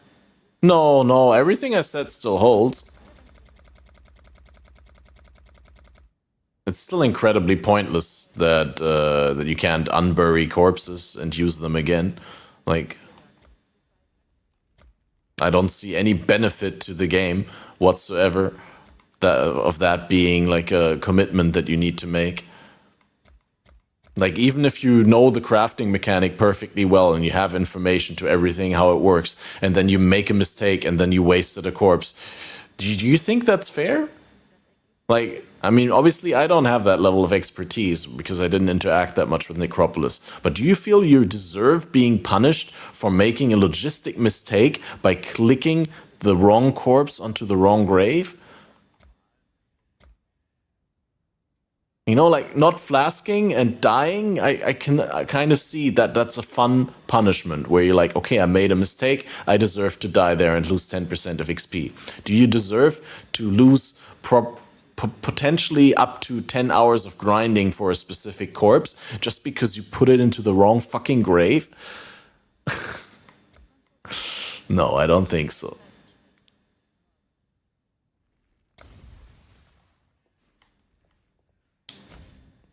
And in general, like, the functionality is pretty lackluster.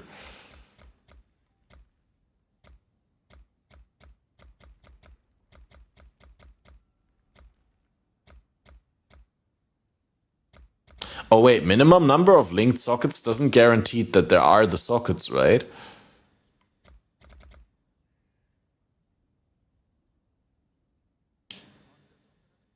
Or does it?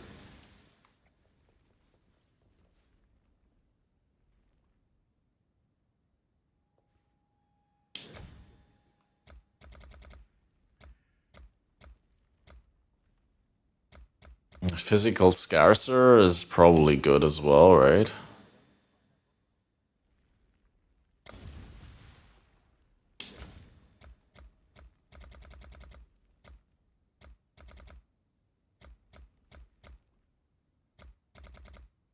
And yeah, I'd still like to get 3 quality corpses to guarantee 30 quality on the bow, even though it doesn't matter that much, but it matters enough for me to want that.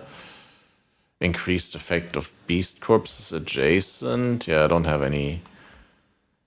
Do I have any beast corpses here that I want to have increased effect? Should have thought about that before. There's 1, and that's +1, and that one's not gonna switch to +2 for 40% increase.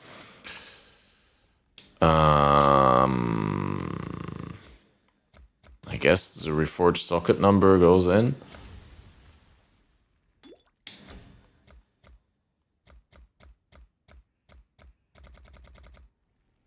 Yeah, I think that's it for now. That's what we would be using. We'll farm a couple more runs, like just maybe get another something. Also, like half of the rant, I don't know whether you listened to the entire thing in whole, but like some of the rant could have been like me entering this zone and complaining about that my grace doesn't last while I try to manipulate the lantern. And that one also is still 100% legit and had nothing to do.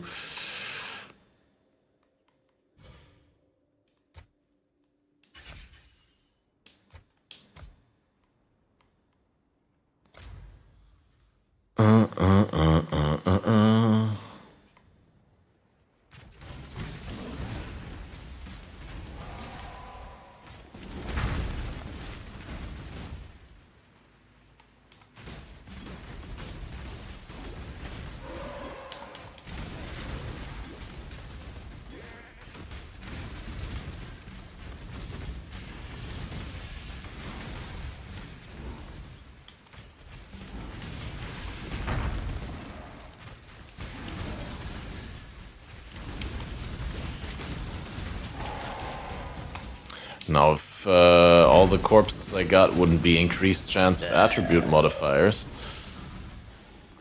increased chance of attack modifiers would be great. I'd like that a lot. Maybe... Yeah, I still haven't decided whether we're gonna try and like throw in the +1 linked sockets thing to go for a high link count. It seems like not needed on a bow. I mean, eventually, yeah, you want a bow with like decent links and sockets, but for this bow, probably not, because it's going to be replaced as soon as I find a better one. And like, since it's ruthless, we don't have that many skills and support gems, so we're not like really starved for sockets. So I'd rather have the sockets on something that I'm not changing relatively soon, like the chest piece, for example.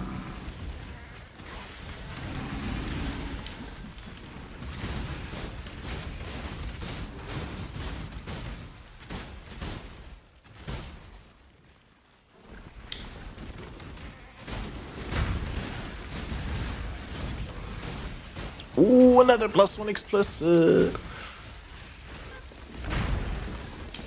What are we gonna do with the +1 explicits now that we actually have a chest piece?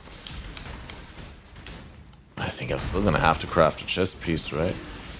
Eventually, like when we have the support gems, I'm gonna have to use the +1 links to make to force a 5 link. But I guess we're gonna try and make like good boots or gloves. I think gloves are easier to make with Necropolis than boots, right? Because is there speed modifiers? Increased chance of speed modifiers? If I played Elden Ring? No. No, it's a plan, but there's too many things in the backlog and in the to-do list right now to even think about that one. Plus, I hear Sekiro is vastly superior in terms of combat gameplay, from what I've been told.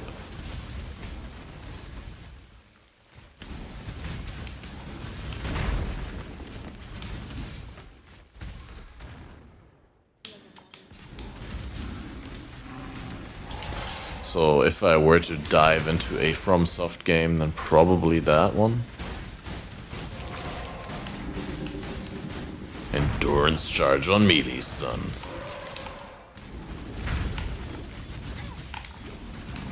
That's not the support gem I'm looking for. Oh, by getting such good corpses here. Some people love it, some people hate it.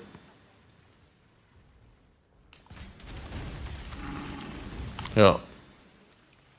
So you mean polarizing? But yeah, I'm just a nitpicker.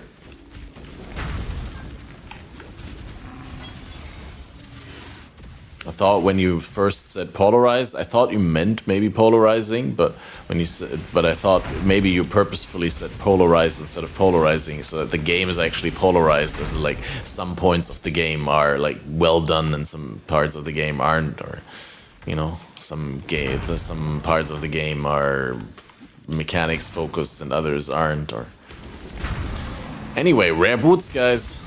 Will we beat our blue 20 movement speed and rarity boots? They don't have shit, so no. Sekiro has great combat, but is limited in build making and exploration. Elden Ring is way more build making and exploration focused. Yeah, I guess.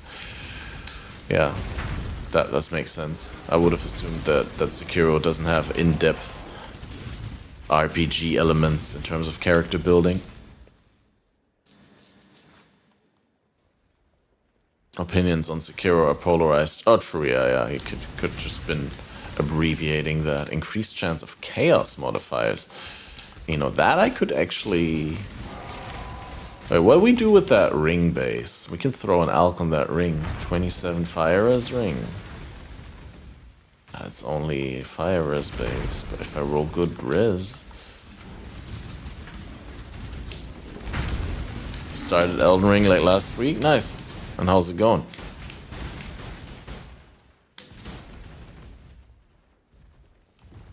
I feel like a lot of the complaints that I've seen about Elden Ring combat are just that a lot of the animations in the bosses seem very like purposefully done in an unnatural way, so that it catches you off guard when the connect point with your character actually is, like during slams or attacks, so that you have to like learn really unintuitive timings, or as in like timings that are not really intuitive from looking at the animation, but you have to know the attack in order to be able to tell exactly when you have to dodge.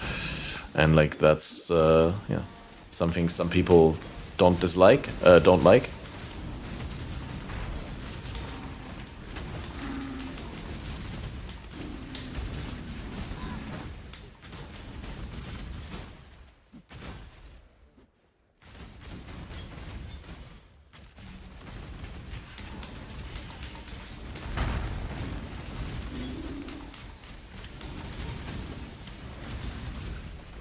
Yeah, but like I also heard like of like a leap attack where the enemy freezes in midair for like 2.5 seconds before they actually like slam down and do their AoE and all that. Like we're really, in terms of, yeah, like I said, unintuitive.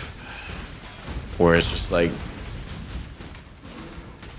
you couldn't tell it from predicting it intuitively without knowing it.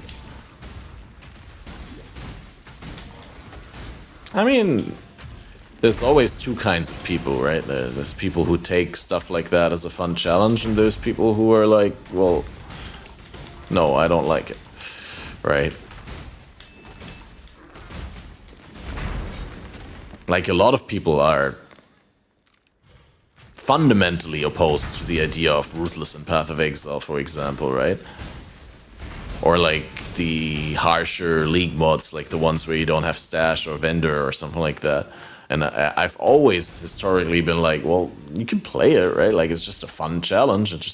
It changes the rules of the game, and it doesn't really. Don't think it either detracts or adds. It just is different.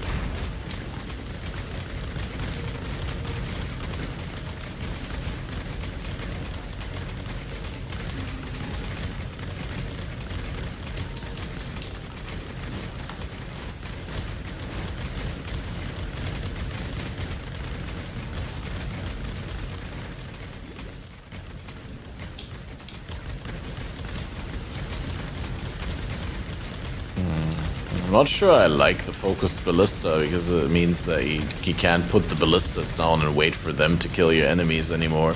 You actually have to like attack while the ballistas are up so that they actually deal damage.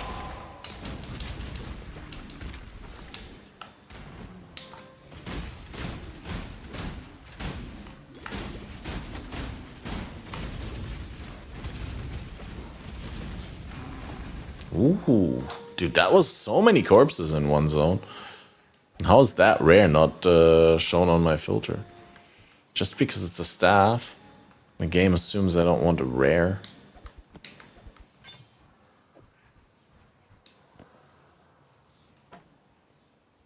Bold, I tell you.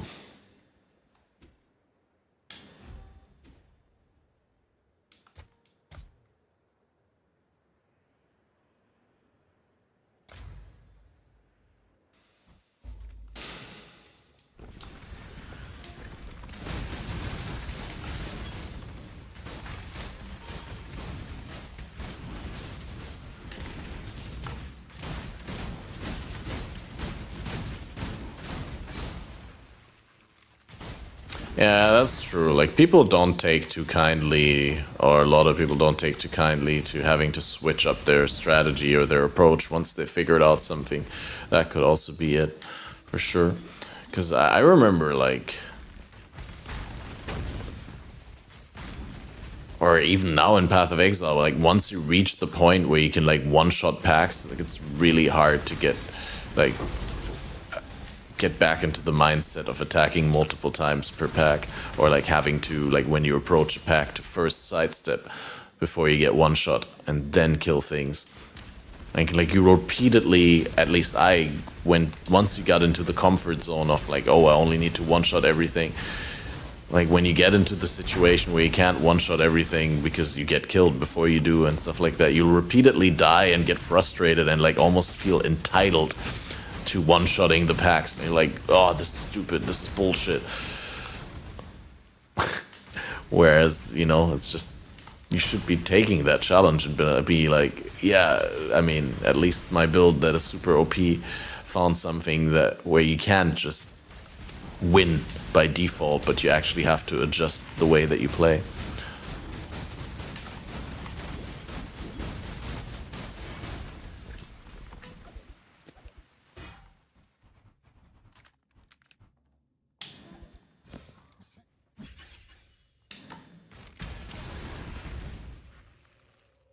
I want to keep that crown as well because I'm sort of low on chromatics, I suspect.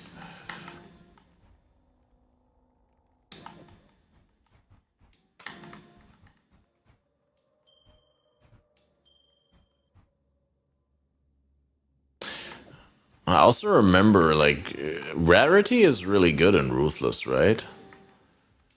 Should probably, like, wear gold rings and some rarity items at some point.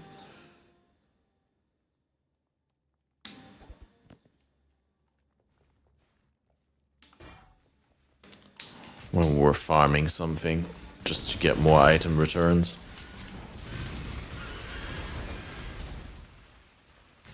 How is she still going at her instrument, dude? It's been hours.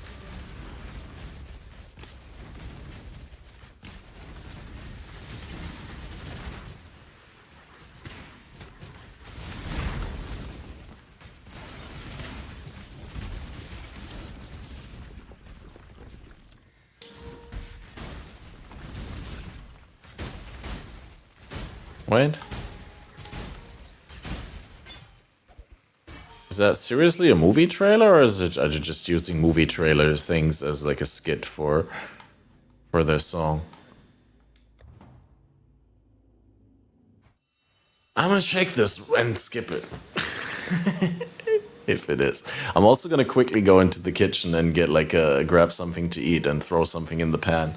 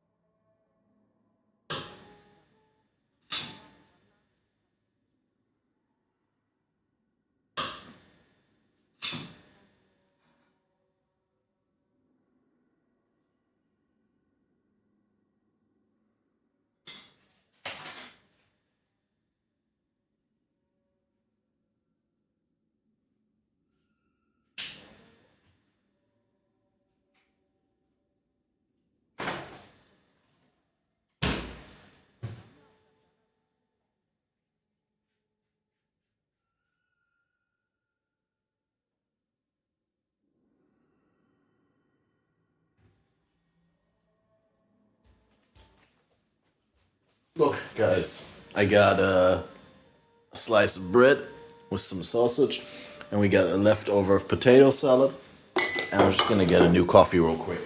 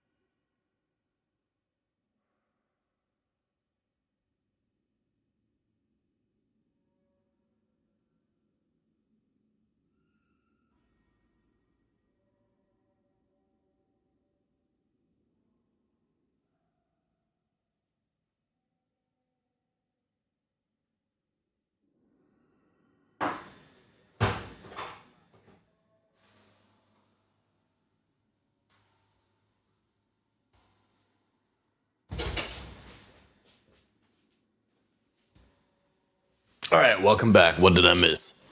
Old school vibe of the game in Ruthless. Appreciate my mostly okay characters in other leagues. Oh, also in this league. Like, my character is so much better than my average character at this point if I play the regular game, I feel. Even though, like, if I look at my items, that's objectively probably not even true. But it's like...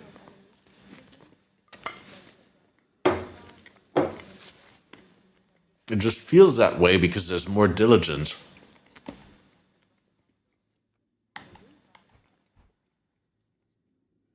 That goes into the character. Greetings. Because on the normal game, you can get away with quite a lot of bad decisions. See, this is what I mean. When you press remove now, it says item is in trade. Yeah, but that's where I want to remove it from. So I go over here and press X. But technically, you should be able to press X and then remove it from trade again. Like, if I do it with the flask, then it works. But if I do it with an unidentified item, it doesn't work.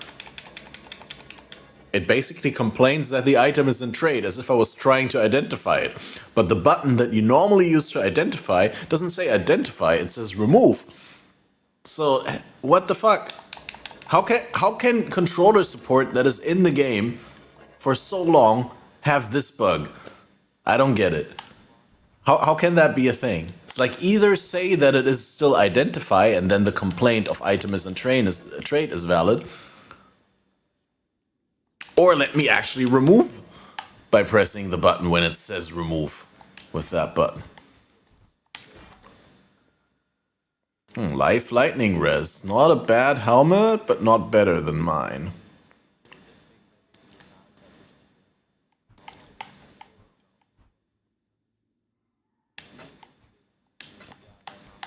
I guess the helmet. The leather cap actually has nice resist. I actually might need that later.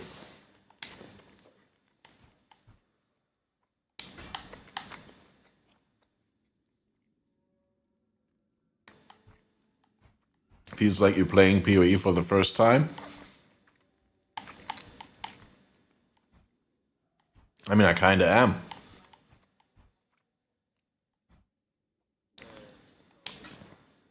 In a way.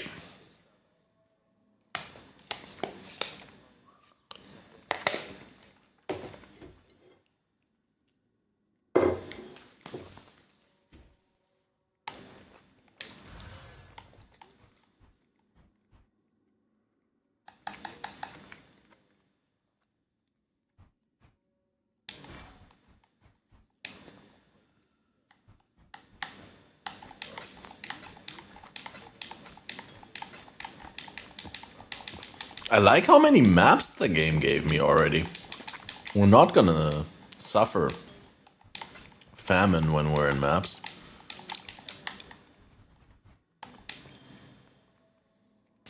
What do we have in terms of red support gems? Maybe there's something useful. I doubt it, but... Arrogance, Shockwave, Bloodlust, Endurance Charge and Melee Stun, Generosity, Maim. Nope, none of them. Because, like, Inspiration, for example, would be okay, right?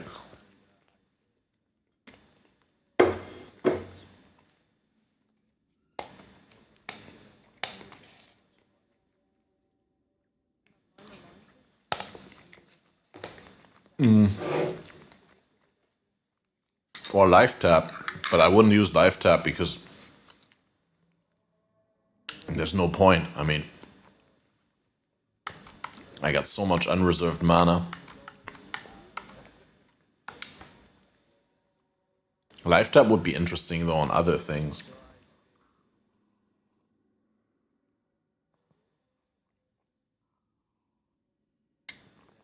Maybe I'm gonna try and recolor the link. I'll probably wait until I get another support gem. Like probably a green support gem, right?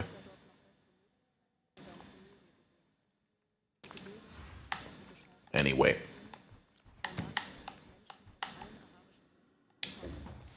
Did my zone already time out? It did.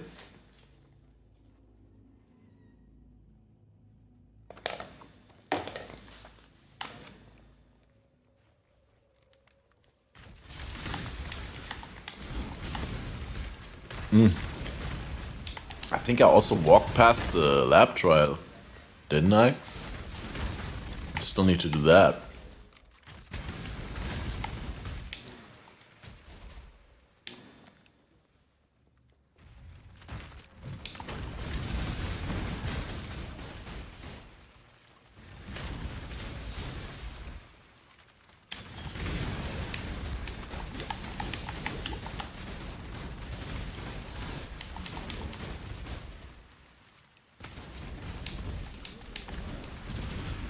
Also, do we even have like a single example of the mouse and keyboard version where the game says it works one way and then it works another? I feel like that they wouldn't be able to get away with that in the mouse and keyboard version for that long. But somehow in the console controller thing, that is there.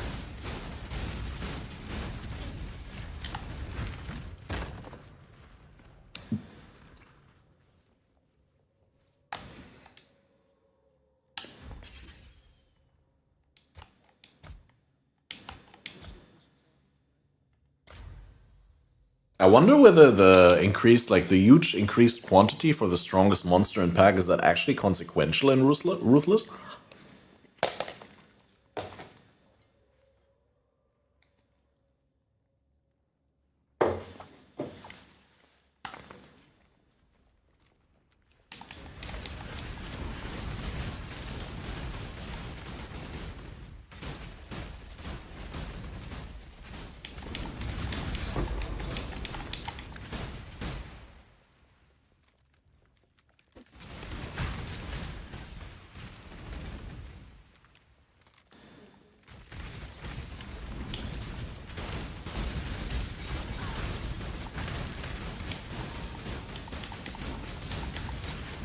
That's a nice track.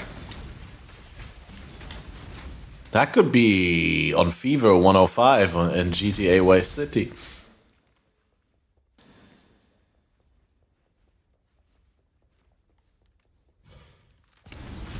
Good shit, right?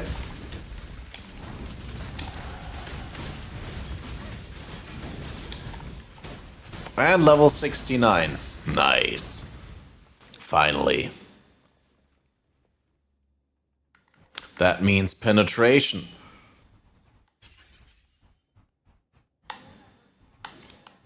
Counterintuitive, I know. 69 does not always include penetration, but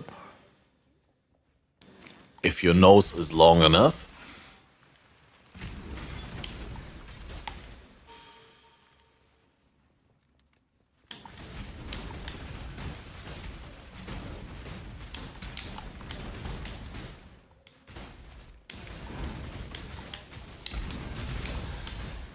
And the height difference lines up correctly. I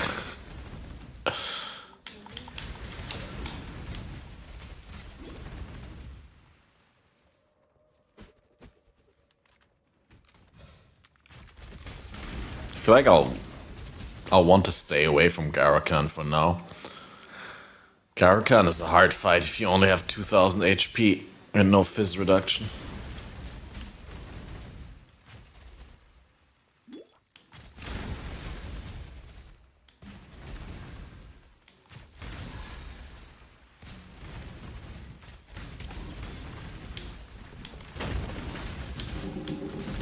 Multiple traps. Are you fucking shitting me? That's the second multiple trap support that I got in this run. I guess you can't always be lucky and get trinities and added cold damages and mana forged arrows.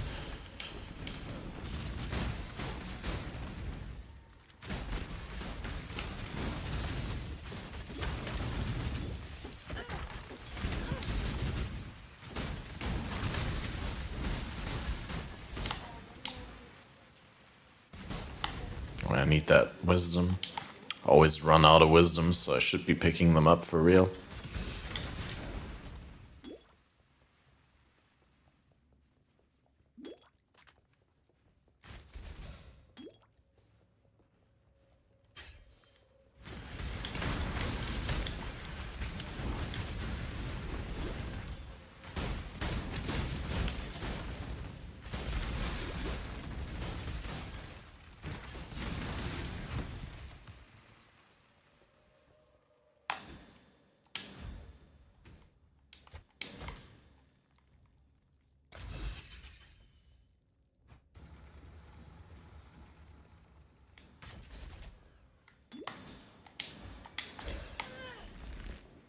Quickly make sure everything's up. I mean, luckily I did get Hanekara's side. And since I got that amulet, I don't think I'm at risk anymore of my accuracy dropping below my life. Precise technique condition will be fulfilled for a while.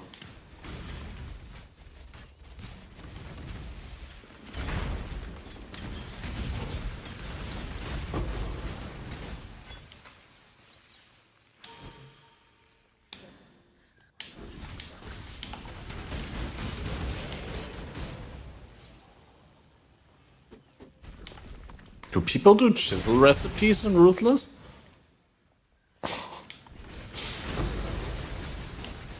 Should I be picking up the rock breakers already? Wait, what? There's a tempest here? Oh, that must have been from the lantern, right?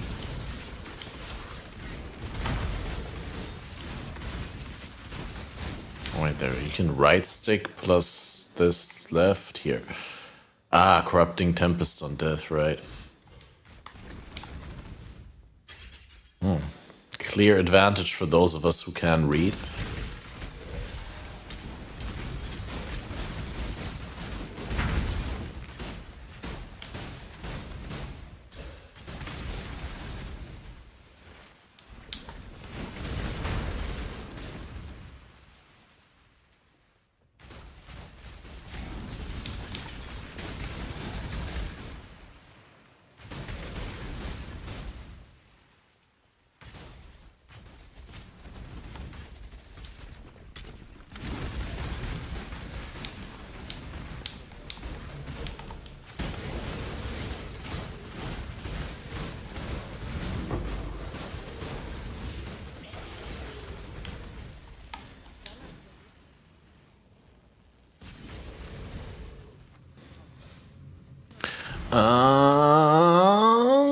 That's decent resist, flat cold, rarity, no life, but actually might want to wear those gloves.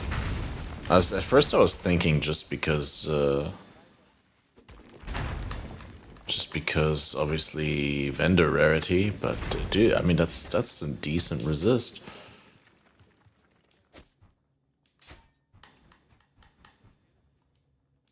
I mean, I never needed the decks in the first place, and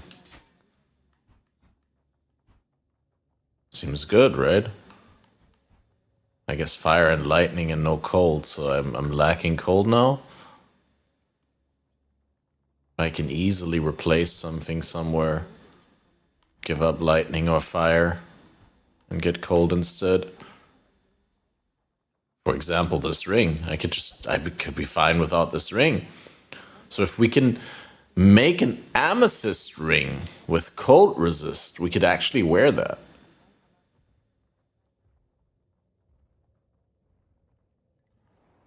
That's worth trying, right?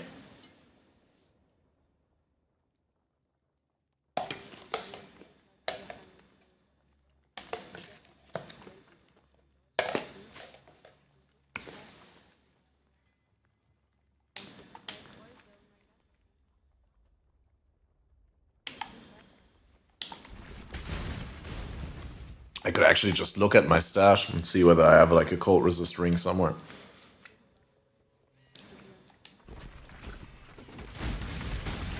And I can wait for higher item level to waste my currency.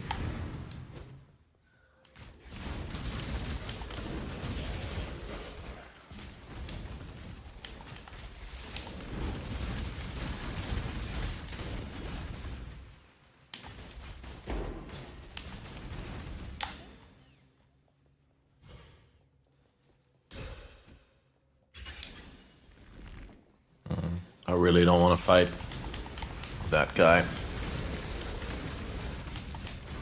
General Adis. Or as the connoisseurs of the game call him, General Anus.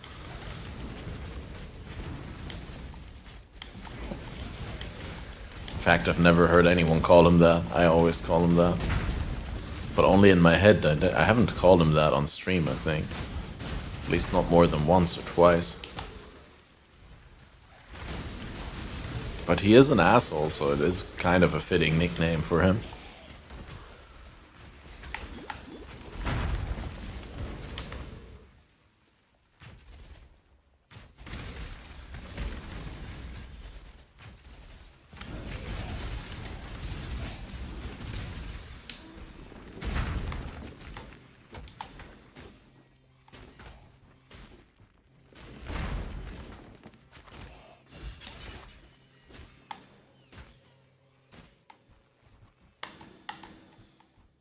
That helmet has cold res. But no life. Shit ton of evasion. But yeah, I can't give up the socket. Current helmet is carrying my socket. One more sip of coffee before we go in. I'll keep the food, the last bite of the food for after, so we get something to look forward to here. Oh my god, dude. This is gonna be max pain for you for days.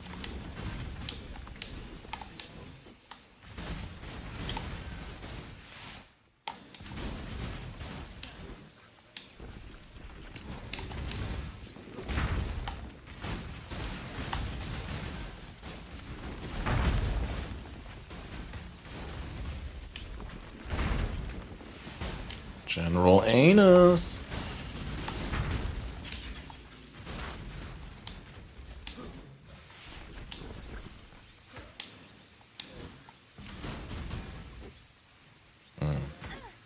Ooh, that's not good.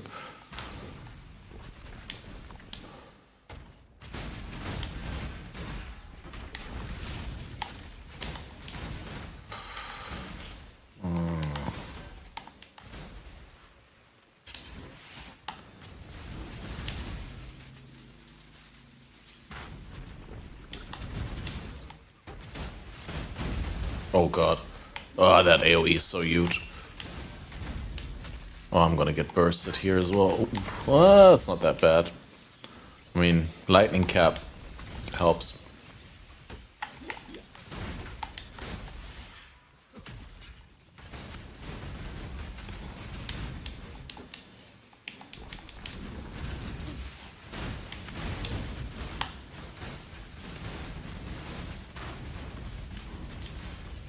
I feel like I got good damage in there. Oof. Wow. Oh no. Ah? Wait, how does this... I don't know. Wait, he's not relenting. Oh my god. Oof. No, wait. Wait. Can we... Yeah, like this, and then... Oh, I did it! Ah, God Gamer.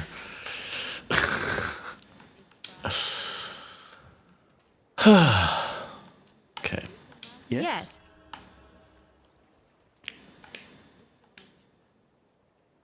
No matter where you come from.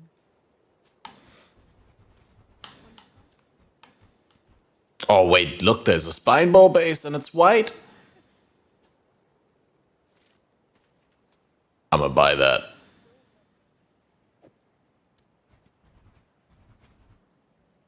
I mean, how can that be possibly worse than what we're using, right? Although Highborn would be better because better attack speed and crit doesn't matter yet. But, wait. She doesn't have Highborn, right? Wait, these are Harbinger, Assassin, also Spine. Oh, that's a 5-socket, but that doesn't help. Nah, we're gonna... I mean, this bow can't be worse than the one that we have, so... It's all good. Use, repeat, apply.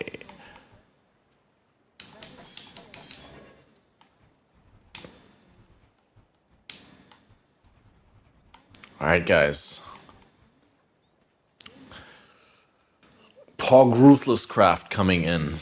Bam! Flat cold, flat lightning, accuracy, lightning resist. I have a feeling it's not going to be better. Unfortunate.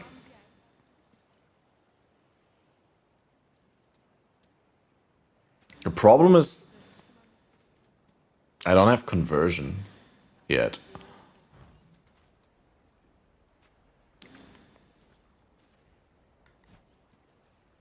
So I can very much imagine this not being better.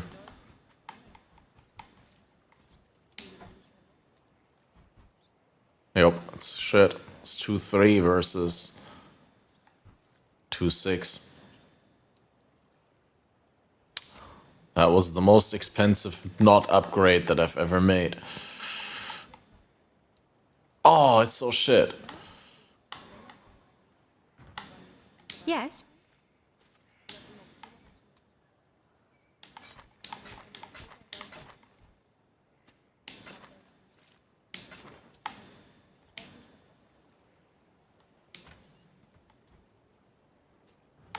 We had to try.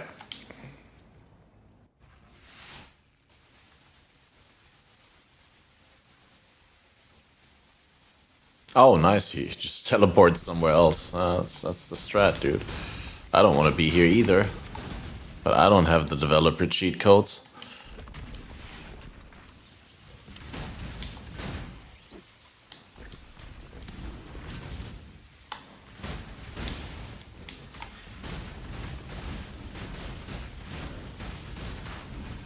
Oh, I'm tunnel visioning so hard. I just want this to be over.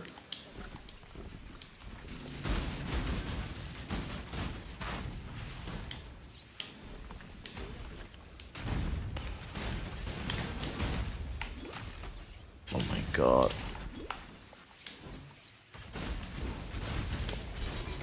Oh. Greaves. And... there's shit. Science and alchemy again.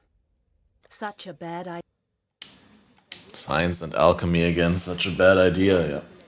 Word. That alchemy really was a bad idea.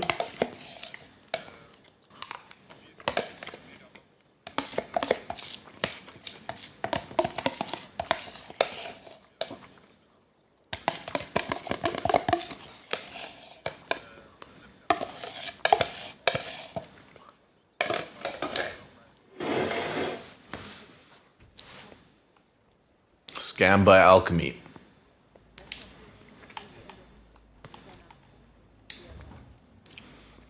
Let's see what we have.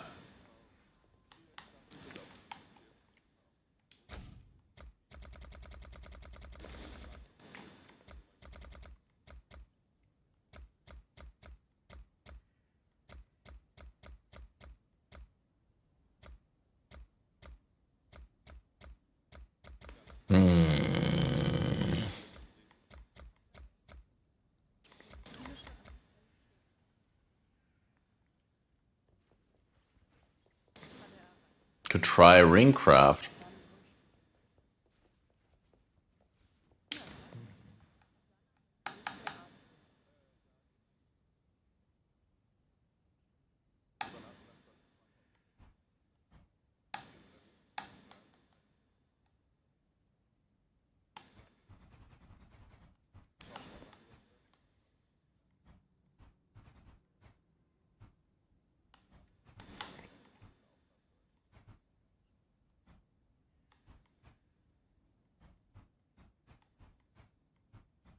Or just buy a ring from the vendor. Right, I equipped this one again.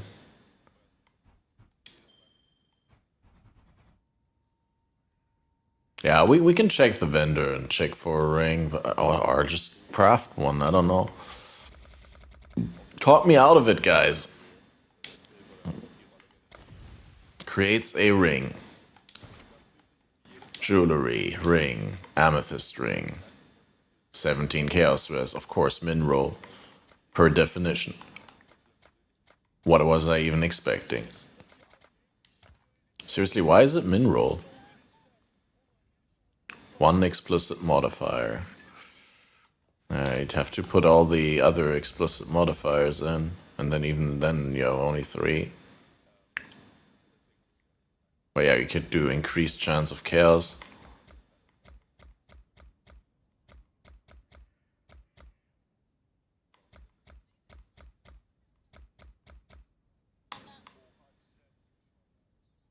Yeah, it doesn't look like we're crafting a ring just yet. I'd want more explicit mods.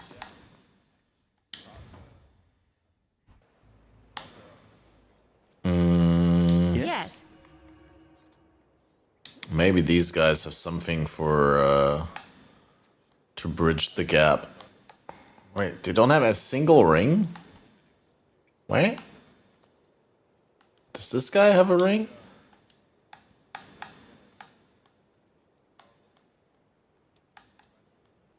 This is normal life? Can I get rings in Ruthless of the vendors?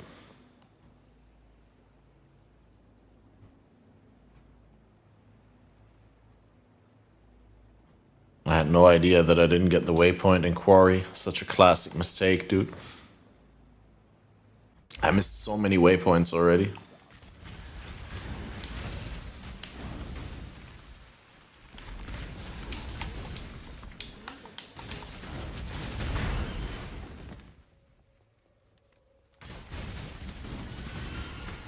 I think I did go back for Aberath.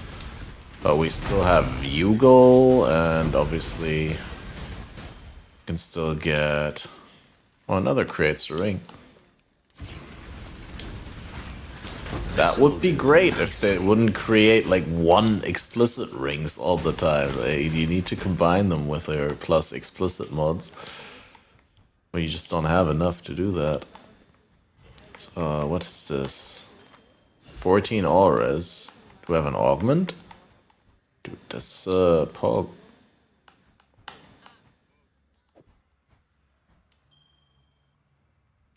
That single-handedly sets me at 75, 70, 75. Well, 170, 134 even. So The Ores is big value. And honestly, throwing an augment on it will be big value as well, because you can get life, that's good, you could get flat damages. Any kind would be good. You can get mana, which at least wouldn't be bad.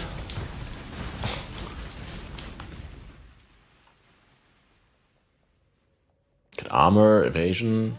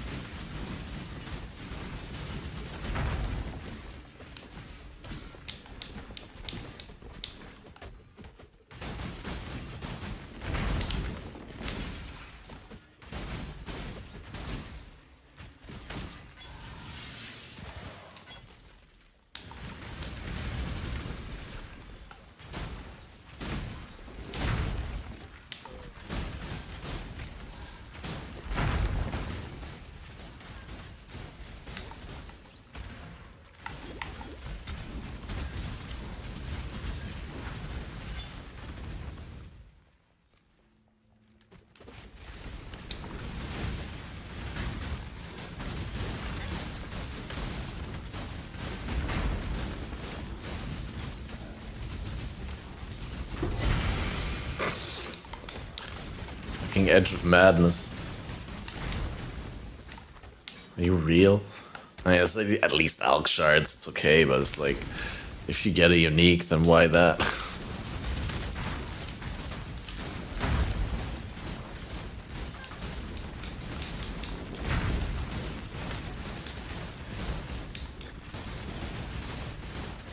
Why are you not going for Clever Thief and Instant Leech Mastery? Because Leech is pretty negligible in this part of the game. Because your damage numbers are just not very big yet, so... I don't know.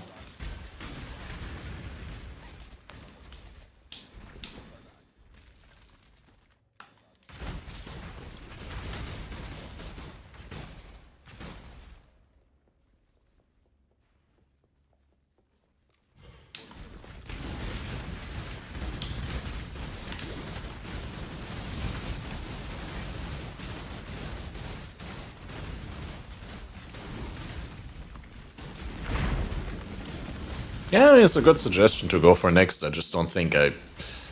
You know, the way that you phrase it, you're implying that I should have gone for that instead of something else that I got, which is just... I don't think so.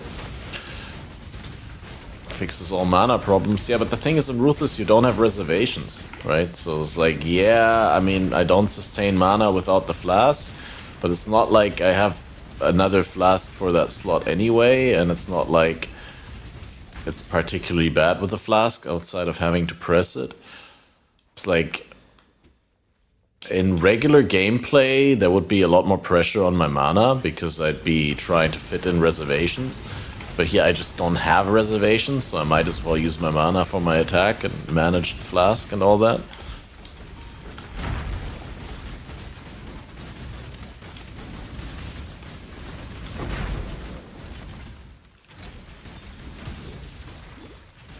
But yeah, like solving the mana problem or pressure won't allow me to put in another aura or something like that because I just don't have it. So it's not automatically as high value as it would be in a non-ruthless, I think. What have you got for me today, exile?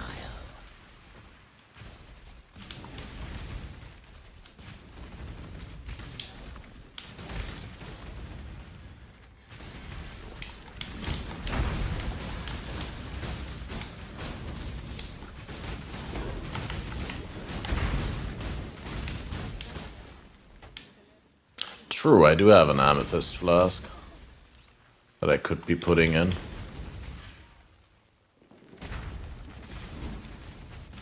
Ah, give me a couple levels and we're gonna be there, I mean. I just really wanted to prioritize the penetration, but now that we get the penetration... Clever Thief is this one, right? So it's like 4 levels. Yeah, easy.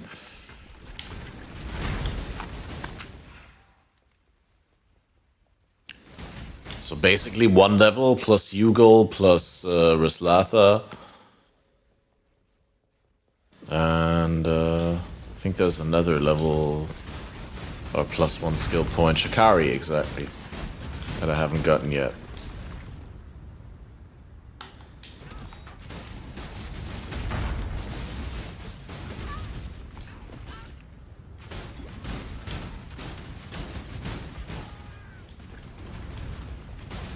Didn't I say Gaurukan? Isn't that the one that I'm doing right now? Thought I said 1 level up, Rislatha, Gaurukan, and Shikari.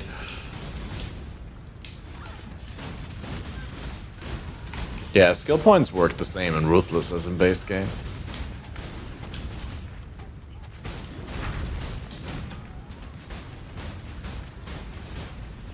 I may have just said the name in a way that was not really understandable.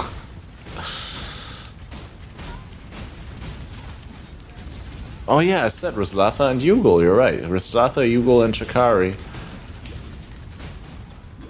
But I meant Gaurukan because I already got Rislatha. So that was where I went wrong.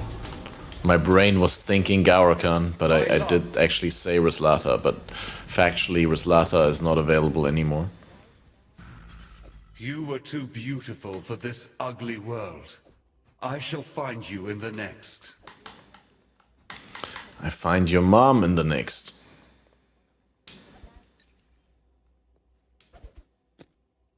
Oh, I freed up the wrong the wrong space.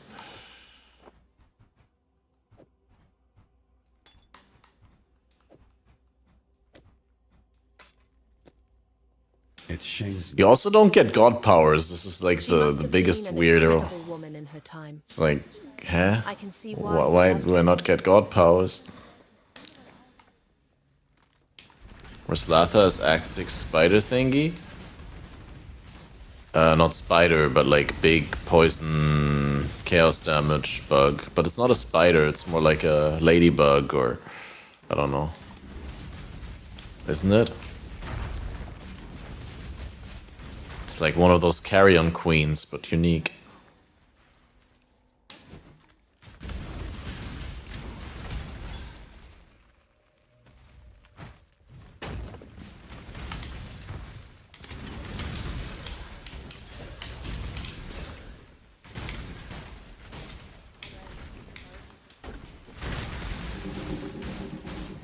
Superior Desecrate.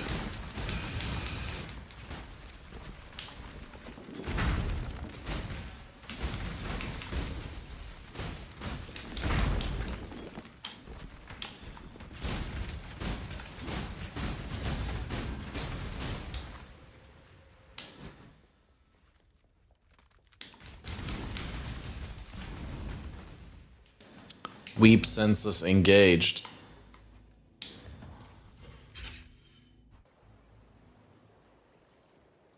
Not since the...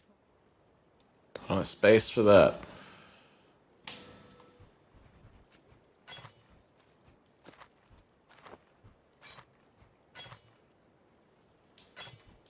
Five Elk Shards for the Edge of Madness. And another 2 for this. Is this double rarity? It is double rarity. Dude, 7 Elk Shards. What an Elk Shard haul. I'm Elk Sharding.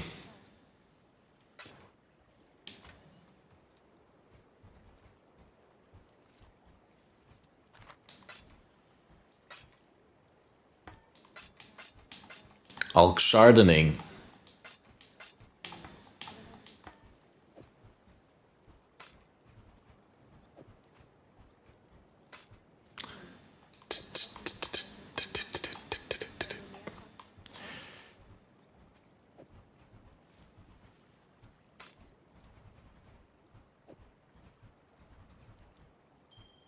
What do we do with that? That's shit.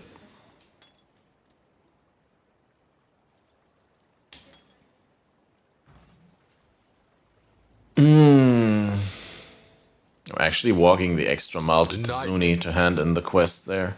Oh no, I can't. Oh wait, I already handed in at Arusha? I just didn't pick up the reward. You can't even choose? I mean, you can choose, but like, I guess the person you talk to first is the one that thinks you hand in the quest to them.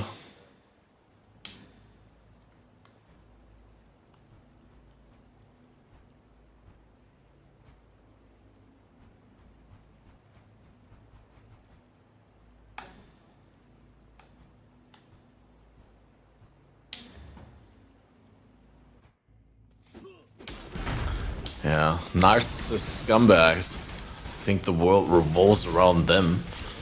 It's like, just because I talk to them, because they're closer to the waypoint, doesn't mean that I actually want them to have the quest item.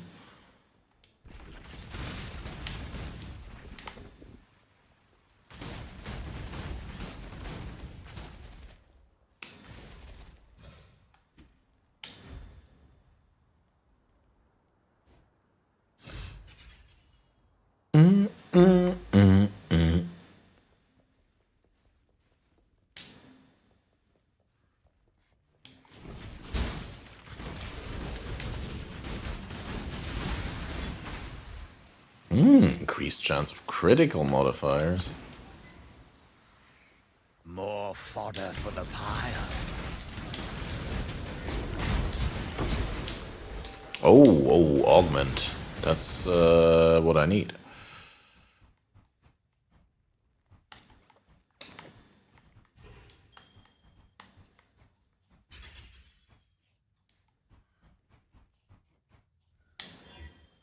$24 ES. Okay, that's out of all the things that I could have gotten, probably the lowest value thing, but hey. Tried so hard. Got so far. In the end, ES doesn't even matter for my build.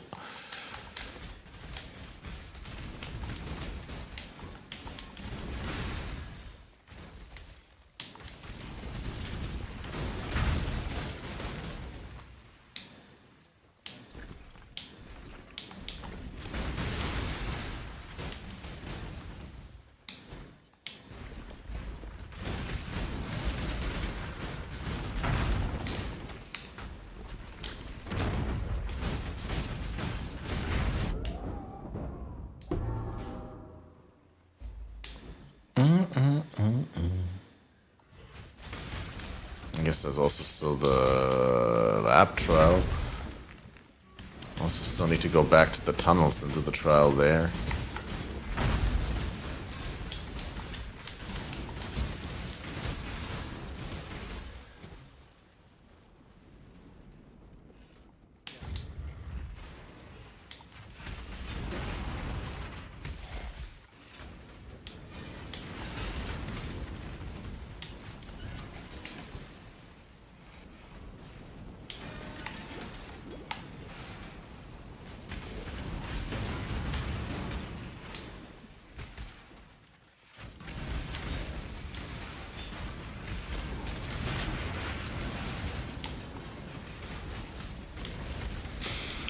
Oh, guys, did I really already tell you how motivated I am to go to my internship tomorrow?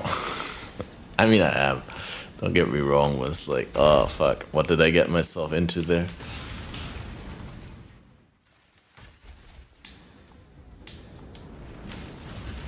Forgot I had to press this one. It could be worse. It's like 9:30 that I have to be there. I have to come up with a nice little programming project, and I haven't had an idea yet. Allow your wisdom to be tempered by the flames of the past. What's the game where you have to get 4 in a row? That's called Vier gewinnt in German. That's what they suggested. You can do like a little game, or you could do like a bandwidth calculator, is what they suggested. And both of those things sound like really played out and really not like something that I want to program. But I haven't come up with a better idea yet. Connect 4, right? Yeah. You actually coded that at one point. I mean, but the thing is, I'm just so unenthusiastic about that one. because I can already see how it plays out in my head. It's like, it's just boring. I just don't find it interesting.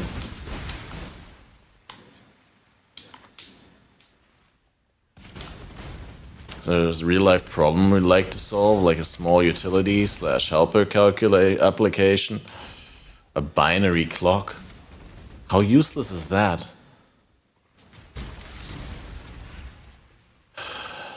A dough hydration calculator. Like if I use 400 grams of flour, how many grams of water do I need to use for a 60% hydration dough? But that's so easy to calculate, you don't need an app for that. It's 240 milliliters, by the way, or 240 grams of water, which is 240 milliliters at room temperature.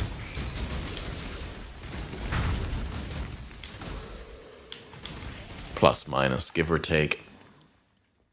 A moon phase calculator. That sounds too esoteric for my taste.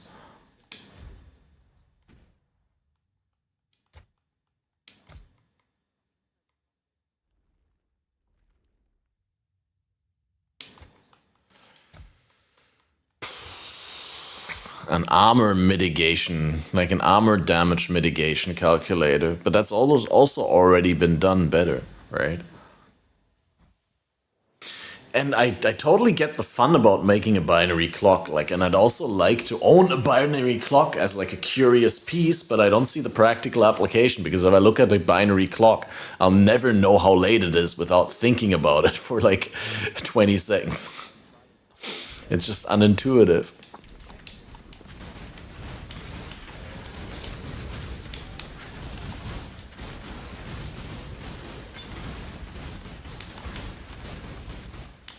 I mean, thanks for the suggestions, guys. I'll keep thinking about it, and maybe I come up with an idea tomorrow.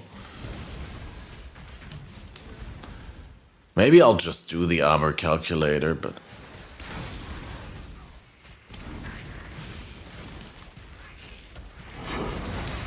But I also feel like that's like arithmetically more complex than it needs to be, right? Like...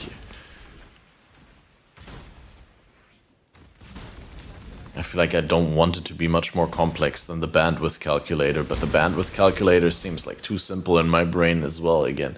Whereas like, yeah, you enter, you know, how much time you have and how much bandwidth, and that gets you how much data you can download in that time, and vice versa. You provide two values and you get the third one, but it just seems so easy to calculate. Any calculation concept from PoE. Yeah, the thing is I could see the problem with like them not understanding the value in understanding how armor works in Path of Exile, right? Where it's just like, yeah, okay, that's just some obscure formula, and I don't know, like how much my colleagues there at the internship will appreciate the damage mitigation provided by armor on your character.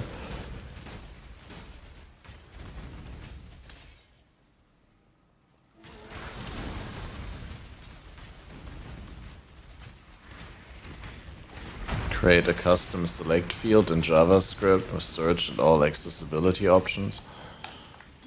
Sounds like that's already been done by someone in better. Like, why?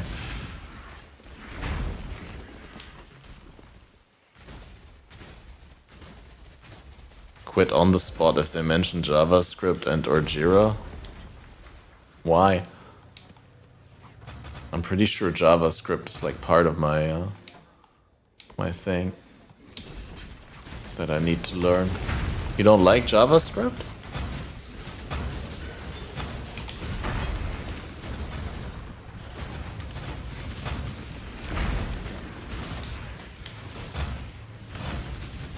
Sure, there's worse than JavaScript, right? Surely. Oh, I didn't flask fast enough. I didn't see that I was losing life. What was that even?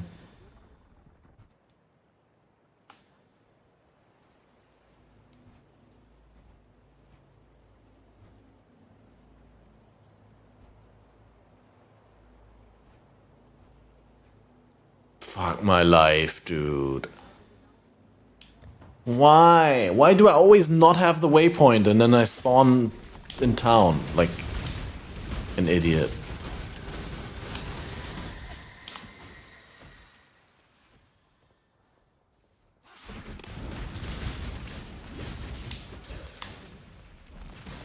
It's also never in the zones that are just one zone. It's always in the zones where you're like 2 zones away from the next waypoint.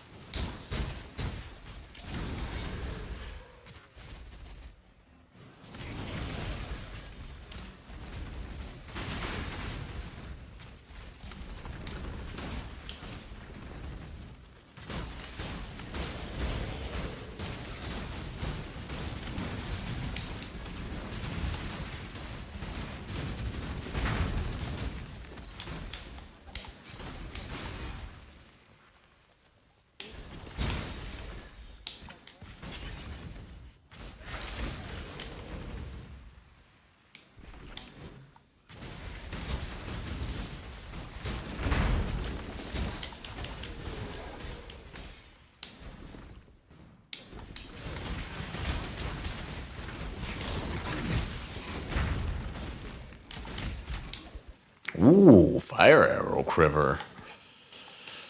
And I also might actually like throw another alk on this bow here. I mean, it's a thicket base. What else do we do with the alks? Okay, that's flat. Lightning again. That's not better. It doesn't have life.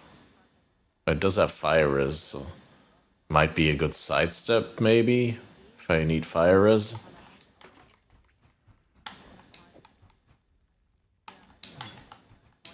I was working on custom select field with search, multi-select, and all that stuff, as I could not find anything existing that's actually decent on stack that you use.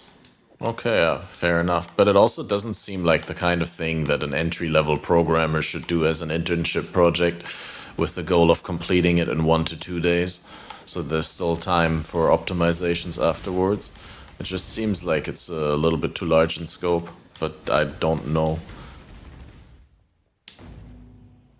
It definitely would be an interesting one, like, in terms of, like, researching it, and you'd probably learn a lot. But it's also, like, very untypical and probably knowledge that is very specific and not really applicable to a lot of other coding projects.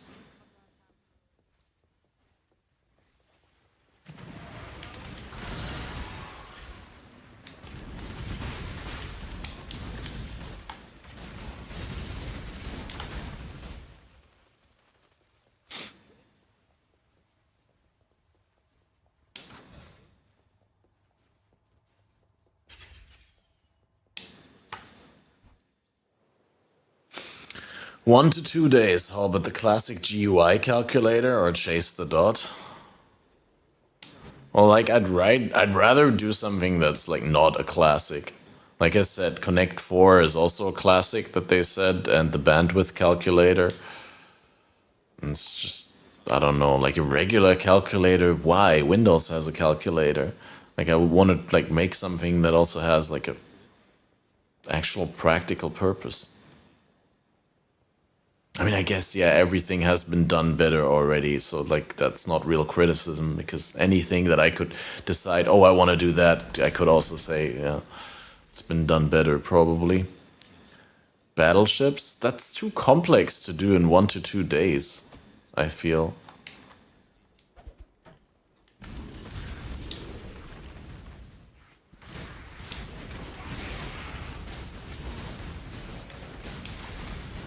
You did it in a day? Probably a little bit more advanced than I am.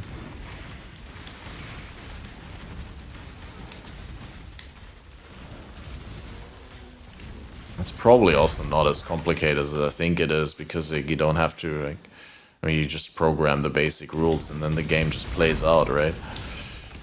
But it feels like there's a lot of like troubleshooting that you need to do with edge cases and stuff.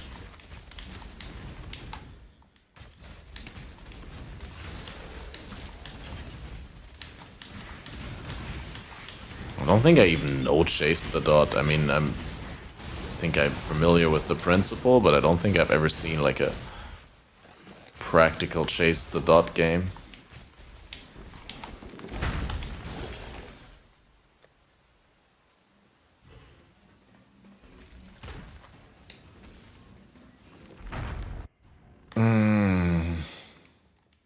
I'm sure somewhere between now and tomorrow I'll have an epiphany, like a sudden realization that I know what I want to do, I guess.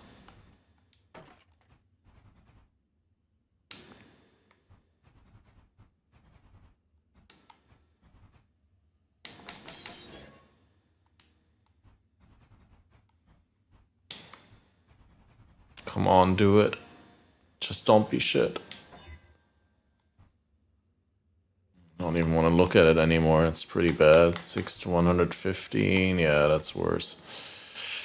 Yeah, no, that's absolute dog shit. Fucking tier, what? 7 flat. Yep. Nope. RIP!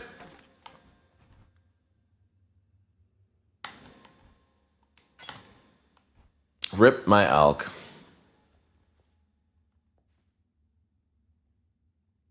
You found them! Oh, right. Okay, it gives you a different dot location when you reach it, right? I thought it was like a dot that was constantly moving that you'd have to follow with your mouse cursor. Right, yeah, also, I get it. Okay, yeah.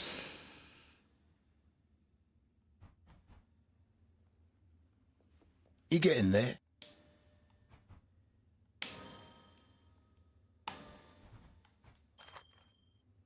$32.8 life per second. Tier 2 life region.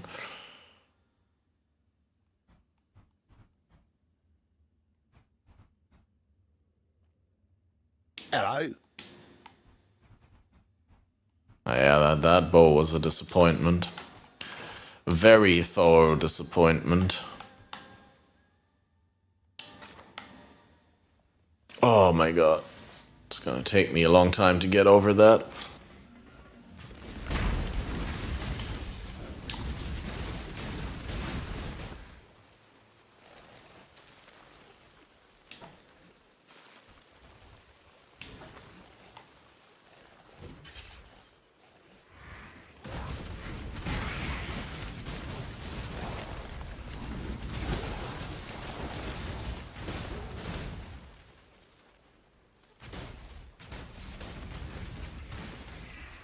Had a red dot that was bouncing around in a square. You had to chase it with a small green square and catch it, okay.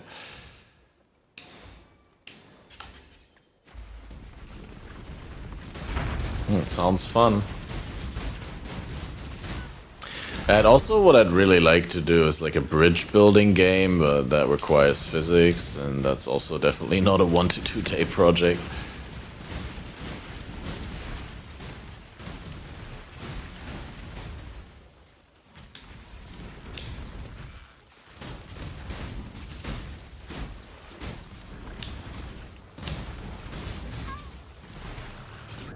How did you do battleships? Like, do you do like a single player battleships where you play against the computer? Or did you do like a multiplayer, like a hot seat 2 people thing?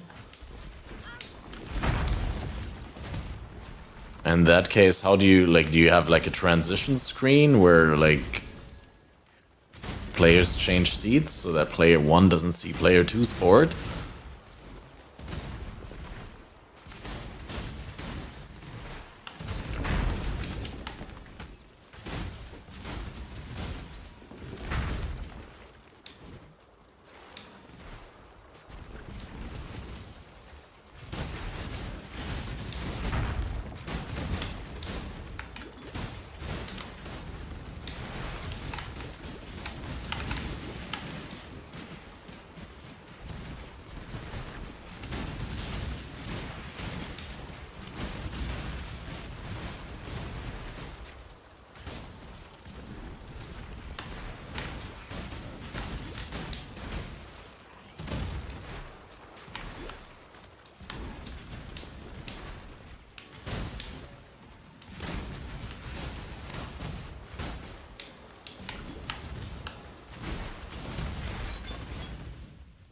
Okay.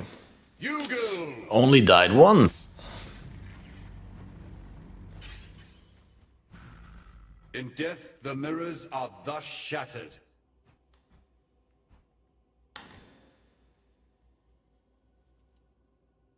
Elemental mastery. Exposure inflict applies at least -18 to the affected resistance. Is that... That works with the -10 exposure, right? That I get from Raider. Right?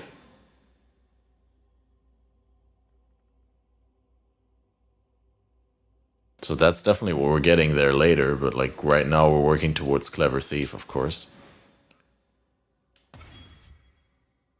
Just act like the other player can't see screen.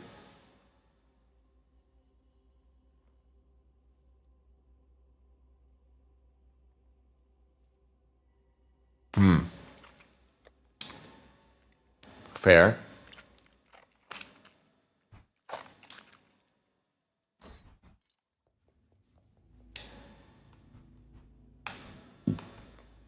Yeah, I mean, maybe I'll do battleships, why not? The dark, and so here we stand.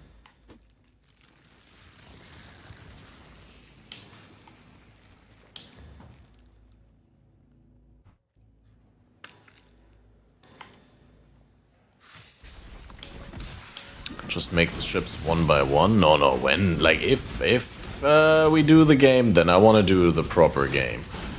I don't want to do like a dumbed down version of the game.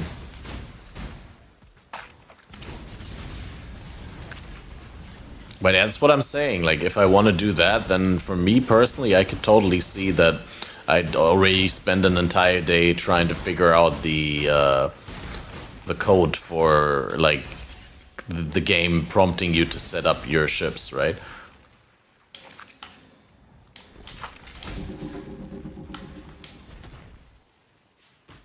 And, like, how you control, how you position, how it rotates, and all that. Like, I mean, if you put the ship all the way up to the top right corner and then you press the rotate button, how does it rotate?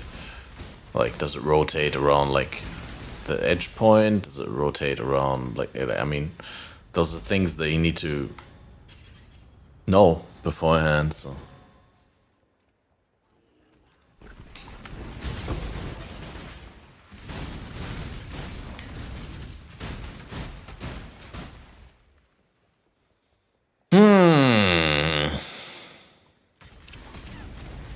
I guess I should just do tic-tac-toe instead.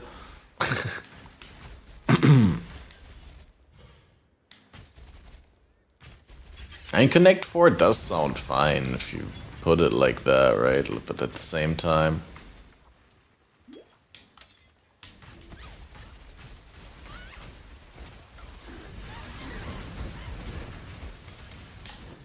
I feel like with something like Connect 4, it would be really hard to not look up a solution and to just copy the solution.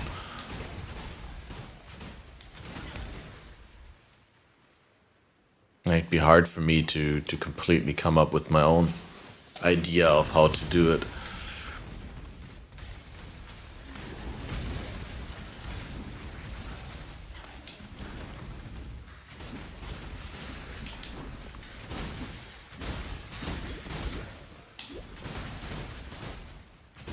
The song reminds me, I went to this Japanese all-you-can-eat, like sushi and grill place for my dad's birthday.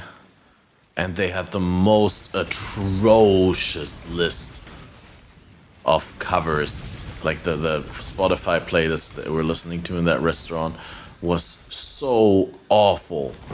It's like, oh man, they were ruining so many classics. There was like a cover of I Heard It Through the Grapevine by Marvin Gaye.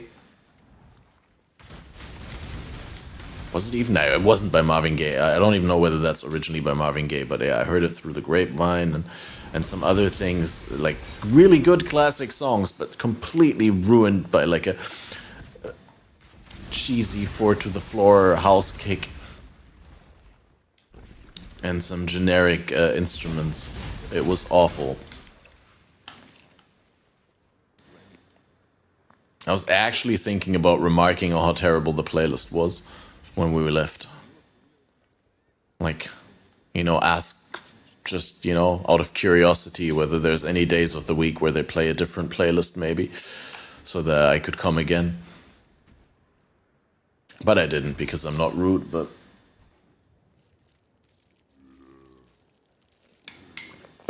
I guess sometimes I wish I was more rude.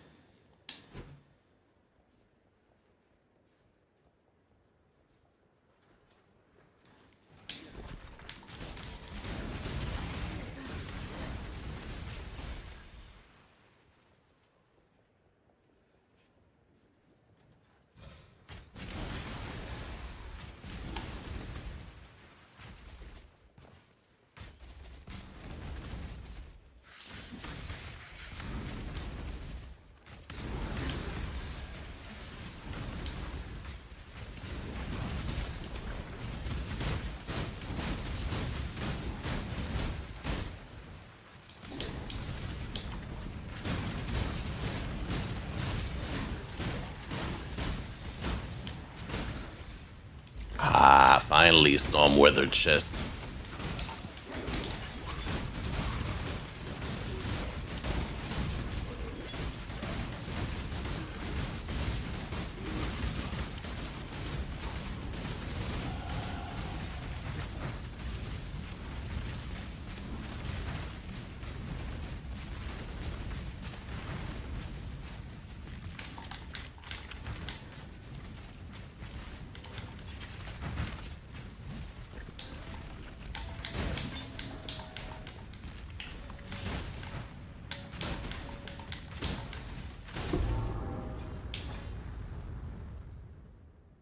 Okay, here we log out, I think. Yeah, we log out. And then we'll hand in the thing and get the quest item. And then do Shikari, and then maybe I gotta level up in the meantime. And then we could already be doing... Wait, did I even get the Yugo reward from Hargan? Probably not, right? No, I didn't. Wow.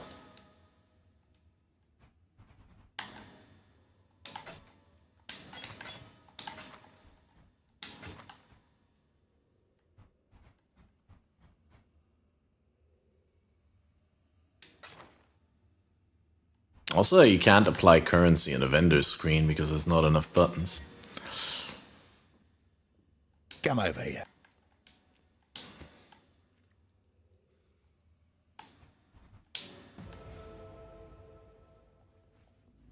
But yeah, like I said, it's impressive. I mean, it's my third session with controller since I came back from LA, so overall probably the 5th or 6th time that I play PoE with controller. And I feel like I'm already in a lot of cases. I mean, there's still the moments where I'm like completely dumbstruck and I just don't know what to do and how to get where I want to, and then I die because I didn't know how to close the pop-up while I was being attacked.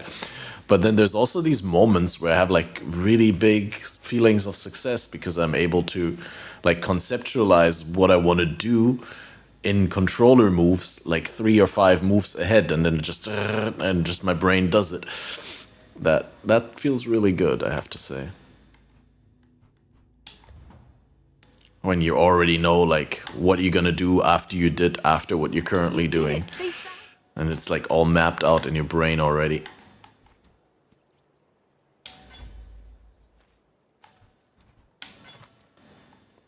Yes? That rare chest piece, however, does not feel good.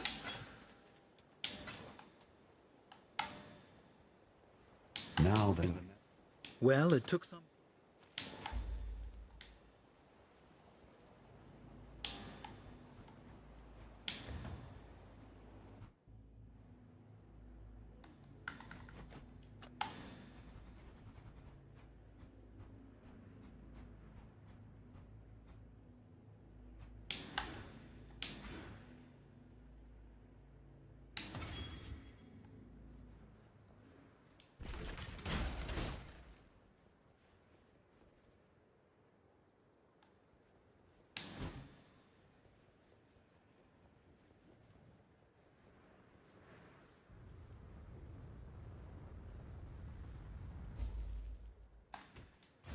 Maybe I'll do like a lemonade calculator that automatically tells you how many ingredients you need for lemonade syrup. And automatically scales my recipe up and down. Dude, recipe scaler sounds like a good idea, no? Like just something where you can enter all the like amounts and ingredients for a specific recipe.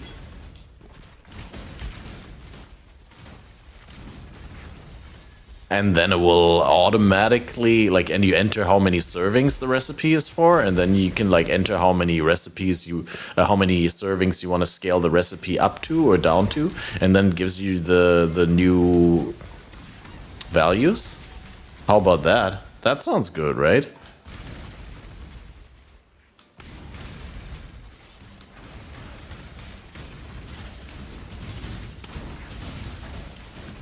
I could even like enter like I could even like add refactoring different size baking trays and stuff. That would take about 5 minutes.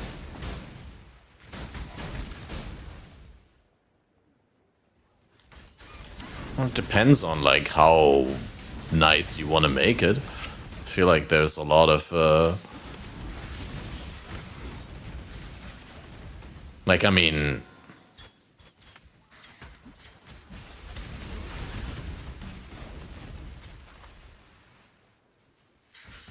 it's definitely a lot of things to think about in terms of the user experience. And like the place where I'm doing the internship is all about user experience. Just store input as a list and multiply int values inside the list by X amount and spit it by out. Yeah, but all I'm saying is like how do you determine how many input forms there are for your ingredients or something like that, right? You need to implement it as such that it starts with like 2 ingredients and then you could add an additional ingredient all the time, and no matter how many ingredients there are, like it needs to be able to do the thing with just 2 ingredients, but also with 100.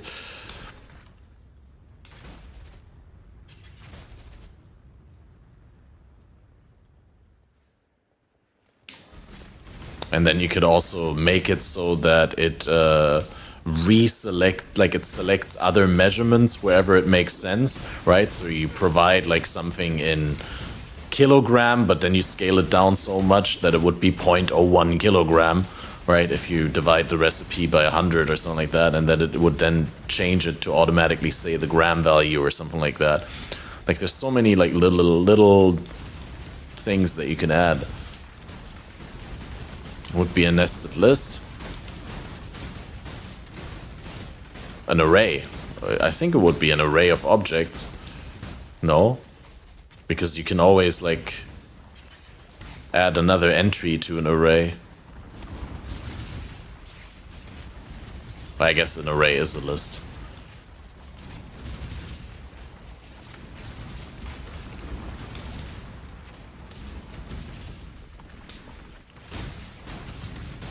But yeah, so every entry in the array would have like you know, an amount, a unit, and a name for the ingredient.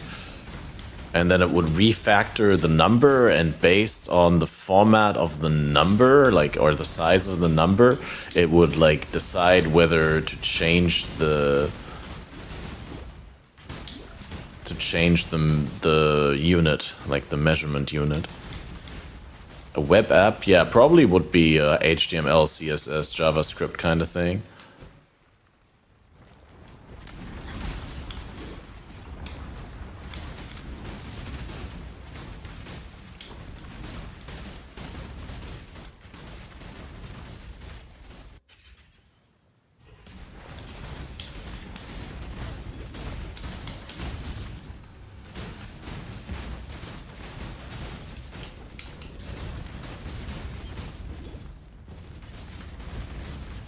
Yeah, I said scaling, but like what I'm saying is you were saying it's like a thing that's done in 5 minutes, and I'm saying depends on like what scope you determine for it. Yeah, in principle it's simple, but you can extend it with functionality. And yeah, but if you have a recipe where it's for 2 servings only, right? And the recipe is well, you need like 50 gram of something, but then you scale it up to 100 servings and all of a sudden you need 5,000 gram, and then the thing should decide, oh, 5,000 gram is better output as 5 kilogram rather than 5,000 gram, and change the unit. I don't think that's overly complicated, but yeah, it does add a layer of complexity that makes it more than a 5-minute project. Yeah, the logic itself is not going to be very complex, that's true. Immortality.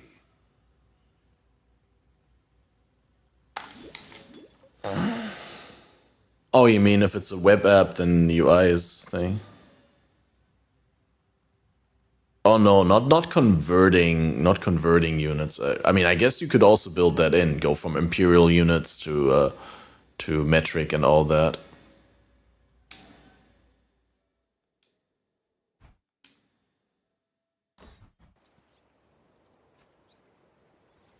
But you could also build that in. Yeah, that's also. I mean, accessibility, like I said, is a big thing for them at their company. So I can totally see that being a thing that I could do. You killed Shikari.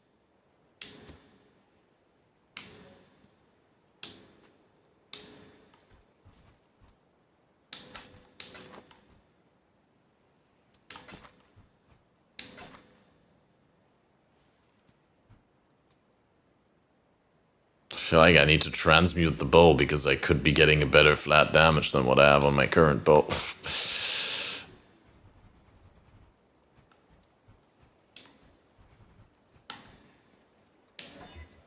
Nah, it's not.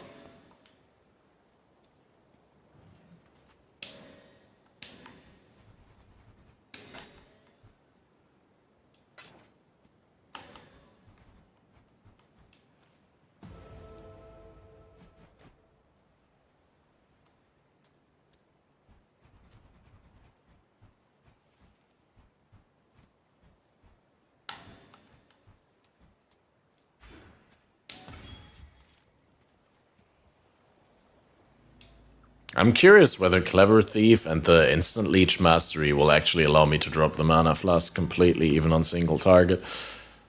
That would be pretty huge.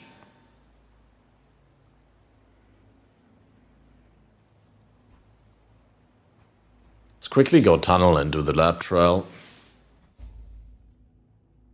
If you were just doing like base scaling, it would be meh, but changing from gram to kilogram sounds cool. Well, I mean, if it makes sense, right? Like, I don't even know how I would determine that. Like, if divided by 1,000 is larger than 1, or something like that.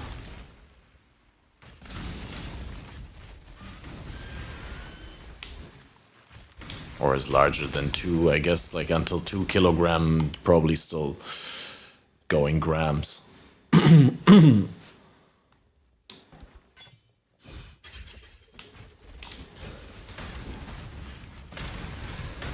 But yeah, then also, like, if you're scaling, like,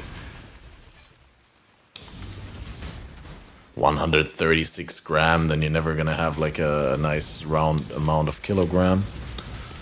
What language are you coding in, even? Yeah, like I said, HTML, CSS, and JavaScript, probably for that project.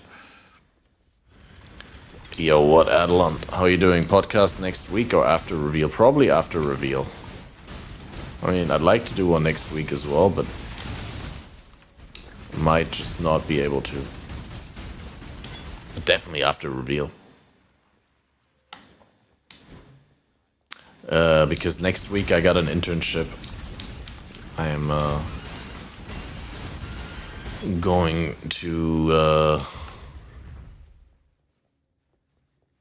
to get my IRL stuff fixed. My IRL build.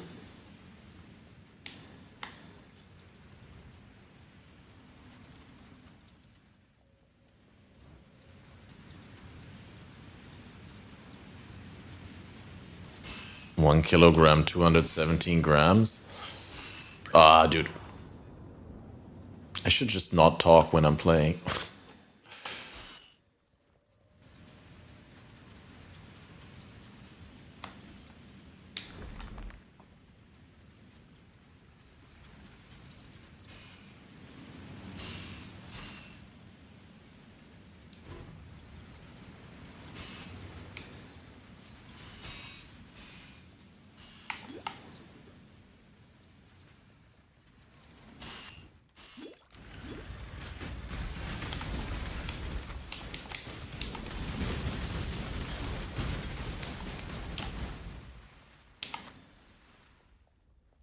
An emperor must bear 2 blades. Hope in the left hand, surety in the right. Sick IRL money-making strat. Yeah, hopefully. Hopefully like a low investment strat that pays out decently. That would be cool. So we still got plenty of other investments we can make on the side.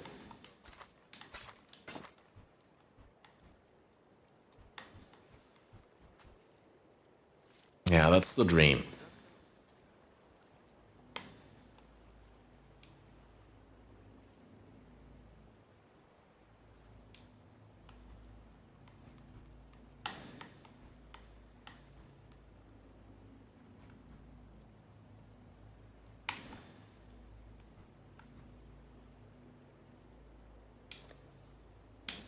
Wait.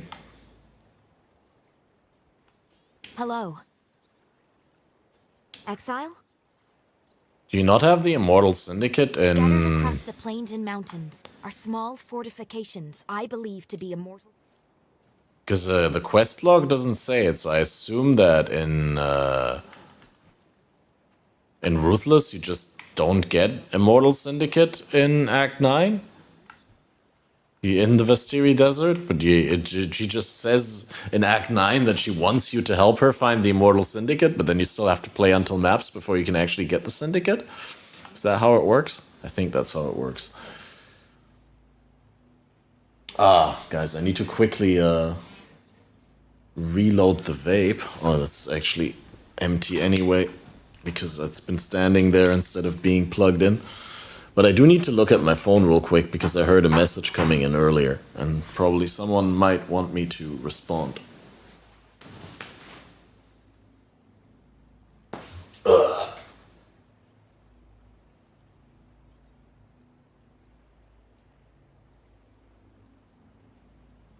Oh, stretching also. Dude, I actually have a little bit of a muscle ache because I cleaned the house yesterday or the flat.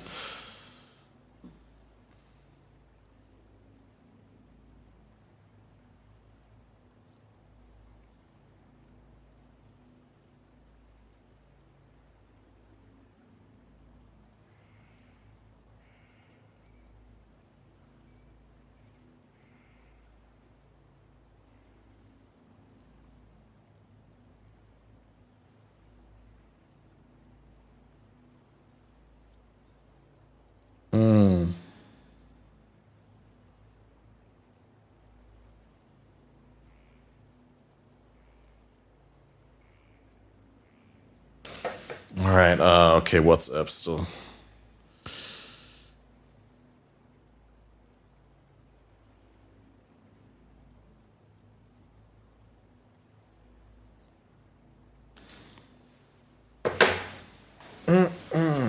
Okay. So, I suppose we just complete Act 9 and get into the reliquary.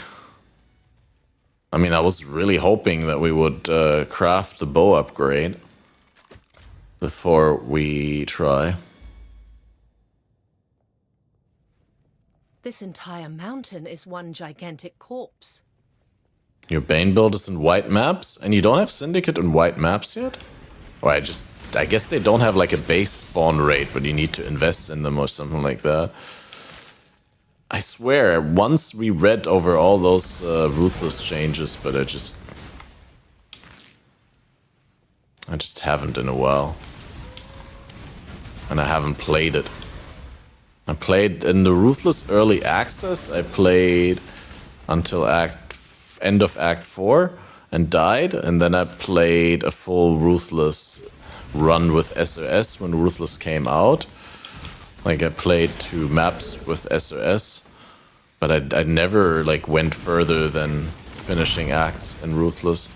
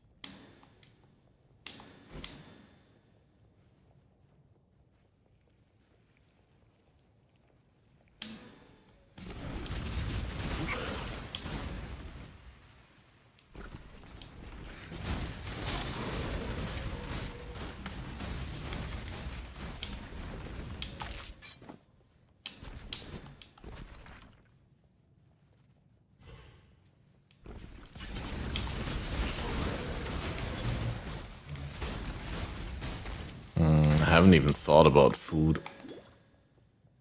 I need to pack some lunch tomorrow for, need to pack some lunch for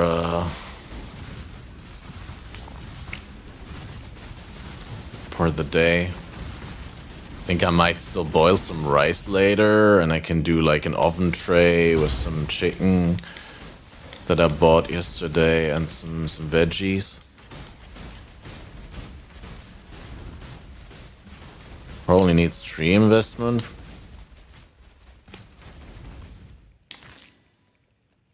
I would assume so. But you can get really high chances of NPCs and maps now from the Atlas passive tree. Assuming that... Oh, dude, I just didn't see it fast enough. My eyes are still not trained to look at the bar on top of my character, and my peripheral vision... I mean, it's not really periphery, but like I always look to the bottom left, and I don't see my globe in the top left getting empty. It just doesn't happen. Like I only see it when I die. I mean, if I'm not talking, I'm also a little bit more attentive. Like we know, like I'm notoriously bad at talking and playing at the same time, but.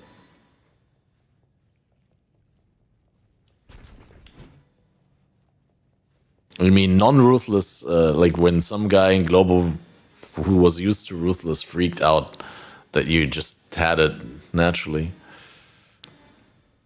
It's the biggest con for controller. Well, but you can play like Ceph. You can play like just without the native controller support, but you can set up your own controller support, right?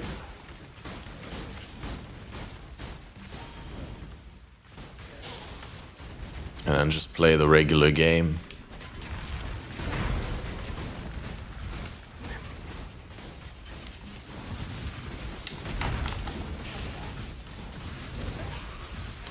I mean, to be fair, I died probably to corrupted blood, and I should have just flashed preemptively.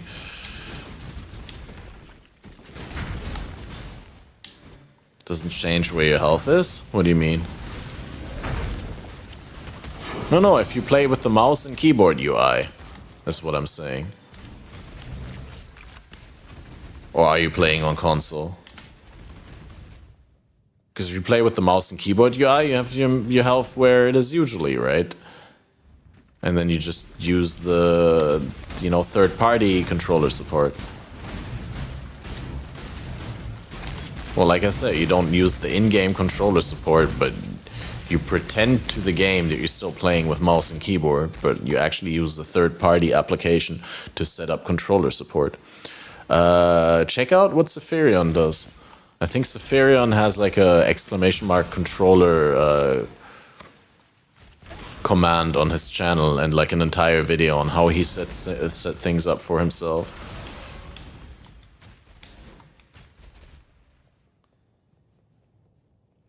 I mean, for me, that would defeat the purpose because I'm literally doing this controller playthrough to be able to judge the native implementation of controller play, right? Like, I'm not interested in actually playing with a controller. I'm doing this in order to learn how it feels to play with a controller.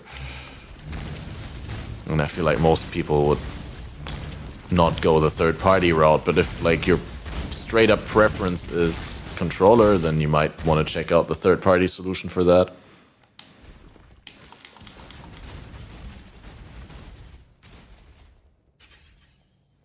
For me, it's mostly like sitting on the couch. I couldn't play on the couch using mouse and keyboard, right? I do want to use the controller when I'm playing from the couch.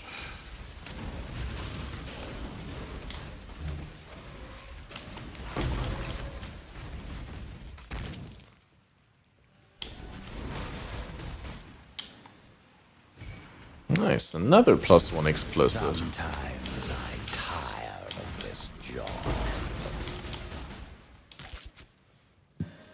Yeah, you need those +1s explicit, like, out of your ass. You need so many because, like, every item you make in Ruthless with Necropolis only has one explicit mod if you don't add those.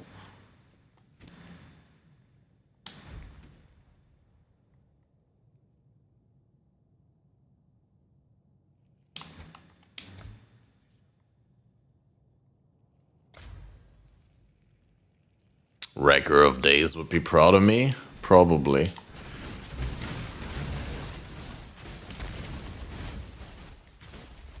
Shoutouts to Wrecker.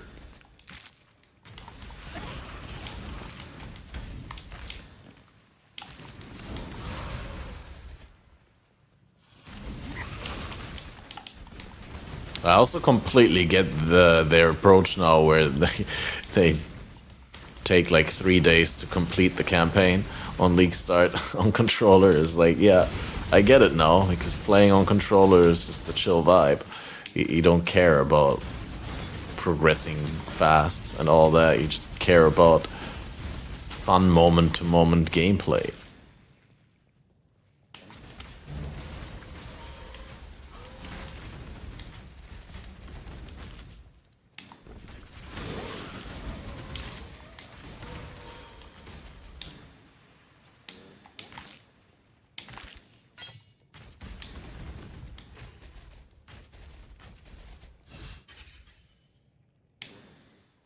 Something.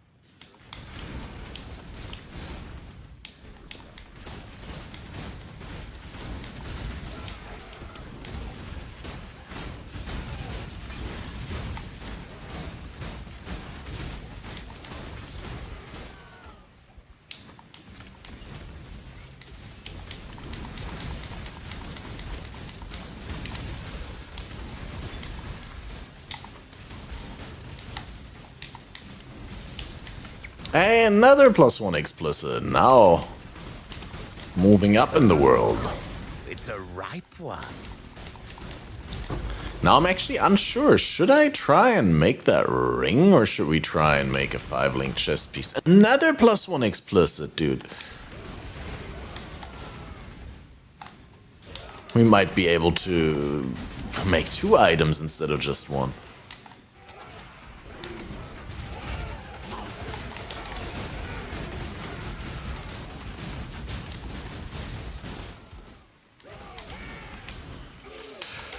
That could be huge.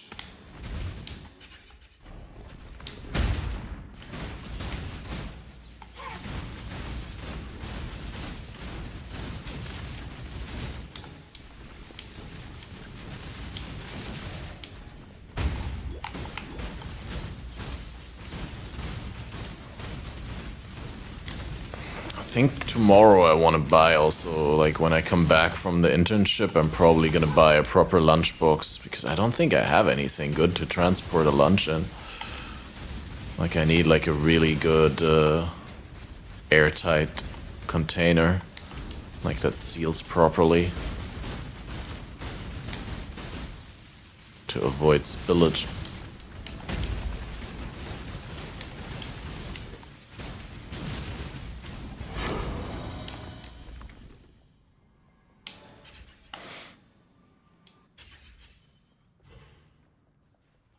I wonder how long they're gonna want me there. Like if I start 9:30, does that mean I stay in 8 hours and I work until 5:30? I mean, I'll see tomorrow. They only told me when I have to be there. They didn't tell me how long I have to plan to be there. But I would assume an internship is regular full-time? Or is it like part-time? You think I can go home after 6 hours?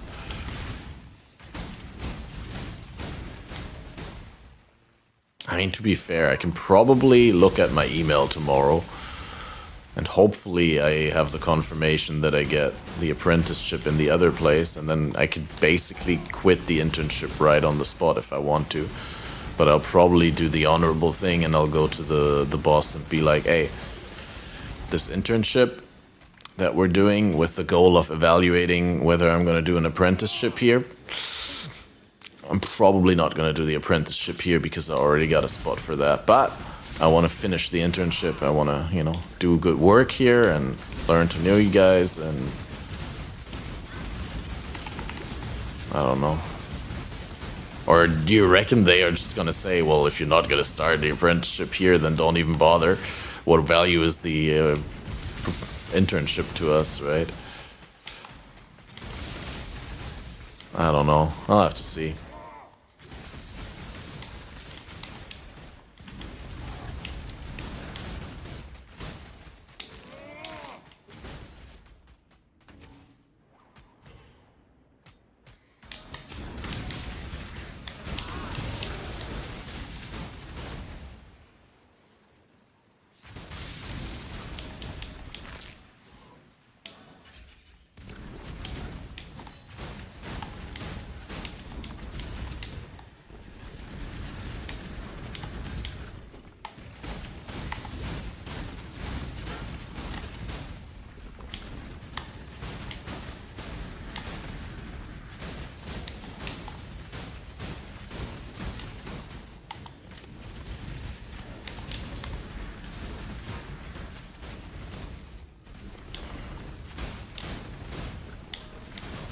Wouldn't it be advantageous overall to be a mercenary and go with your more desired choice?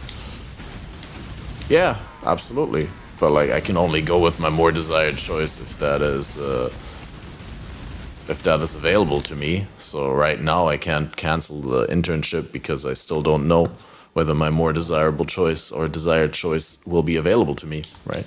Because it's only one spot for an apprenticeship and there's 3 other applicants and they have told me that they will let me know next week. So right now the best move that I can make is just to go to the apprenticeship as if I was 100% serious about it and just do the good work that I want to do anyway. But yeah, like if I get offered the apprenticeship that I really want, like in the other place, then it would be unfair to not talk to the employer where I'm doing the internship and let them know, right? Because they are doing the internship in order to learn to know me and to see whether I can do the apprenticeship there, right? And so it would be unfair to not let them know that doing the apprenticeship there is not a perspective anymore. At the point where I'm sure about that, right? You gotta be mindful that you communicate professionally ahead of time and all that, so.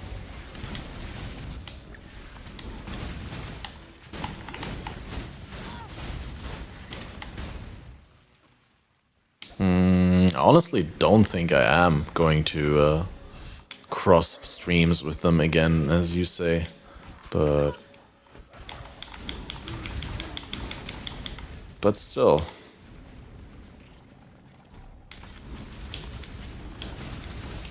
I wouldn't want anyone left feeling that they've been deceived.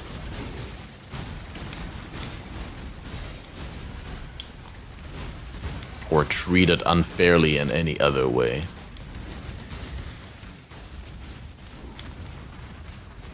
You know, want to extend all the mandatory, well, not mandatory, because if they're mandatory then they're not courtesies, but all the appropriate professional courtesies.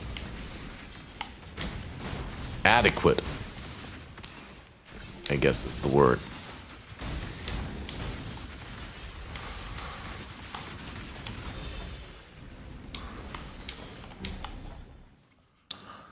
Fairly small world. Critical to not burn bridges. Yeah, in general, yeah, absolutely. You never know when you may depend on someone. Sure, that is also a motivation, but like I'm just saying, even if that wasn't a concern, I wouldn't want to step on anyone's toes or anything. Wait, what? Why the? Oh, dude. Why are they spawning out of nowhere? Give me a second. I need to listen to voice messages. Some people always send me voice messages and expect that I'm able to listen to them at all times. I mean, I like the convenience of voice messages, but it can be annoying to, have to listen to voice messages. Of course I die.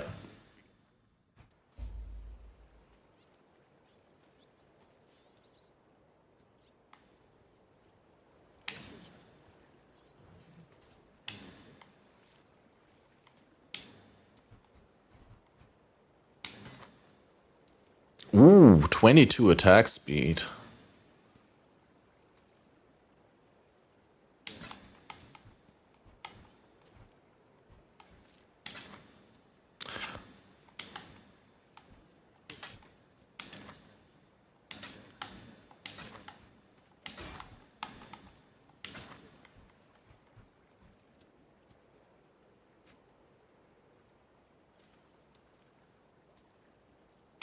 All right, quick break, guys. I need to go to the bathroom. I've been having a little bit of gas production.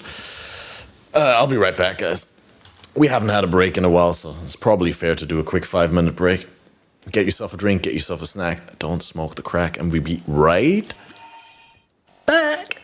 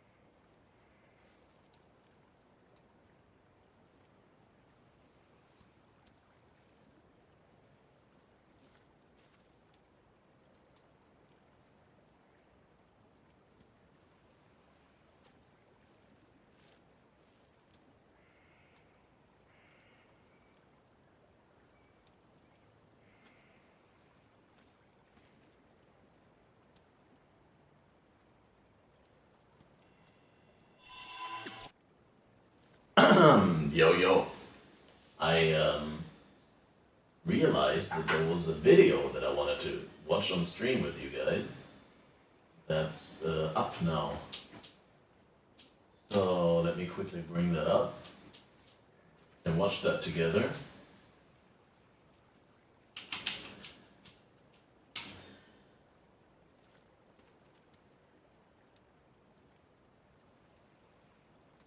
So let's go here. Here, 3.25 creator predictions. 12 minutes, 12 seconds. So check that out.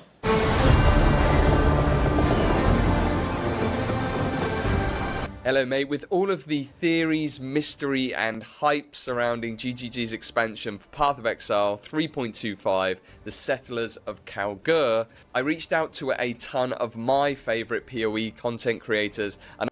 Is that just me or is that out of sync a little? Might just be me. Expansion for Path of Exile 3.25, the Settlers of Kalgur, I reached out to a ton of my favourite PoE content creators and asked them what their predictions were for the league. And I was definitely surprised by a couple of them. So before sending in their responses, I put together a bingo card that I'm hoping we can tick off as we go. Alright, so first, most obvious, Settlers of Catan. The OG and argument-inducing board game. Now, Chris Wilson said in an interview on Bayclast a while ago that the team do use board games as inspiration. When we do our design stuff, we have various design toys available that are handy, like paper and pencil and whiteboards, and sometimes board game pieces. So we were having this design discussion at Jonathan's house over a barbecue one day near Christmas, and he happened to have a copy of the board game Carcassonne, which is an awesome board game about a French city. And this involves pieces that can connect together. They basically have the connection points on them. And so while, you know, we have connection and square pieces go next to each other, that's about as similar as it gets to Carcassonne. We use the pieces. I like how the Settlers is on top of Tarky. Sorted all the bits out and took the pieces that were the right shapes for us to do synthesis prototyping. And we do know that Chris and potentially others in the team play Catan. I don't know, it's like let's say there's a board game, I want to play Settlers of Catan, I don't go online and read guides on how to play it before I play the first few games legitimately. Alright, next up, city building. So it's the genre that we haven't really had in the game. They like to pull from other game genres, and I think its time is now. With a limited number of hints that we got in the teaser. Aha! Faustus. It'll be a pleasure doing business with you. It would definitely make sense. Alright, yeah, next I'm going with Detonate Dead. I'm feeling confident that someone is going to be asking for DD nerfs. Number 4, boat building. Now this could be something crazy like how you mod out your car in something like Need for Speed, or if we look at the system that they put into Starfield with your shipbuilding system. Very unlikely, but I think it might get a mention. Number 5, fishing. Obviously someone is going to be talking about fishing. I think this is like 100% in the bag. This is going to be a given. Easy bingo win. And last but not least, we've got an alternate mapping system. So this is a bit more of a big speculation. This will be a huge reveal. We'll definitely go into this later in the video. I want to talk about this a little bit more. But the idea being that we're going to have some kind of radical change to the way that mapping works in PoE and potentially in PoE 2. Right, so we've got our bingo card. Now let's get into the meat of the video. Let's hear from everyone and their predictions. Hey, yo, what's up guys, Catmaster Oh, here. I'm the Silva first! asked me to predict for you guys what the next league is. I mean, have you seen that teaser? We just got that red herring of a boat, and I mean, how many times has GGG been baiting that boat league? And a couple of NPCs interacting, so I'ma not make the same mistake as last leagues, where I always went off what I saw and what I wanted to believe the next league is, but I'll go by experience and by what I know the GGG devs are passionate about, and I know they love their board games. I mean, you all remember that Synthesis was inspired by the board game. Yeah, radical changes, we've heard them talk about Settlers of Catan on numerous occasions, right? So I am guessing that Settlers of Kalgur is going to be a PoE version of Settlers of Catan, and we'll be able to like invest into certain terrain types and then send our explorers to new islands, and depending on what we find, our investments will pay off. That's my speculation. Of course, my guess is as good as any, so take it with a grain of salt, but let's see what the others have to say. Hey all, I was asked to speculate on what the Settlers of Kalgur expansion core gameplay loop is going to look like. We're not allowed to talk about fishing on this, unfortunately, so we're going to have to forget about all the things about fishing and instead focus on maybe you get some sort of town or settlement. When you run maps, you get tradable items that represent calamities that can befall your town, which is basically monster invasion. And then all of those get applied as a batch to the town that you're building. Then that's going to live or die depending on whether you're able to defend it. If you're able to defend it, bingo, you get some sort of prize for it. I'm definitely feeling an out-of-map mechanic. Okay. Out-of-map mechanic, I am 99% certain, and I'll stand on that. But I think overall, it's going to be kind of like a mini island hopping, out-of-map mini Atlas situation. That's what I would guess. If I had to guess, that's what I would go with. But honestly, I haven't the slightest idea. My prediction is that Settlers of Kalgur is going to be Settlers of Catan, the tabletop game mixed with Legacy Harvest. Instead of pylons, we are going to have windmills and breweries. Instead of life force, we are going to farm wheat and cattle. We'll own land, visit new places, receive special quests to hire NPCs to work inside our village, and trade different resources in different ports for items with new special mods. That's it. Un abrazo. No matter how many times I watch that trailer, all I can think about is it has to be the start of Path of Exile 2. It's the ending, closing story of a major arc. We're going to start Path of Exile 2, or the start of. We're going to be able to time travel back and forth between time. Alva's going to show up with the guys from Expedition, and well, honestly, they're just going to be like wishful thinking. Alva's just going to be like, "Oh my God, where's your sheep? That's high on we copium. Traffic. It's harvest all over again. We're not going into like 30 years into the Then we're future jump forward in time to Path of Exile PoE 2. 2. The Settlers of Kalgur is going to be a city building mechanic, and I think it's going to have a bit of a Path of Exile spin on it. I think we're going to need to defend the settlements that we build from onslaughts of monsters. Settlers of Kalgur will allow us to build minor settlements that build us passive rewards while we go out on quests to unlock various resource types, settlements, nodes, units, and more. It's going to be glorious. Settlers of Kalgur will hopefully be the expansion that we not only need, but also the one that we deserve. I'm hoping that along with the expansion, we get to see some much needed updates to the Gladiator Ascendancy, as well as some major overhauls to melee. Foundation I for also PoE think 2. that the keyword for this league will be hopium and no longer copium. Here goes. Hopium, no longer so my copium. prediction of 3.25 is that everyone before me was completely wrong. GGG, super good at doing weird stuff. Think about Ancestor League, even Expedition League. That was something I don't think any of us predicted. I love Locahole, by the way. Very Super strange. Not Settlers of Catan. That would be very boring. As for other stuff, I think we're going to be getting an expansion and a content league. So something like Echoes of the Atlas with a league mechanic on top of it. And then hopefully maybe some skill reworks, gladiator buffs. Also, nerf DD, please. It's Gladiator so buffs. Actually, you know what? Nerf a lot of stuff. That's what I want, and that's my prediction. Settlers of Kalgur. It's gotta be fishing. I mean, they've got to do it before Diablo does, right? All right, no bingo, but not bad at all. Obviously, there's a general theme there. I think everyone's kind of in agreement that, or most of us at least, that there's going to be some kind of resource management or island settlement management where we send off explorers or we venture out on our boat and conquer islands, build things up, and then maybe have to defend them against some kind of wave-based enemy mechanic. Maybe there's some alerts and we have to do it in a certain time frame or something like that. But what are my predictions? So I mainly agree with everyone. However, what I would most like to see would be some kind of nod to PoE 2, kind of like how Travik was talking about. In Try's recent video on the topic, he had a really interesting idea, which is that what if the city that we're building or the settlement that we start ends up becoming quite an important place in PoE 2, like Kingsmarch. We know that the Kalgur and all of our expedition buddies end up there, and we've seen Rog in some of the early gameplay footage. This would be such a great way to connect the two games at this like really critical juncture in Path of Exile and GGG's history, as we're essentially having the last league before PoE 2 launches, or goes into early access at least. And we're going to remember this moment in the game's history for a very long time. A pretty wild theory that I had on top of this would be that 3.25 for PoE 1 is going to set the stage for some kind of destruction of the Atlas of Worlds and the mapping device and our ability to be able to access these realms beyond the real world.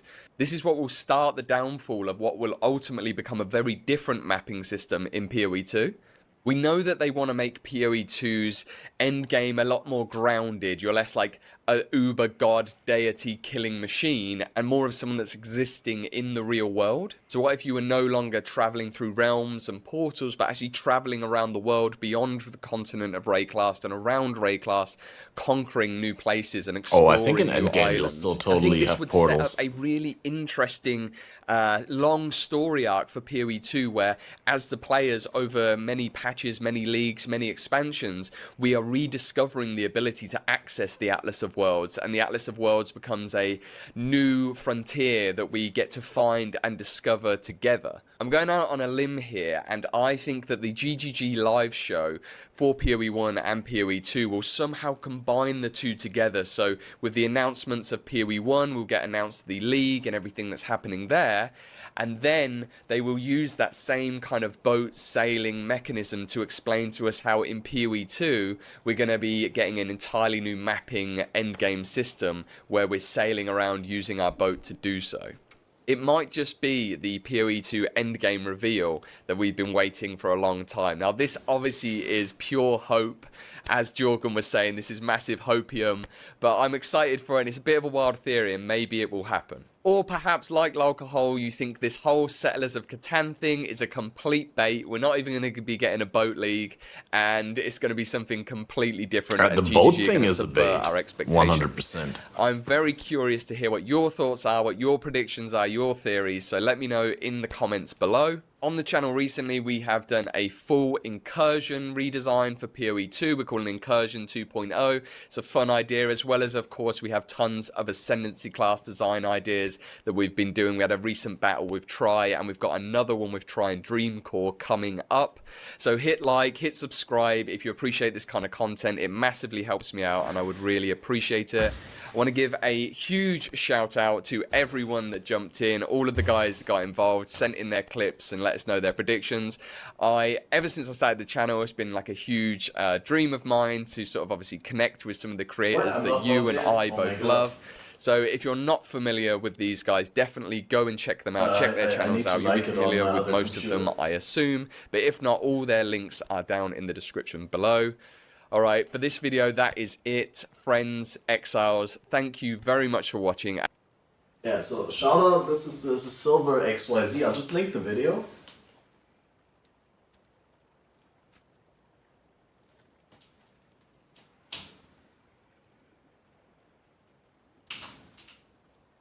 Just so you guys can go and like it if you liked it.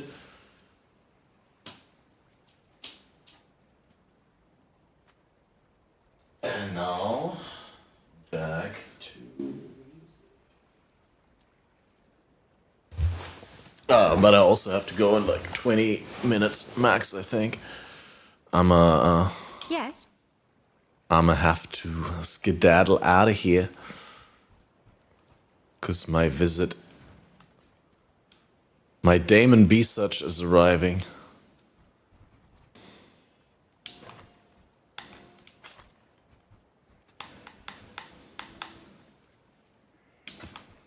Oh wait, no, we're not vendoring maps. What's this? Plus, I feel like I'm also starting to slack off a little. I don't think I'm quite as quick on my feet with my brain anymore at this point. Dude, I found Archmage. And I'm usually already not the fastest, but now I feel like sometimes I want to do something in the game, and it takes me like a while to come up with what I even wanted to do in the first place. But yeah, you're right, ZB. I mean, I wonder whether you watched the video before and you just like spoiled the content of the video, or whether you had that thought separately. But oh shit, dude. I completely timed out. Didn't I kill like 2 out of 3 already? Oh my god, dude. But the bathroom was so important.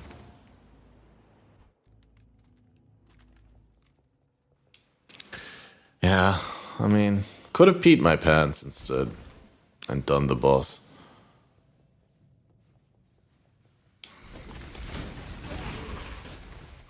I wonder whether I should just hit the trigger on the bowcraft and the necropolis. But I feel like I want to like collect a couple more related mods.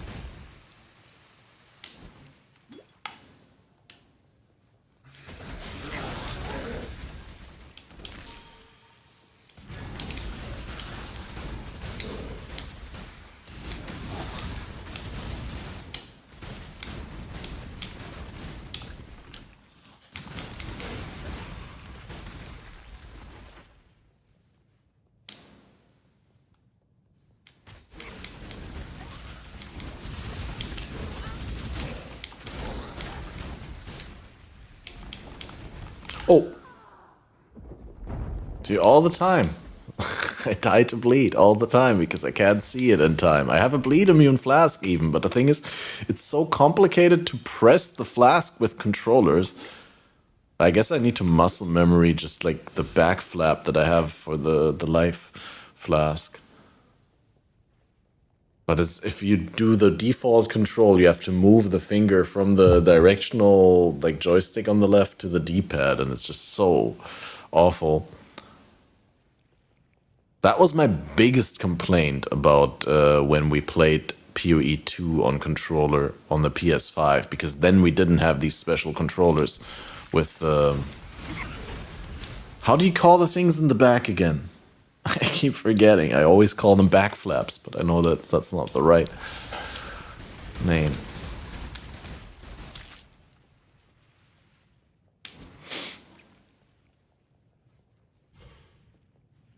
I think I'd really like that if we do get like another combined announcement.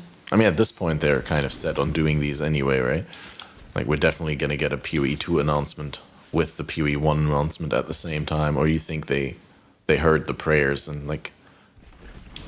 I feel like if they organize one live event, they'll just do like one big live event for both. Like, it doesn't make sense to do it separately, publicity-wise.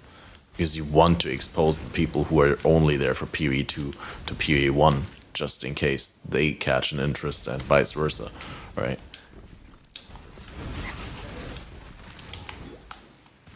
But I remember the first time they did that, like, I didn't like it because I was like, it was also the negativity in chat, of course, but like no one wanted to hear about PoE 2. Like, everyone just was curious about what we have for PoE 1.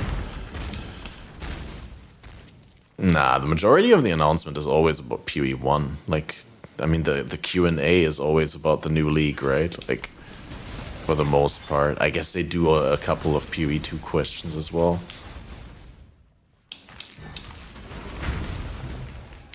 I don't know, we'll see. But honestly, I like PoE 2 a lot, so I'm fine with it. I just have empathy for those of you who are not looking forward to PoE 2 and are putting faith into the idea that at some point PoE 1 will receive some deep changes that will make the game better, but still keep it different from PoE 2.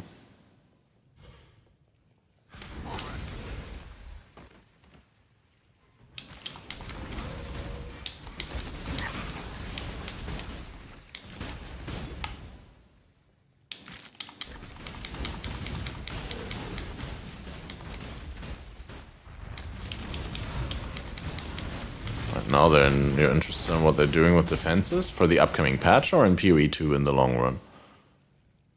Are they doing something with defenses for PoE 2?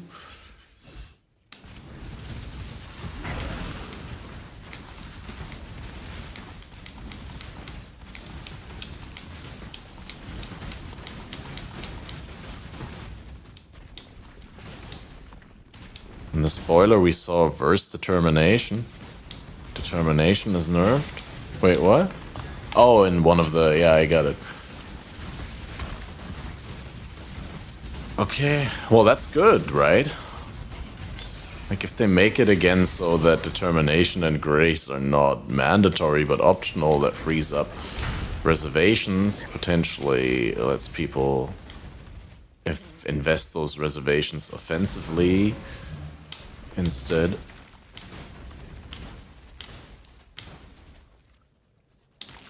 Need to compensate? And probably an itemization, right? Just make items roll better.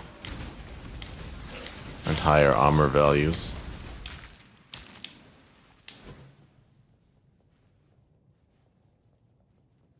Oh, remove overwhelm is a good one. Or at least, like, change overwhelm. I mean, there's nothing that's fundamentally wrong about the idea of a monster mitigating your mitigation, or like bypassing your mitigation, or penetrating your mitigation, I want to say, but like completely ignoring it, that's like ridiculous.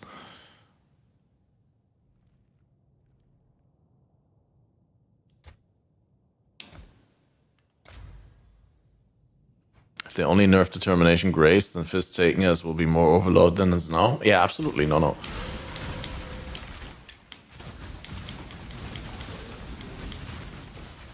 But of course, the interesting question is where they change. I mean, they could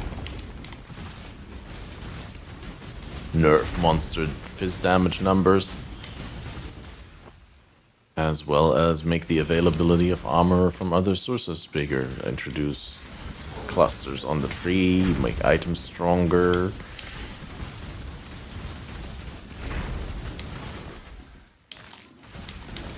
Give players a certain amount of base armor per level. Not saying that any of those are good suggestions, but like, those all would work.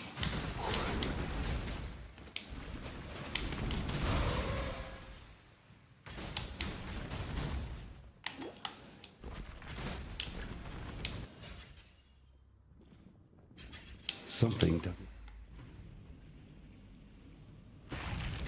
Yeah, I definitely agree that there's like too many situational things to keep track of already, and that's not a good solution to go with that. Oh, actually, aren't my resists capped now? Can I not just replace the resist flask with, I feel like we can replace the resist flask with an amethyst flask.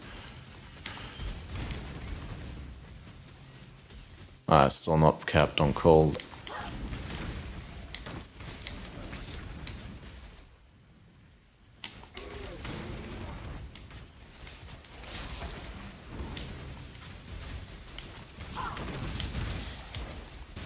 They could also change the armor formula, like the damage mitigation armor formula, so that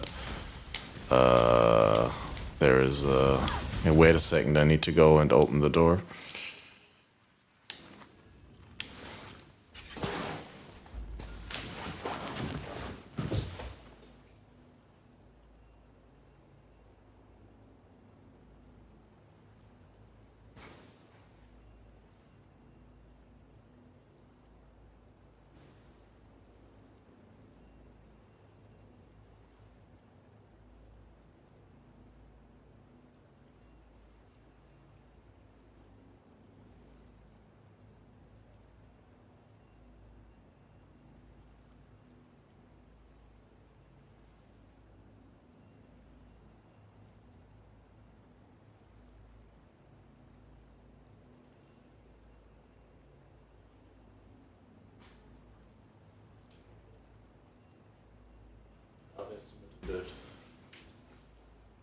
Da sitzt, wo jetzt gerade das Katzending ist, dann kannst du da.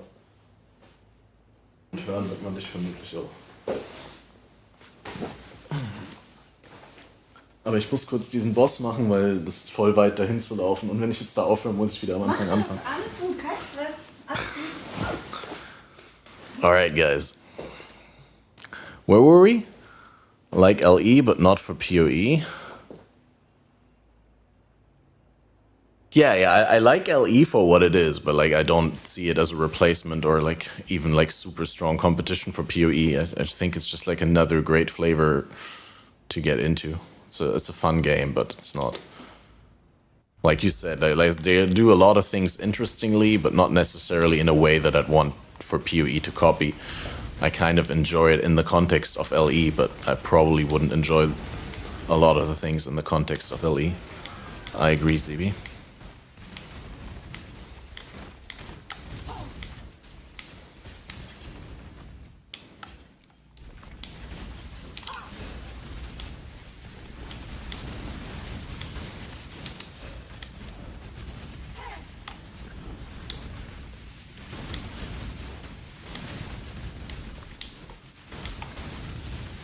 Yeah, LE race will be super interesting to see.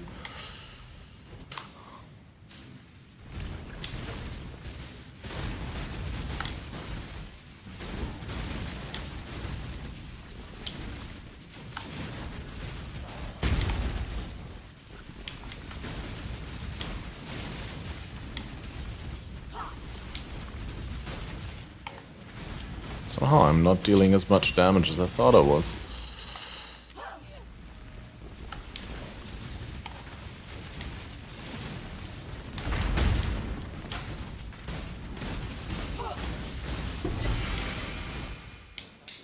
Talking about Jung Roan's PoE D-Rust race where all the big boys will play on Friday. Okay, I didn't know that. I had no idea. Well, I mean, that's even more interesting. I feel like PoE is, for me personally, the most enjoyable game to watch a race in, but that's also because like I derive my enjoyment from like empathy and like from being able to feel into the situation, which is why I can't enjoy watching football, because I don't know, I can't relate to playing football. It's a game I never really enjoyed playing, that I always sucked at. I was literally the kid that got picked last onto any soccer team on PE class. And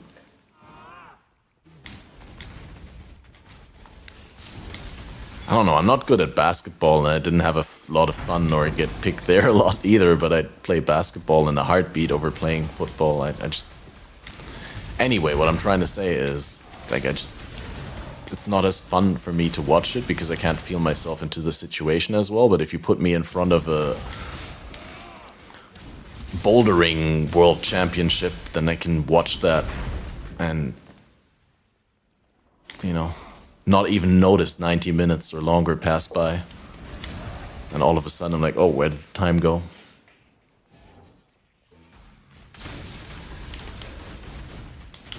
And so, obviously, I enjoy PoE a lot more than LE because I just don't... Well, I guess I know what's going on in LE, but... Like, at any point in PoE, I understand more of what's at stake and, like, what could be the best outcome and the worst outcome, and...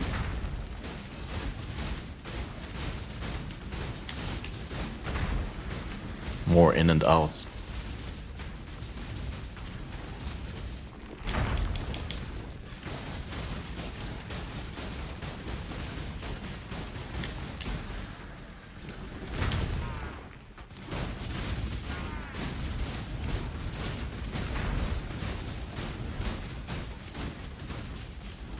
The worst part is I already killed like at least 2 out of 3 of those mini bosses before I went to the bathroom and forgot that the portal time's out. So we're doing it all again. I think I hadn't done Doridri yet, yeah. I poured it out before Doridri.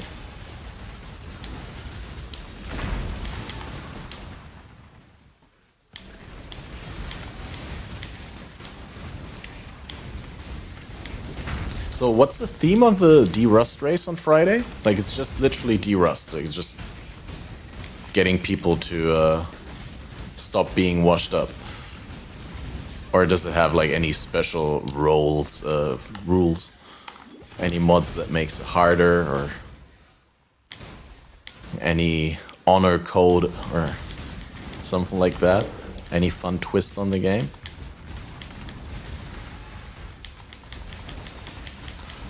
Corpse explosion skills banned. DD of scavenging and body swap are allowed. Okay, yeah, well, DD of scavenging. Okay.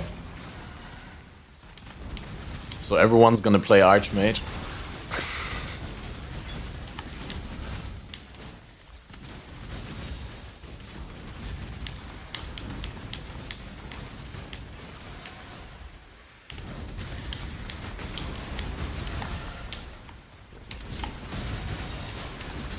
It's dirty work, but somebody. Goalless 4 stones. Honestly, I should, like, independently from that, I'm not good enough to compete in something like that, but I should probably also do, like, a couple of 4 stone runs leading up to the league.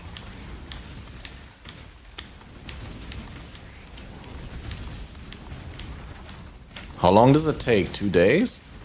Like, no, probably in one session, right? Like 6, I think the fastest, the 2 stone runs are 6 or 8 hours, right? Like that ballpark. And then I guess it does take a while to get to Maven and what is it, Uber Shaper? Sub 10 hour might be possible? That sounds insane.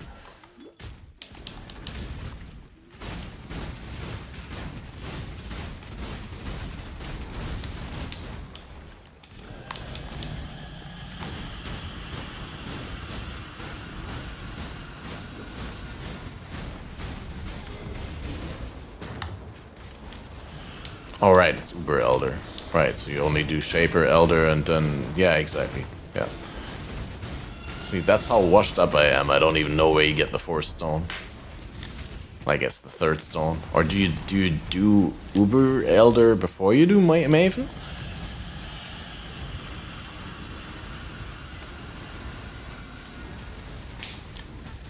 Probably it's the easier... Nah, it's not the easier fight. Is it? I wonder what, like, good players think about that. Alright, got all 3 mini-bosses and now we can go in and get the Depraved Trinity. Dude, I did so much talking today and so much resetting, we're not even gonna finish acts today. Still gonna have to finish Act 10. But technically being in Act 10 is already being in maps, because, like, what are you doing in Act 10? There's not that much gameplay, that's just reliquary farm.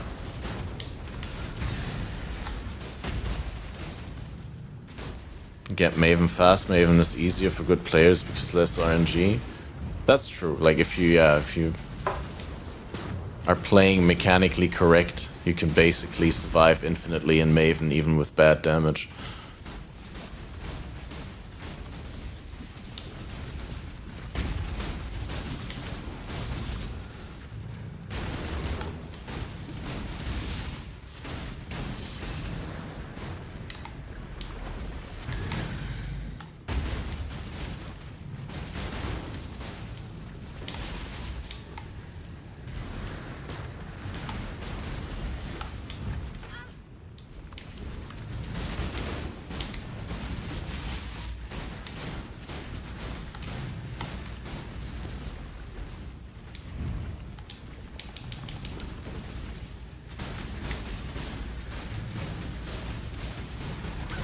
Oops.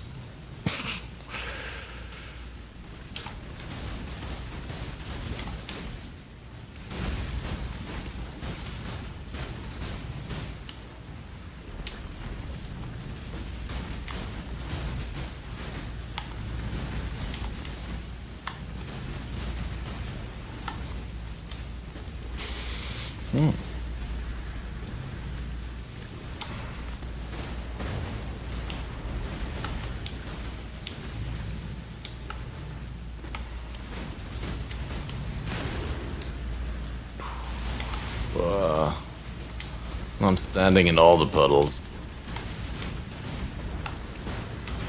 I'm finally ready. But yeah, like, Turn to Oriath and end this. if anything, this Ruthless run has once again told me how low the bar is in terms of, like, defenses, life, and damage in order to get through the acts. Like, I don't think I've ever done any of these bosses on such bad damage before. But I feel like most of them, if I died, it was because I misplayed. And because I could have done things better, but I didn't have to in any. Uber Elder can roll bad overlaps on abilities. Yeah, bad damage, not be able to clear the ground. Exactly. Exactly. The soften rage on Uber Elder is... it doesn't go away, whereas in... like, and it keeps getting worse. Whereas in regular Maven, if you're in the last phase, the ground doesn't get worse anymore. You're just there. It just stays the same way that you kept it the entire time.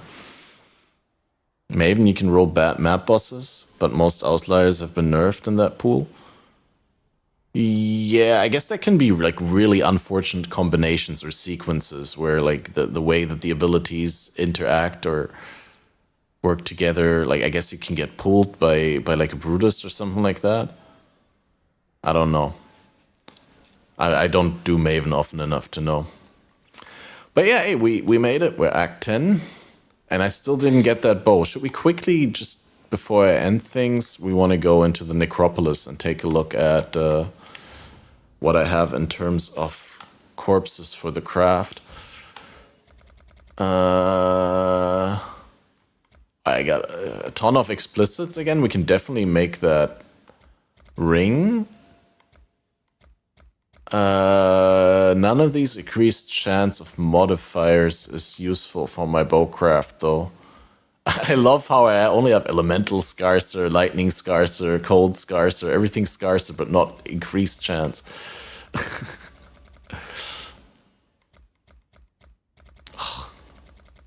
But I'm also tempted to just do it and to not wait. I mean, I need the bow upgrade now. I'm not gonna get to maps on this crap bow. Like, this bow is dead. This is like a blue bow with a tier 5 lightning damage. And the chances are large if I make a rare bow that it's gonna be better than that one, but it could also just fall flat on its face and not be good at all.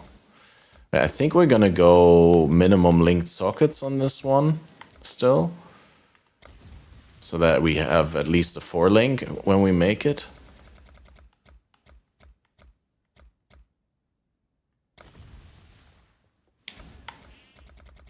I think you need...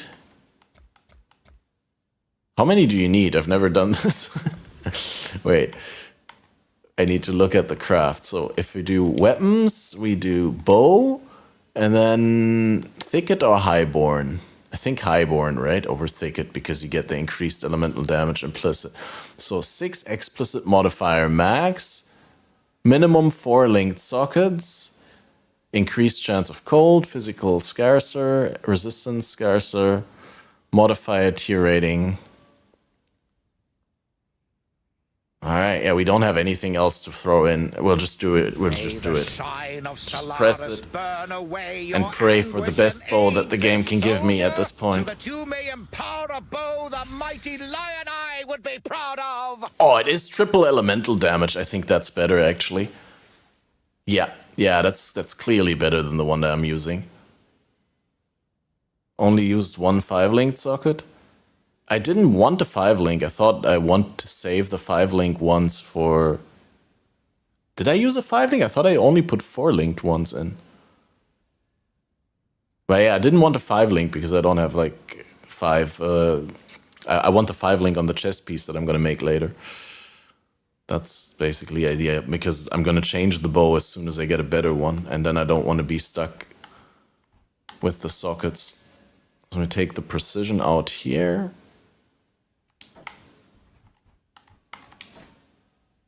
And then just quickly check skills. 3,380 with the old bow, and then the new bow, 4,404. That's like 30% more damage. And 4-link is more than enough, because like I don't even have the gems to make a 4-link damage-wise right now, I think. Well, that's all stuff that we think about next time. But that's huge. That's a really good bow that's gonna carry me through maps. And then here we can make a ring maybe, but I probably want to save the ones that I have right now. Like, how many explicit modifier corpses do we have? 1, 2, 3, 4, 5, 6. Yeah, so I need like 4 more, and then I can make 2 items with 6 mods. I just wish the bow was a little bit better. Like, but it does have cold resist, which is the resist that I needed. And dexterity gives you accuracy. and evasion, so it's also not completely wasted. Nah, that's fine. That's a good bow for now. Anyway, it was fun, guys. We did almost 7 hours. That's more than I expected I would be able to get done. Nah, that's a lie. I was hoping I would get 8. But I also started late because I was delaying. But I'll be back tomorrow evening, I think, as well, after I'm done with my first day at the internship. I thank you guys all for tuning in and for helping me with the decision making in this Ruthless run, and keeping up the spirits, because I was about to give up at some points, I think. Not give up completely, but give up hope in the accomplishing the bow today.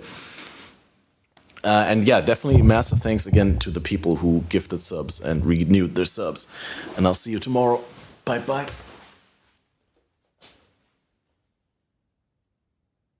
I know a lot of people want to send blankets or water. Just send your cash.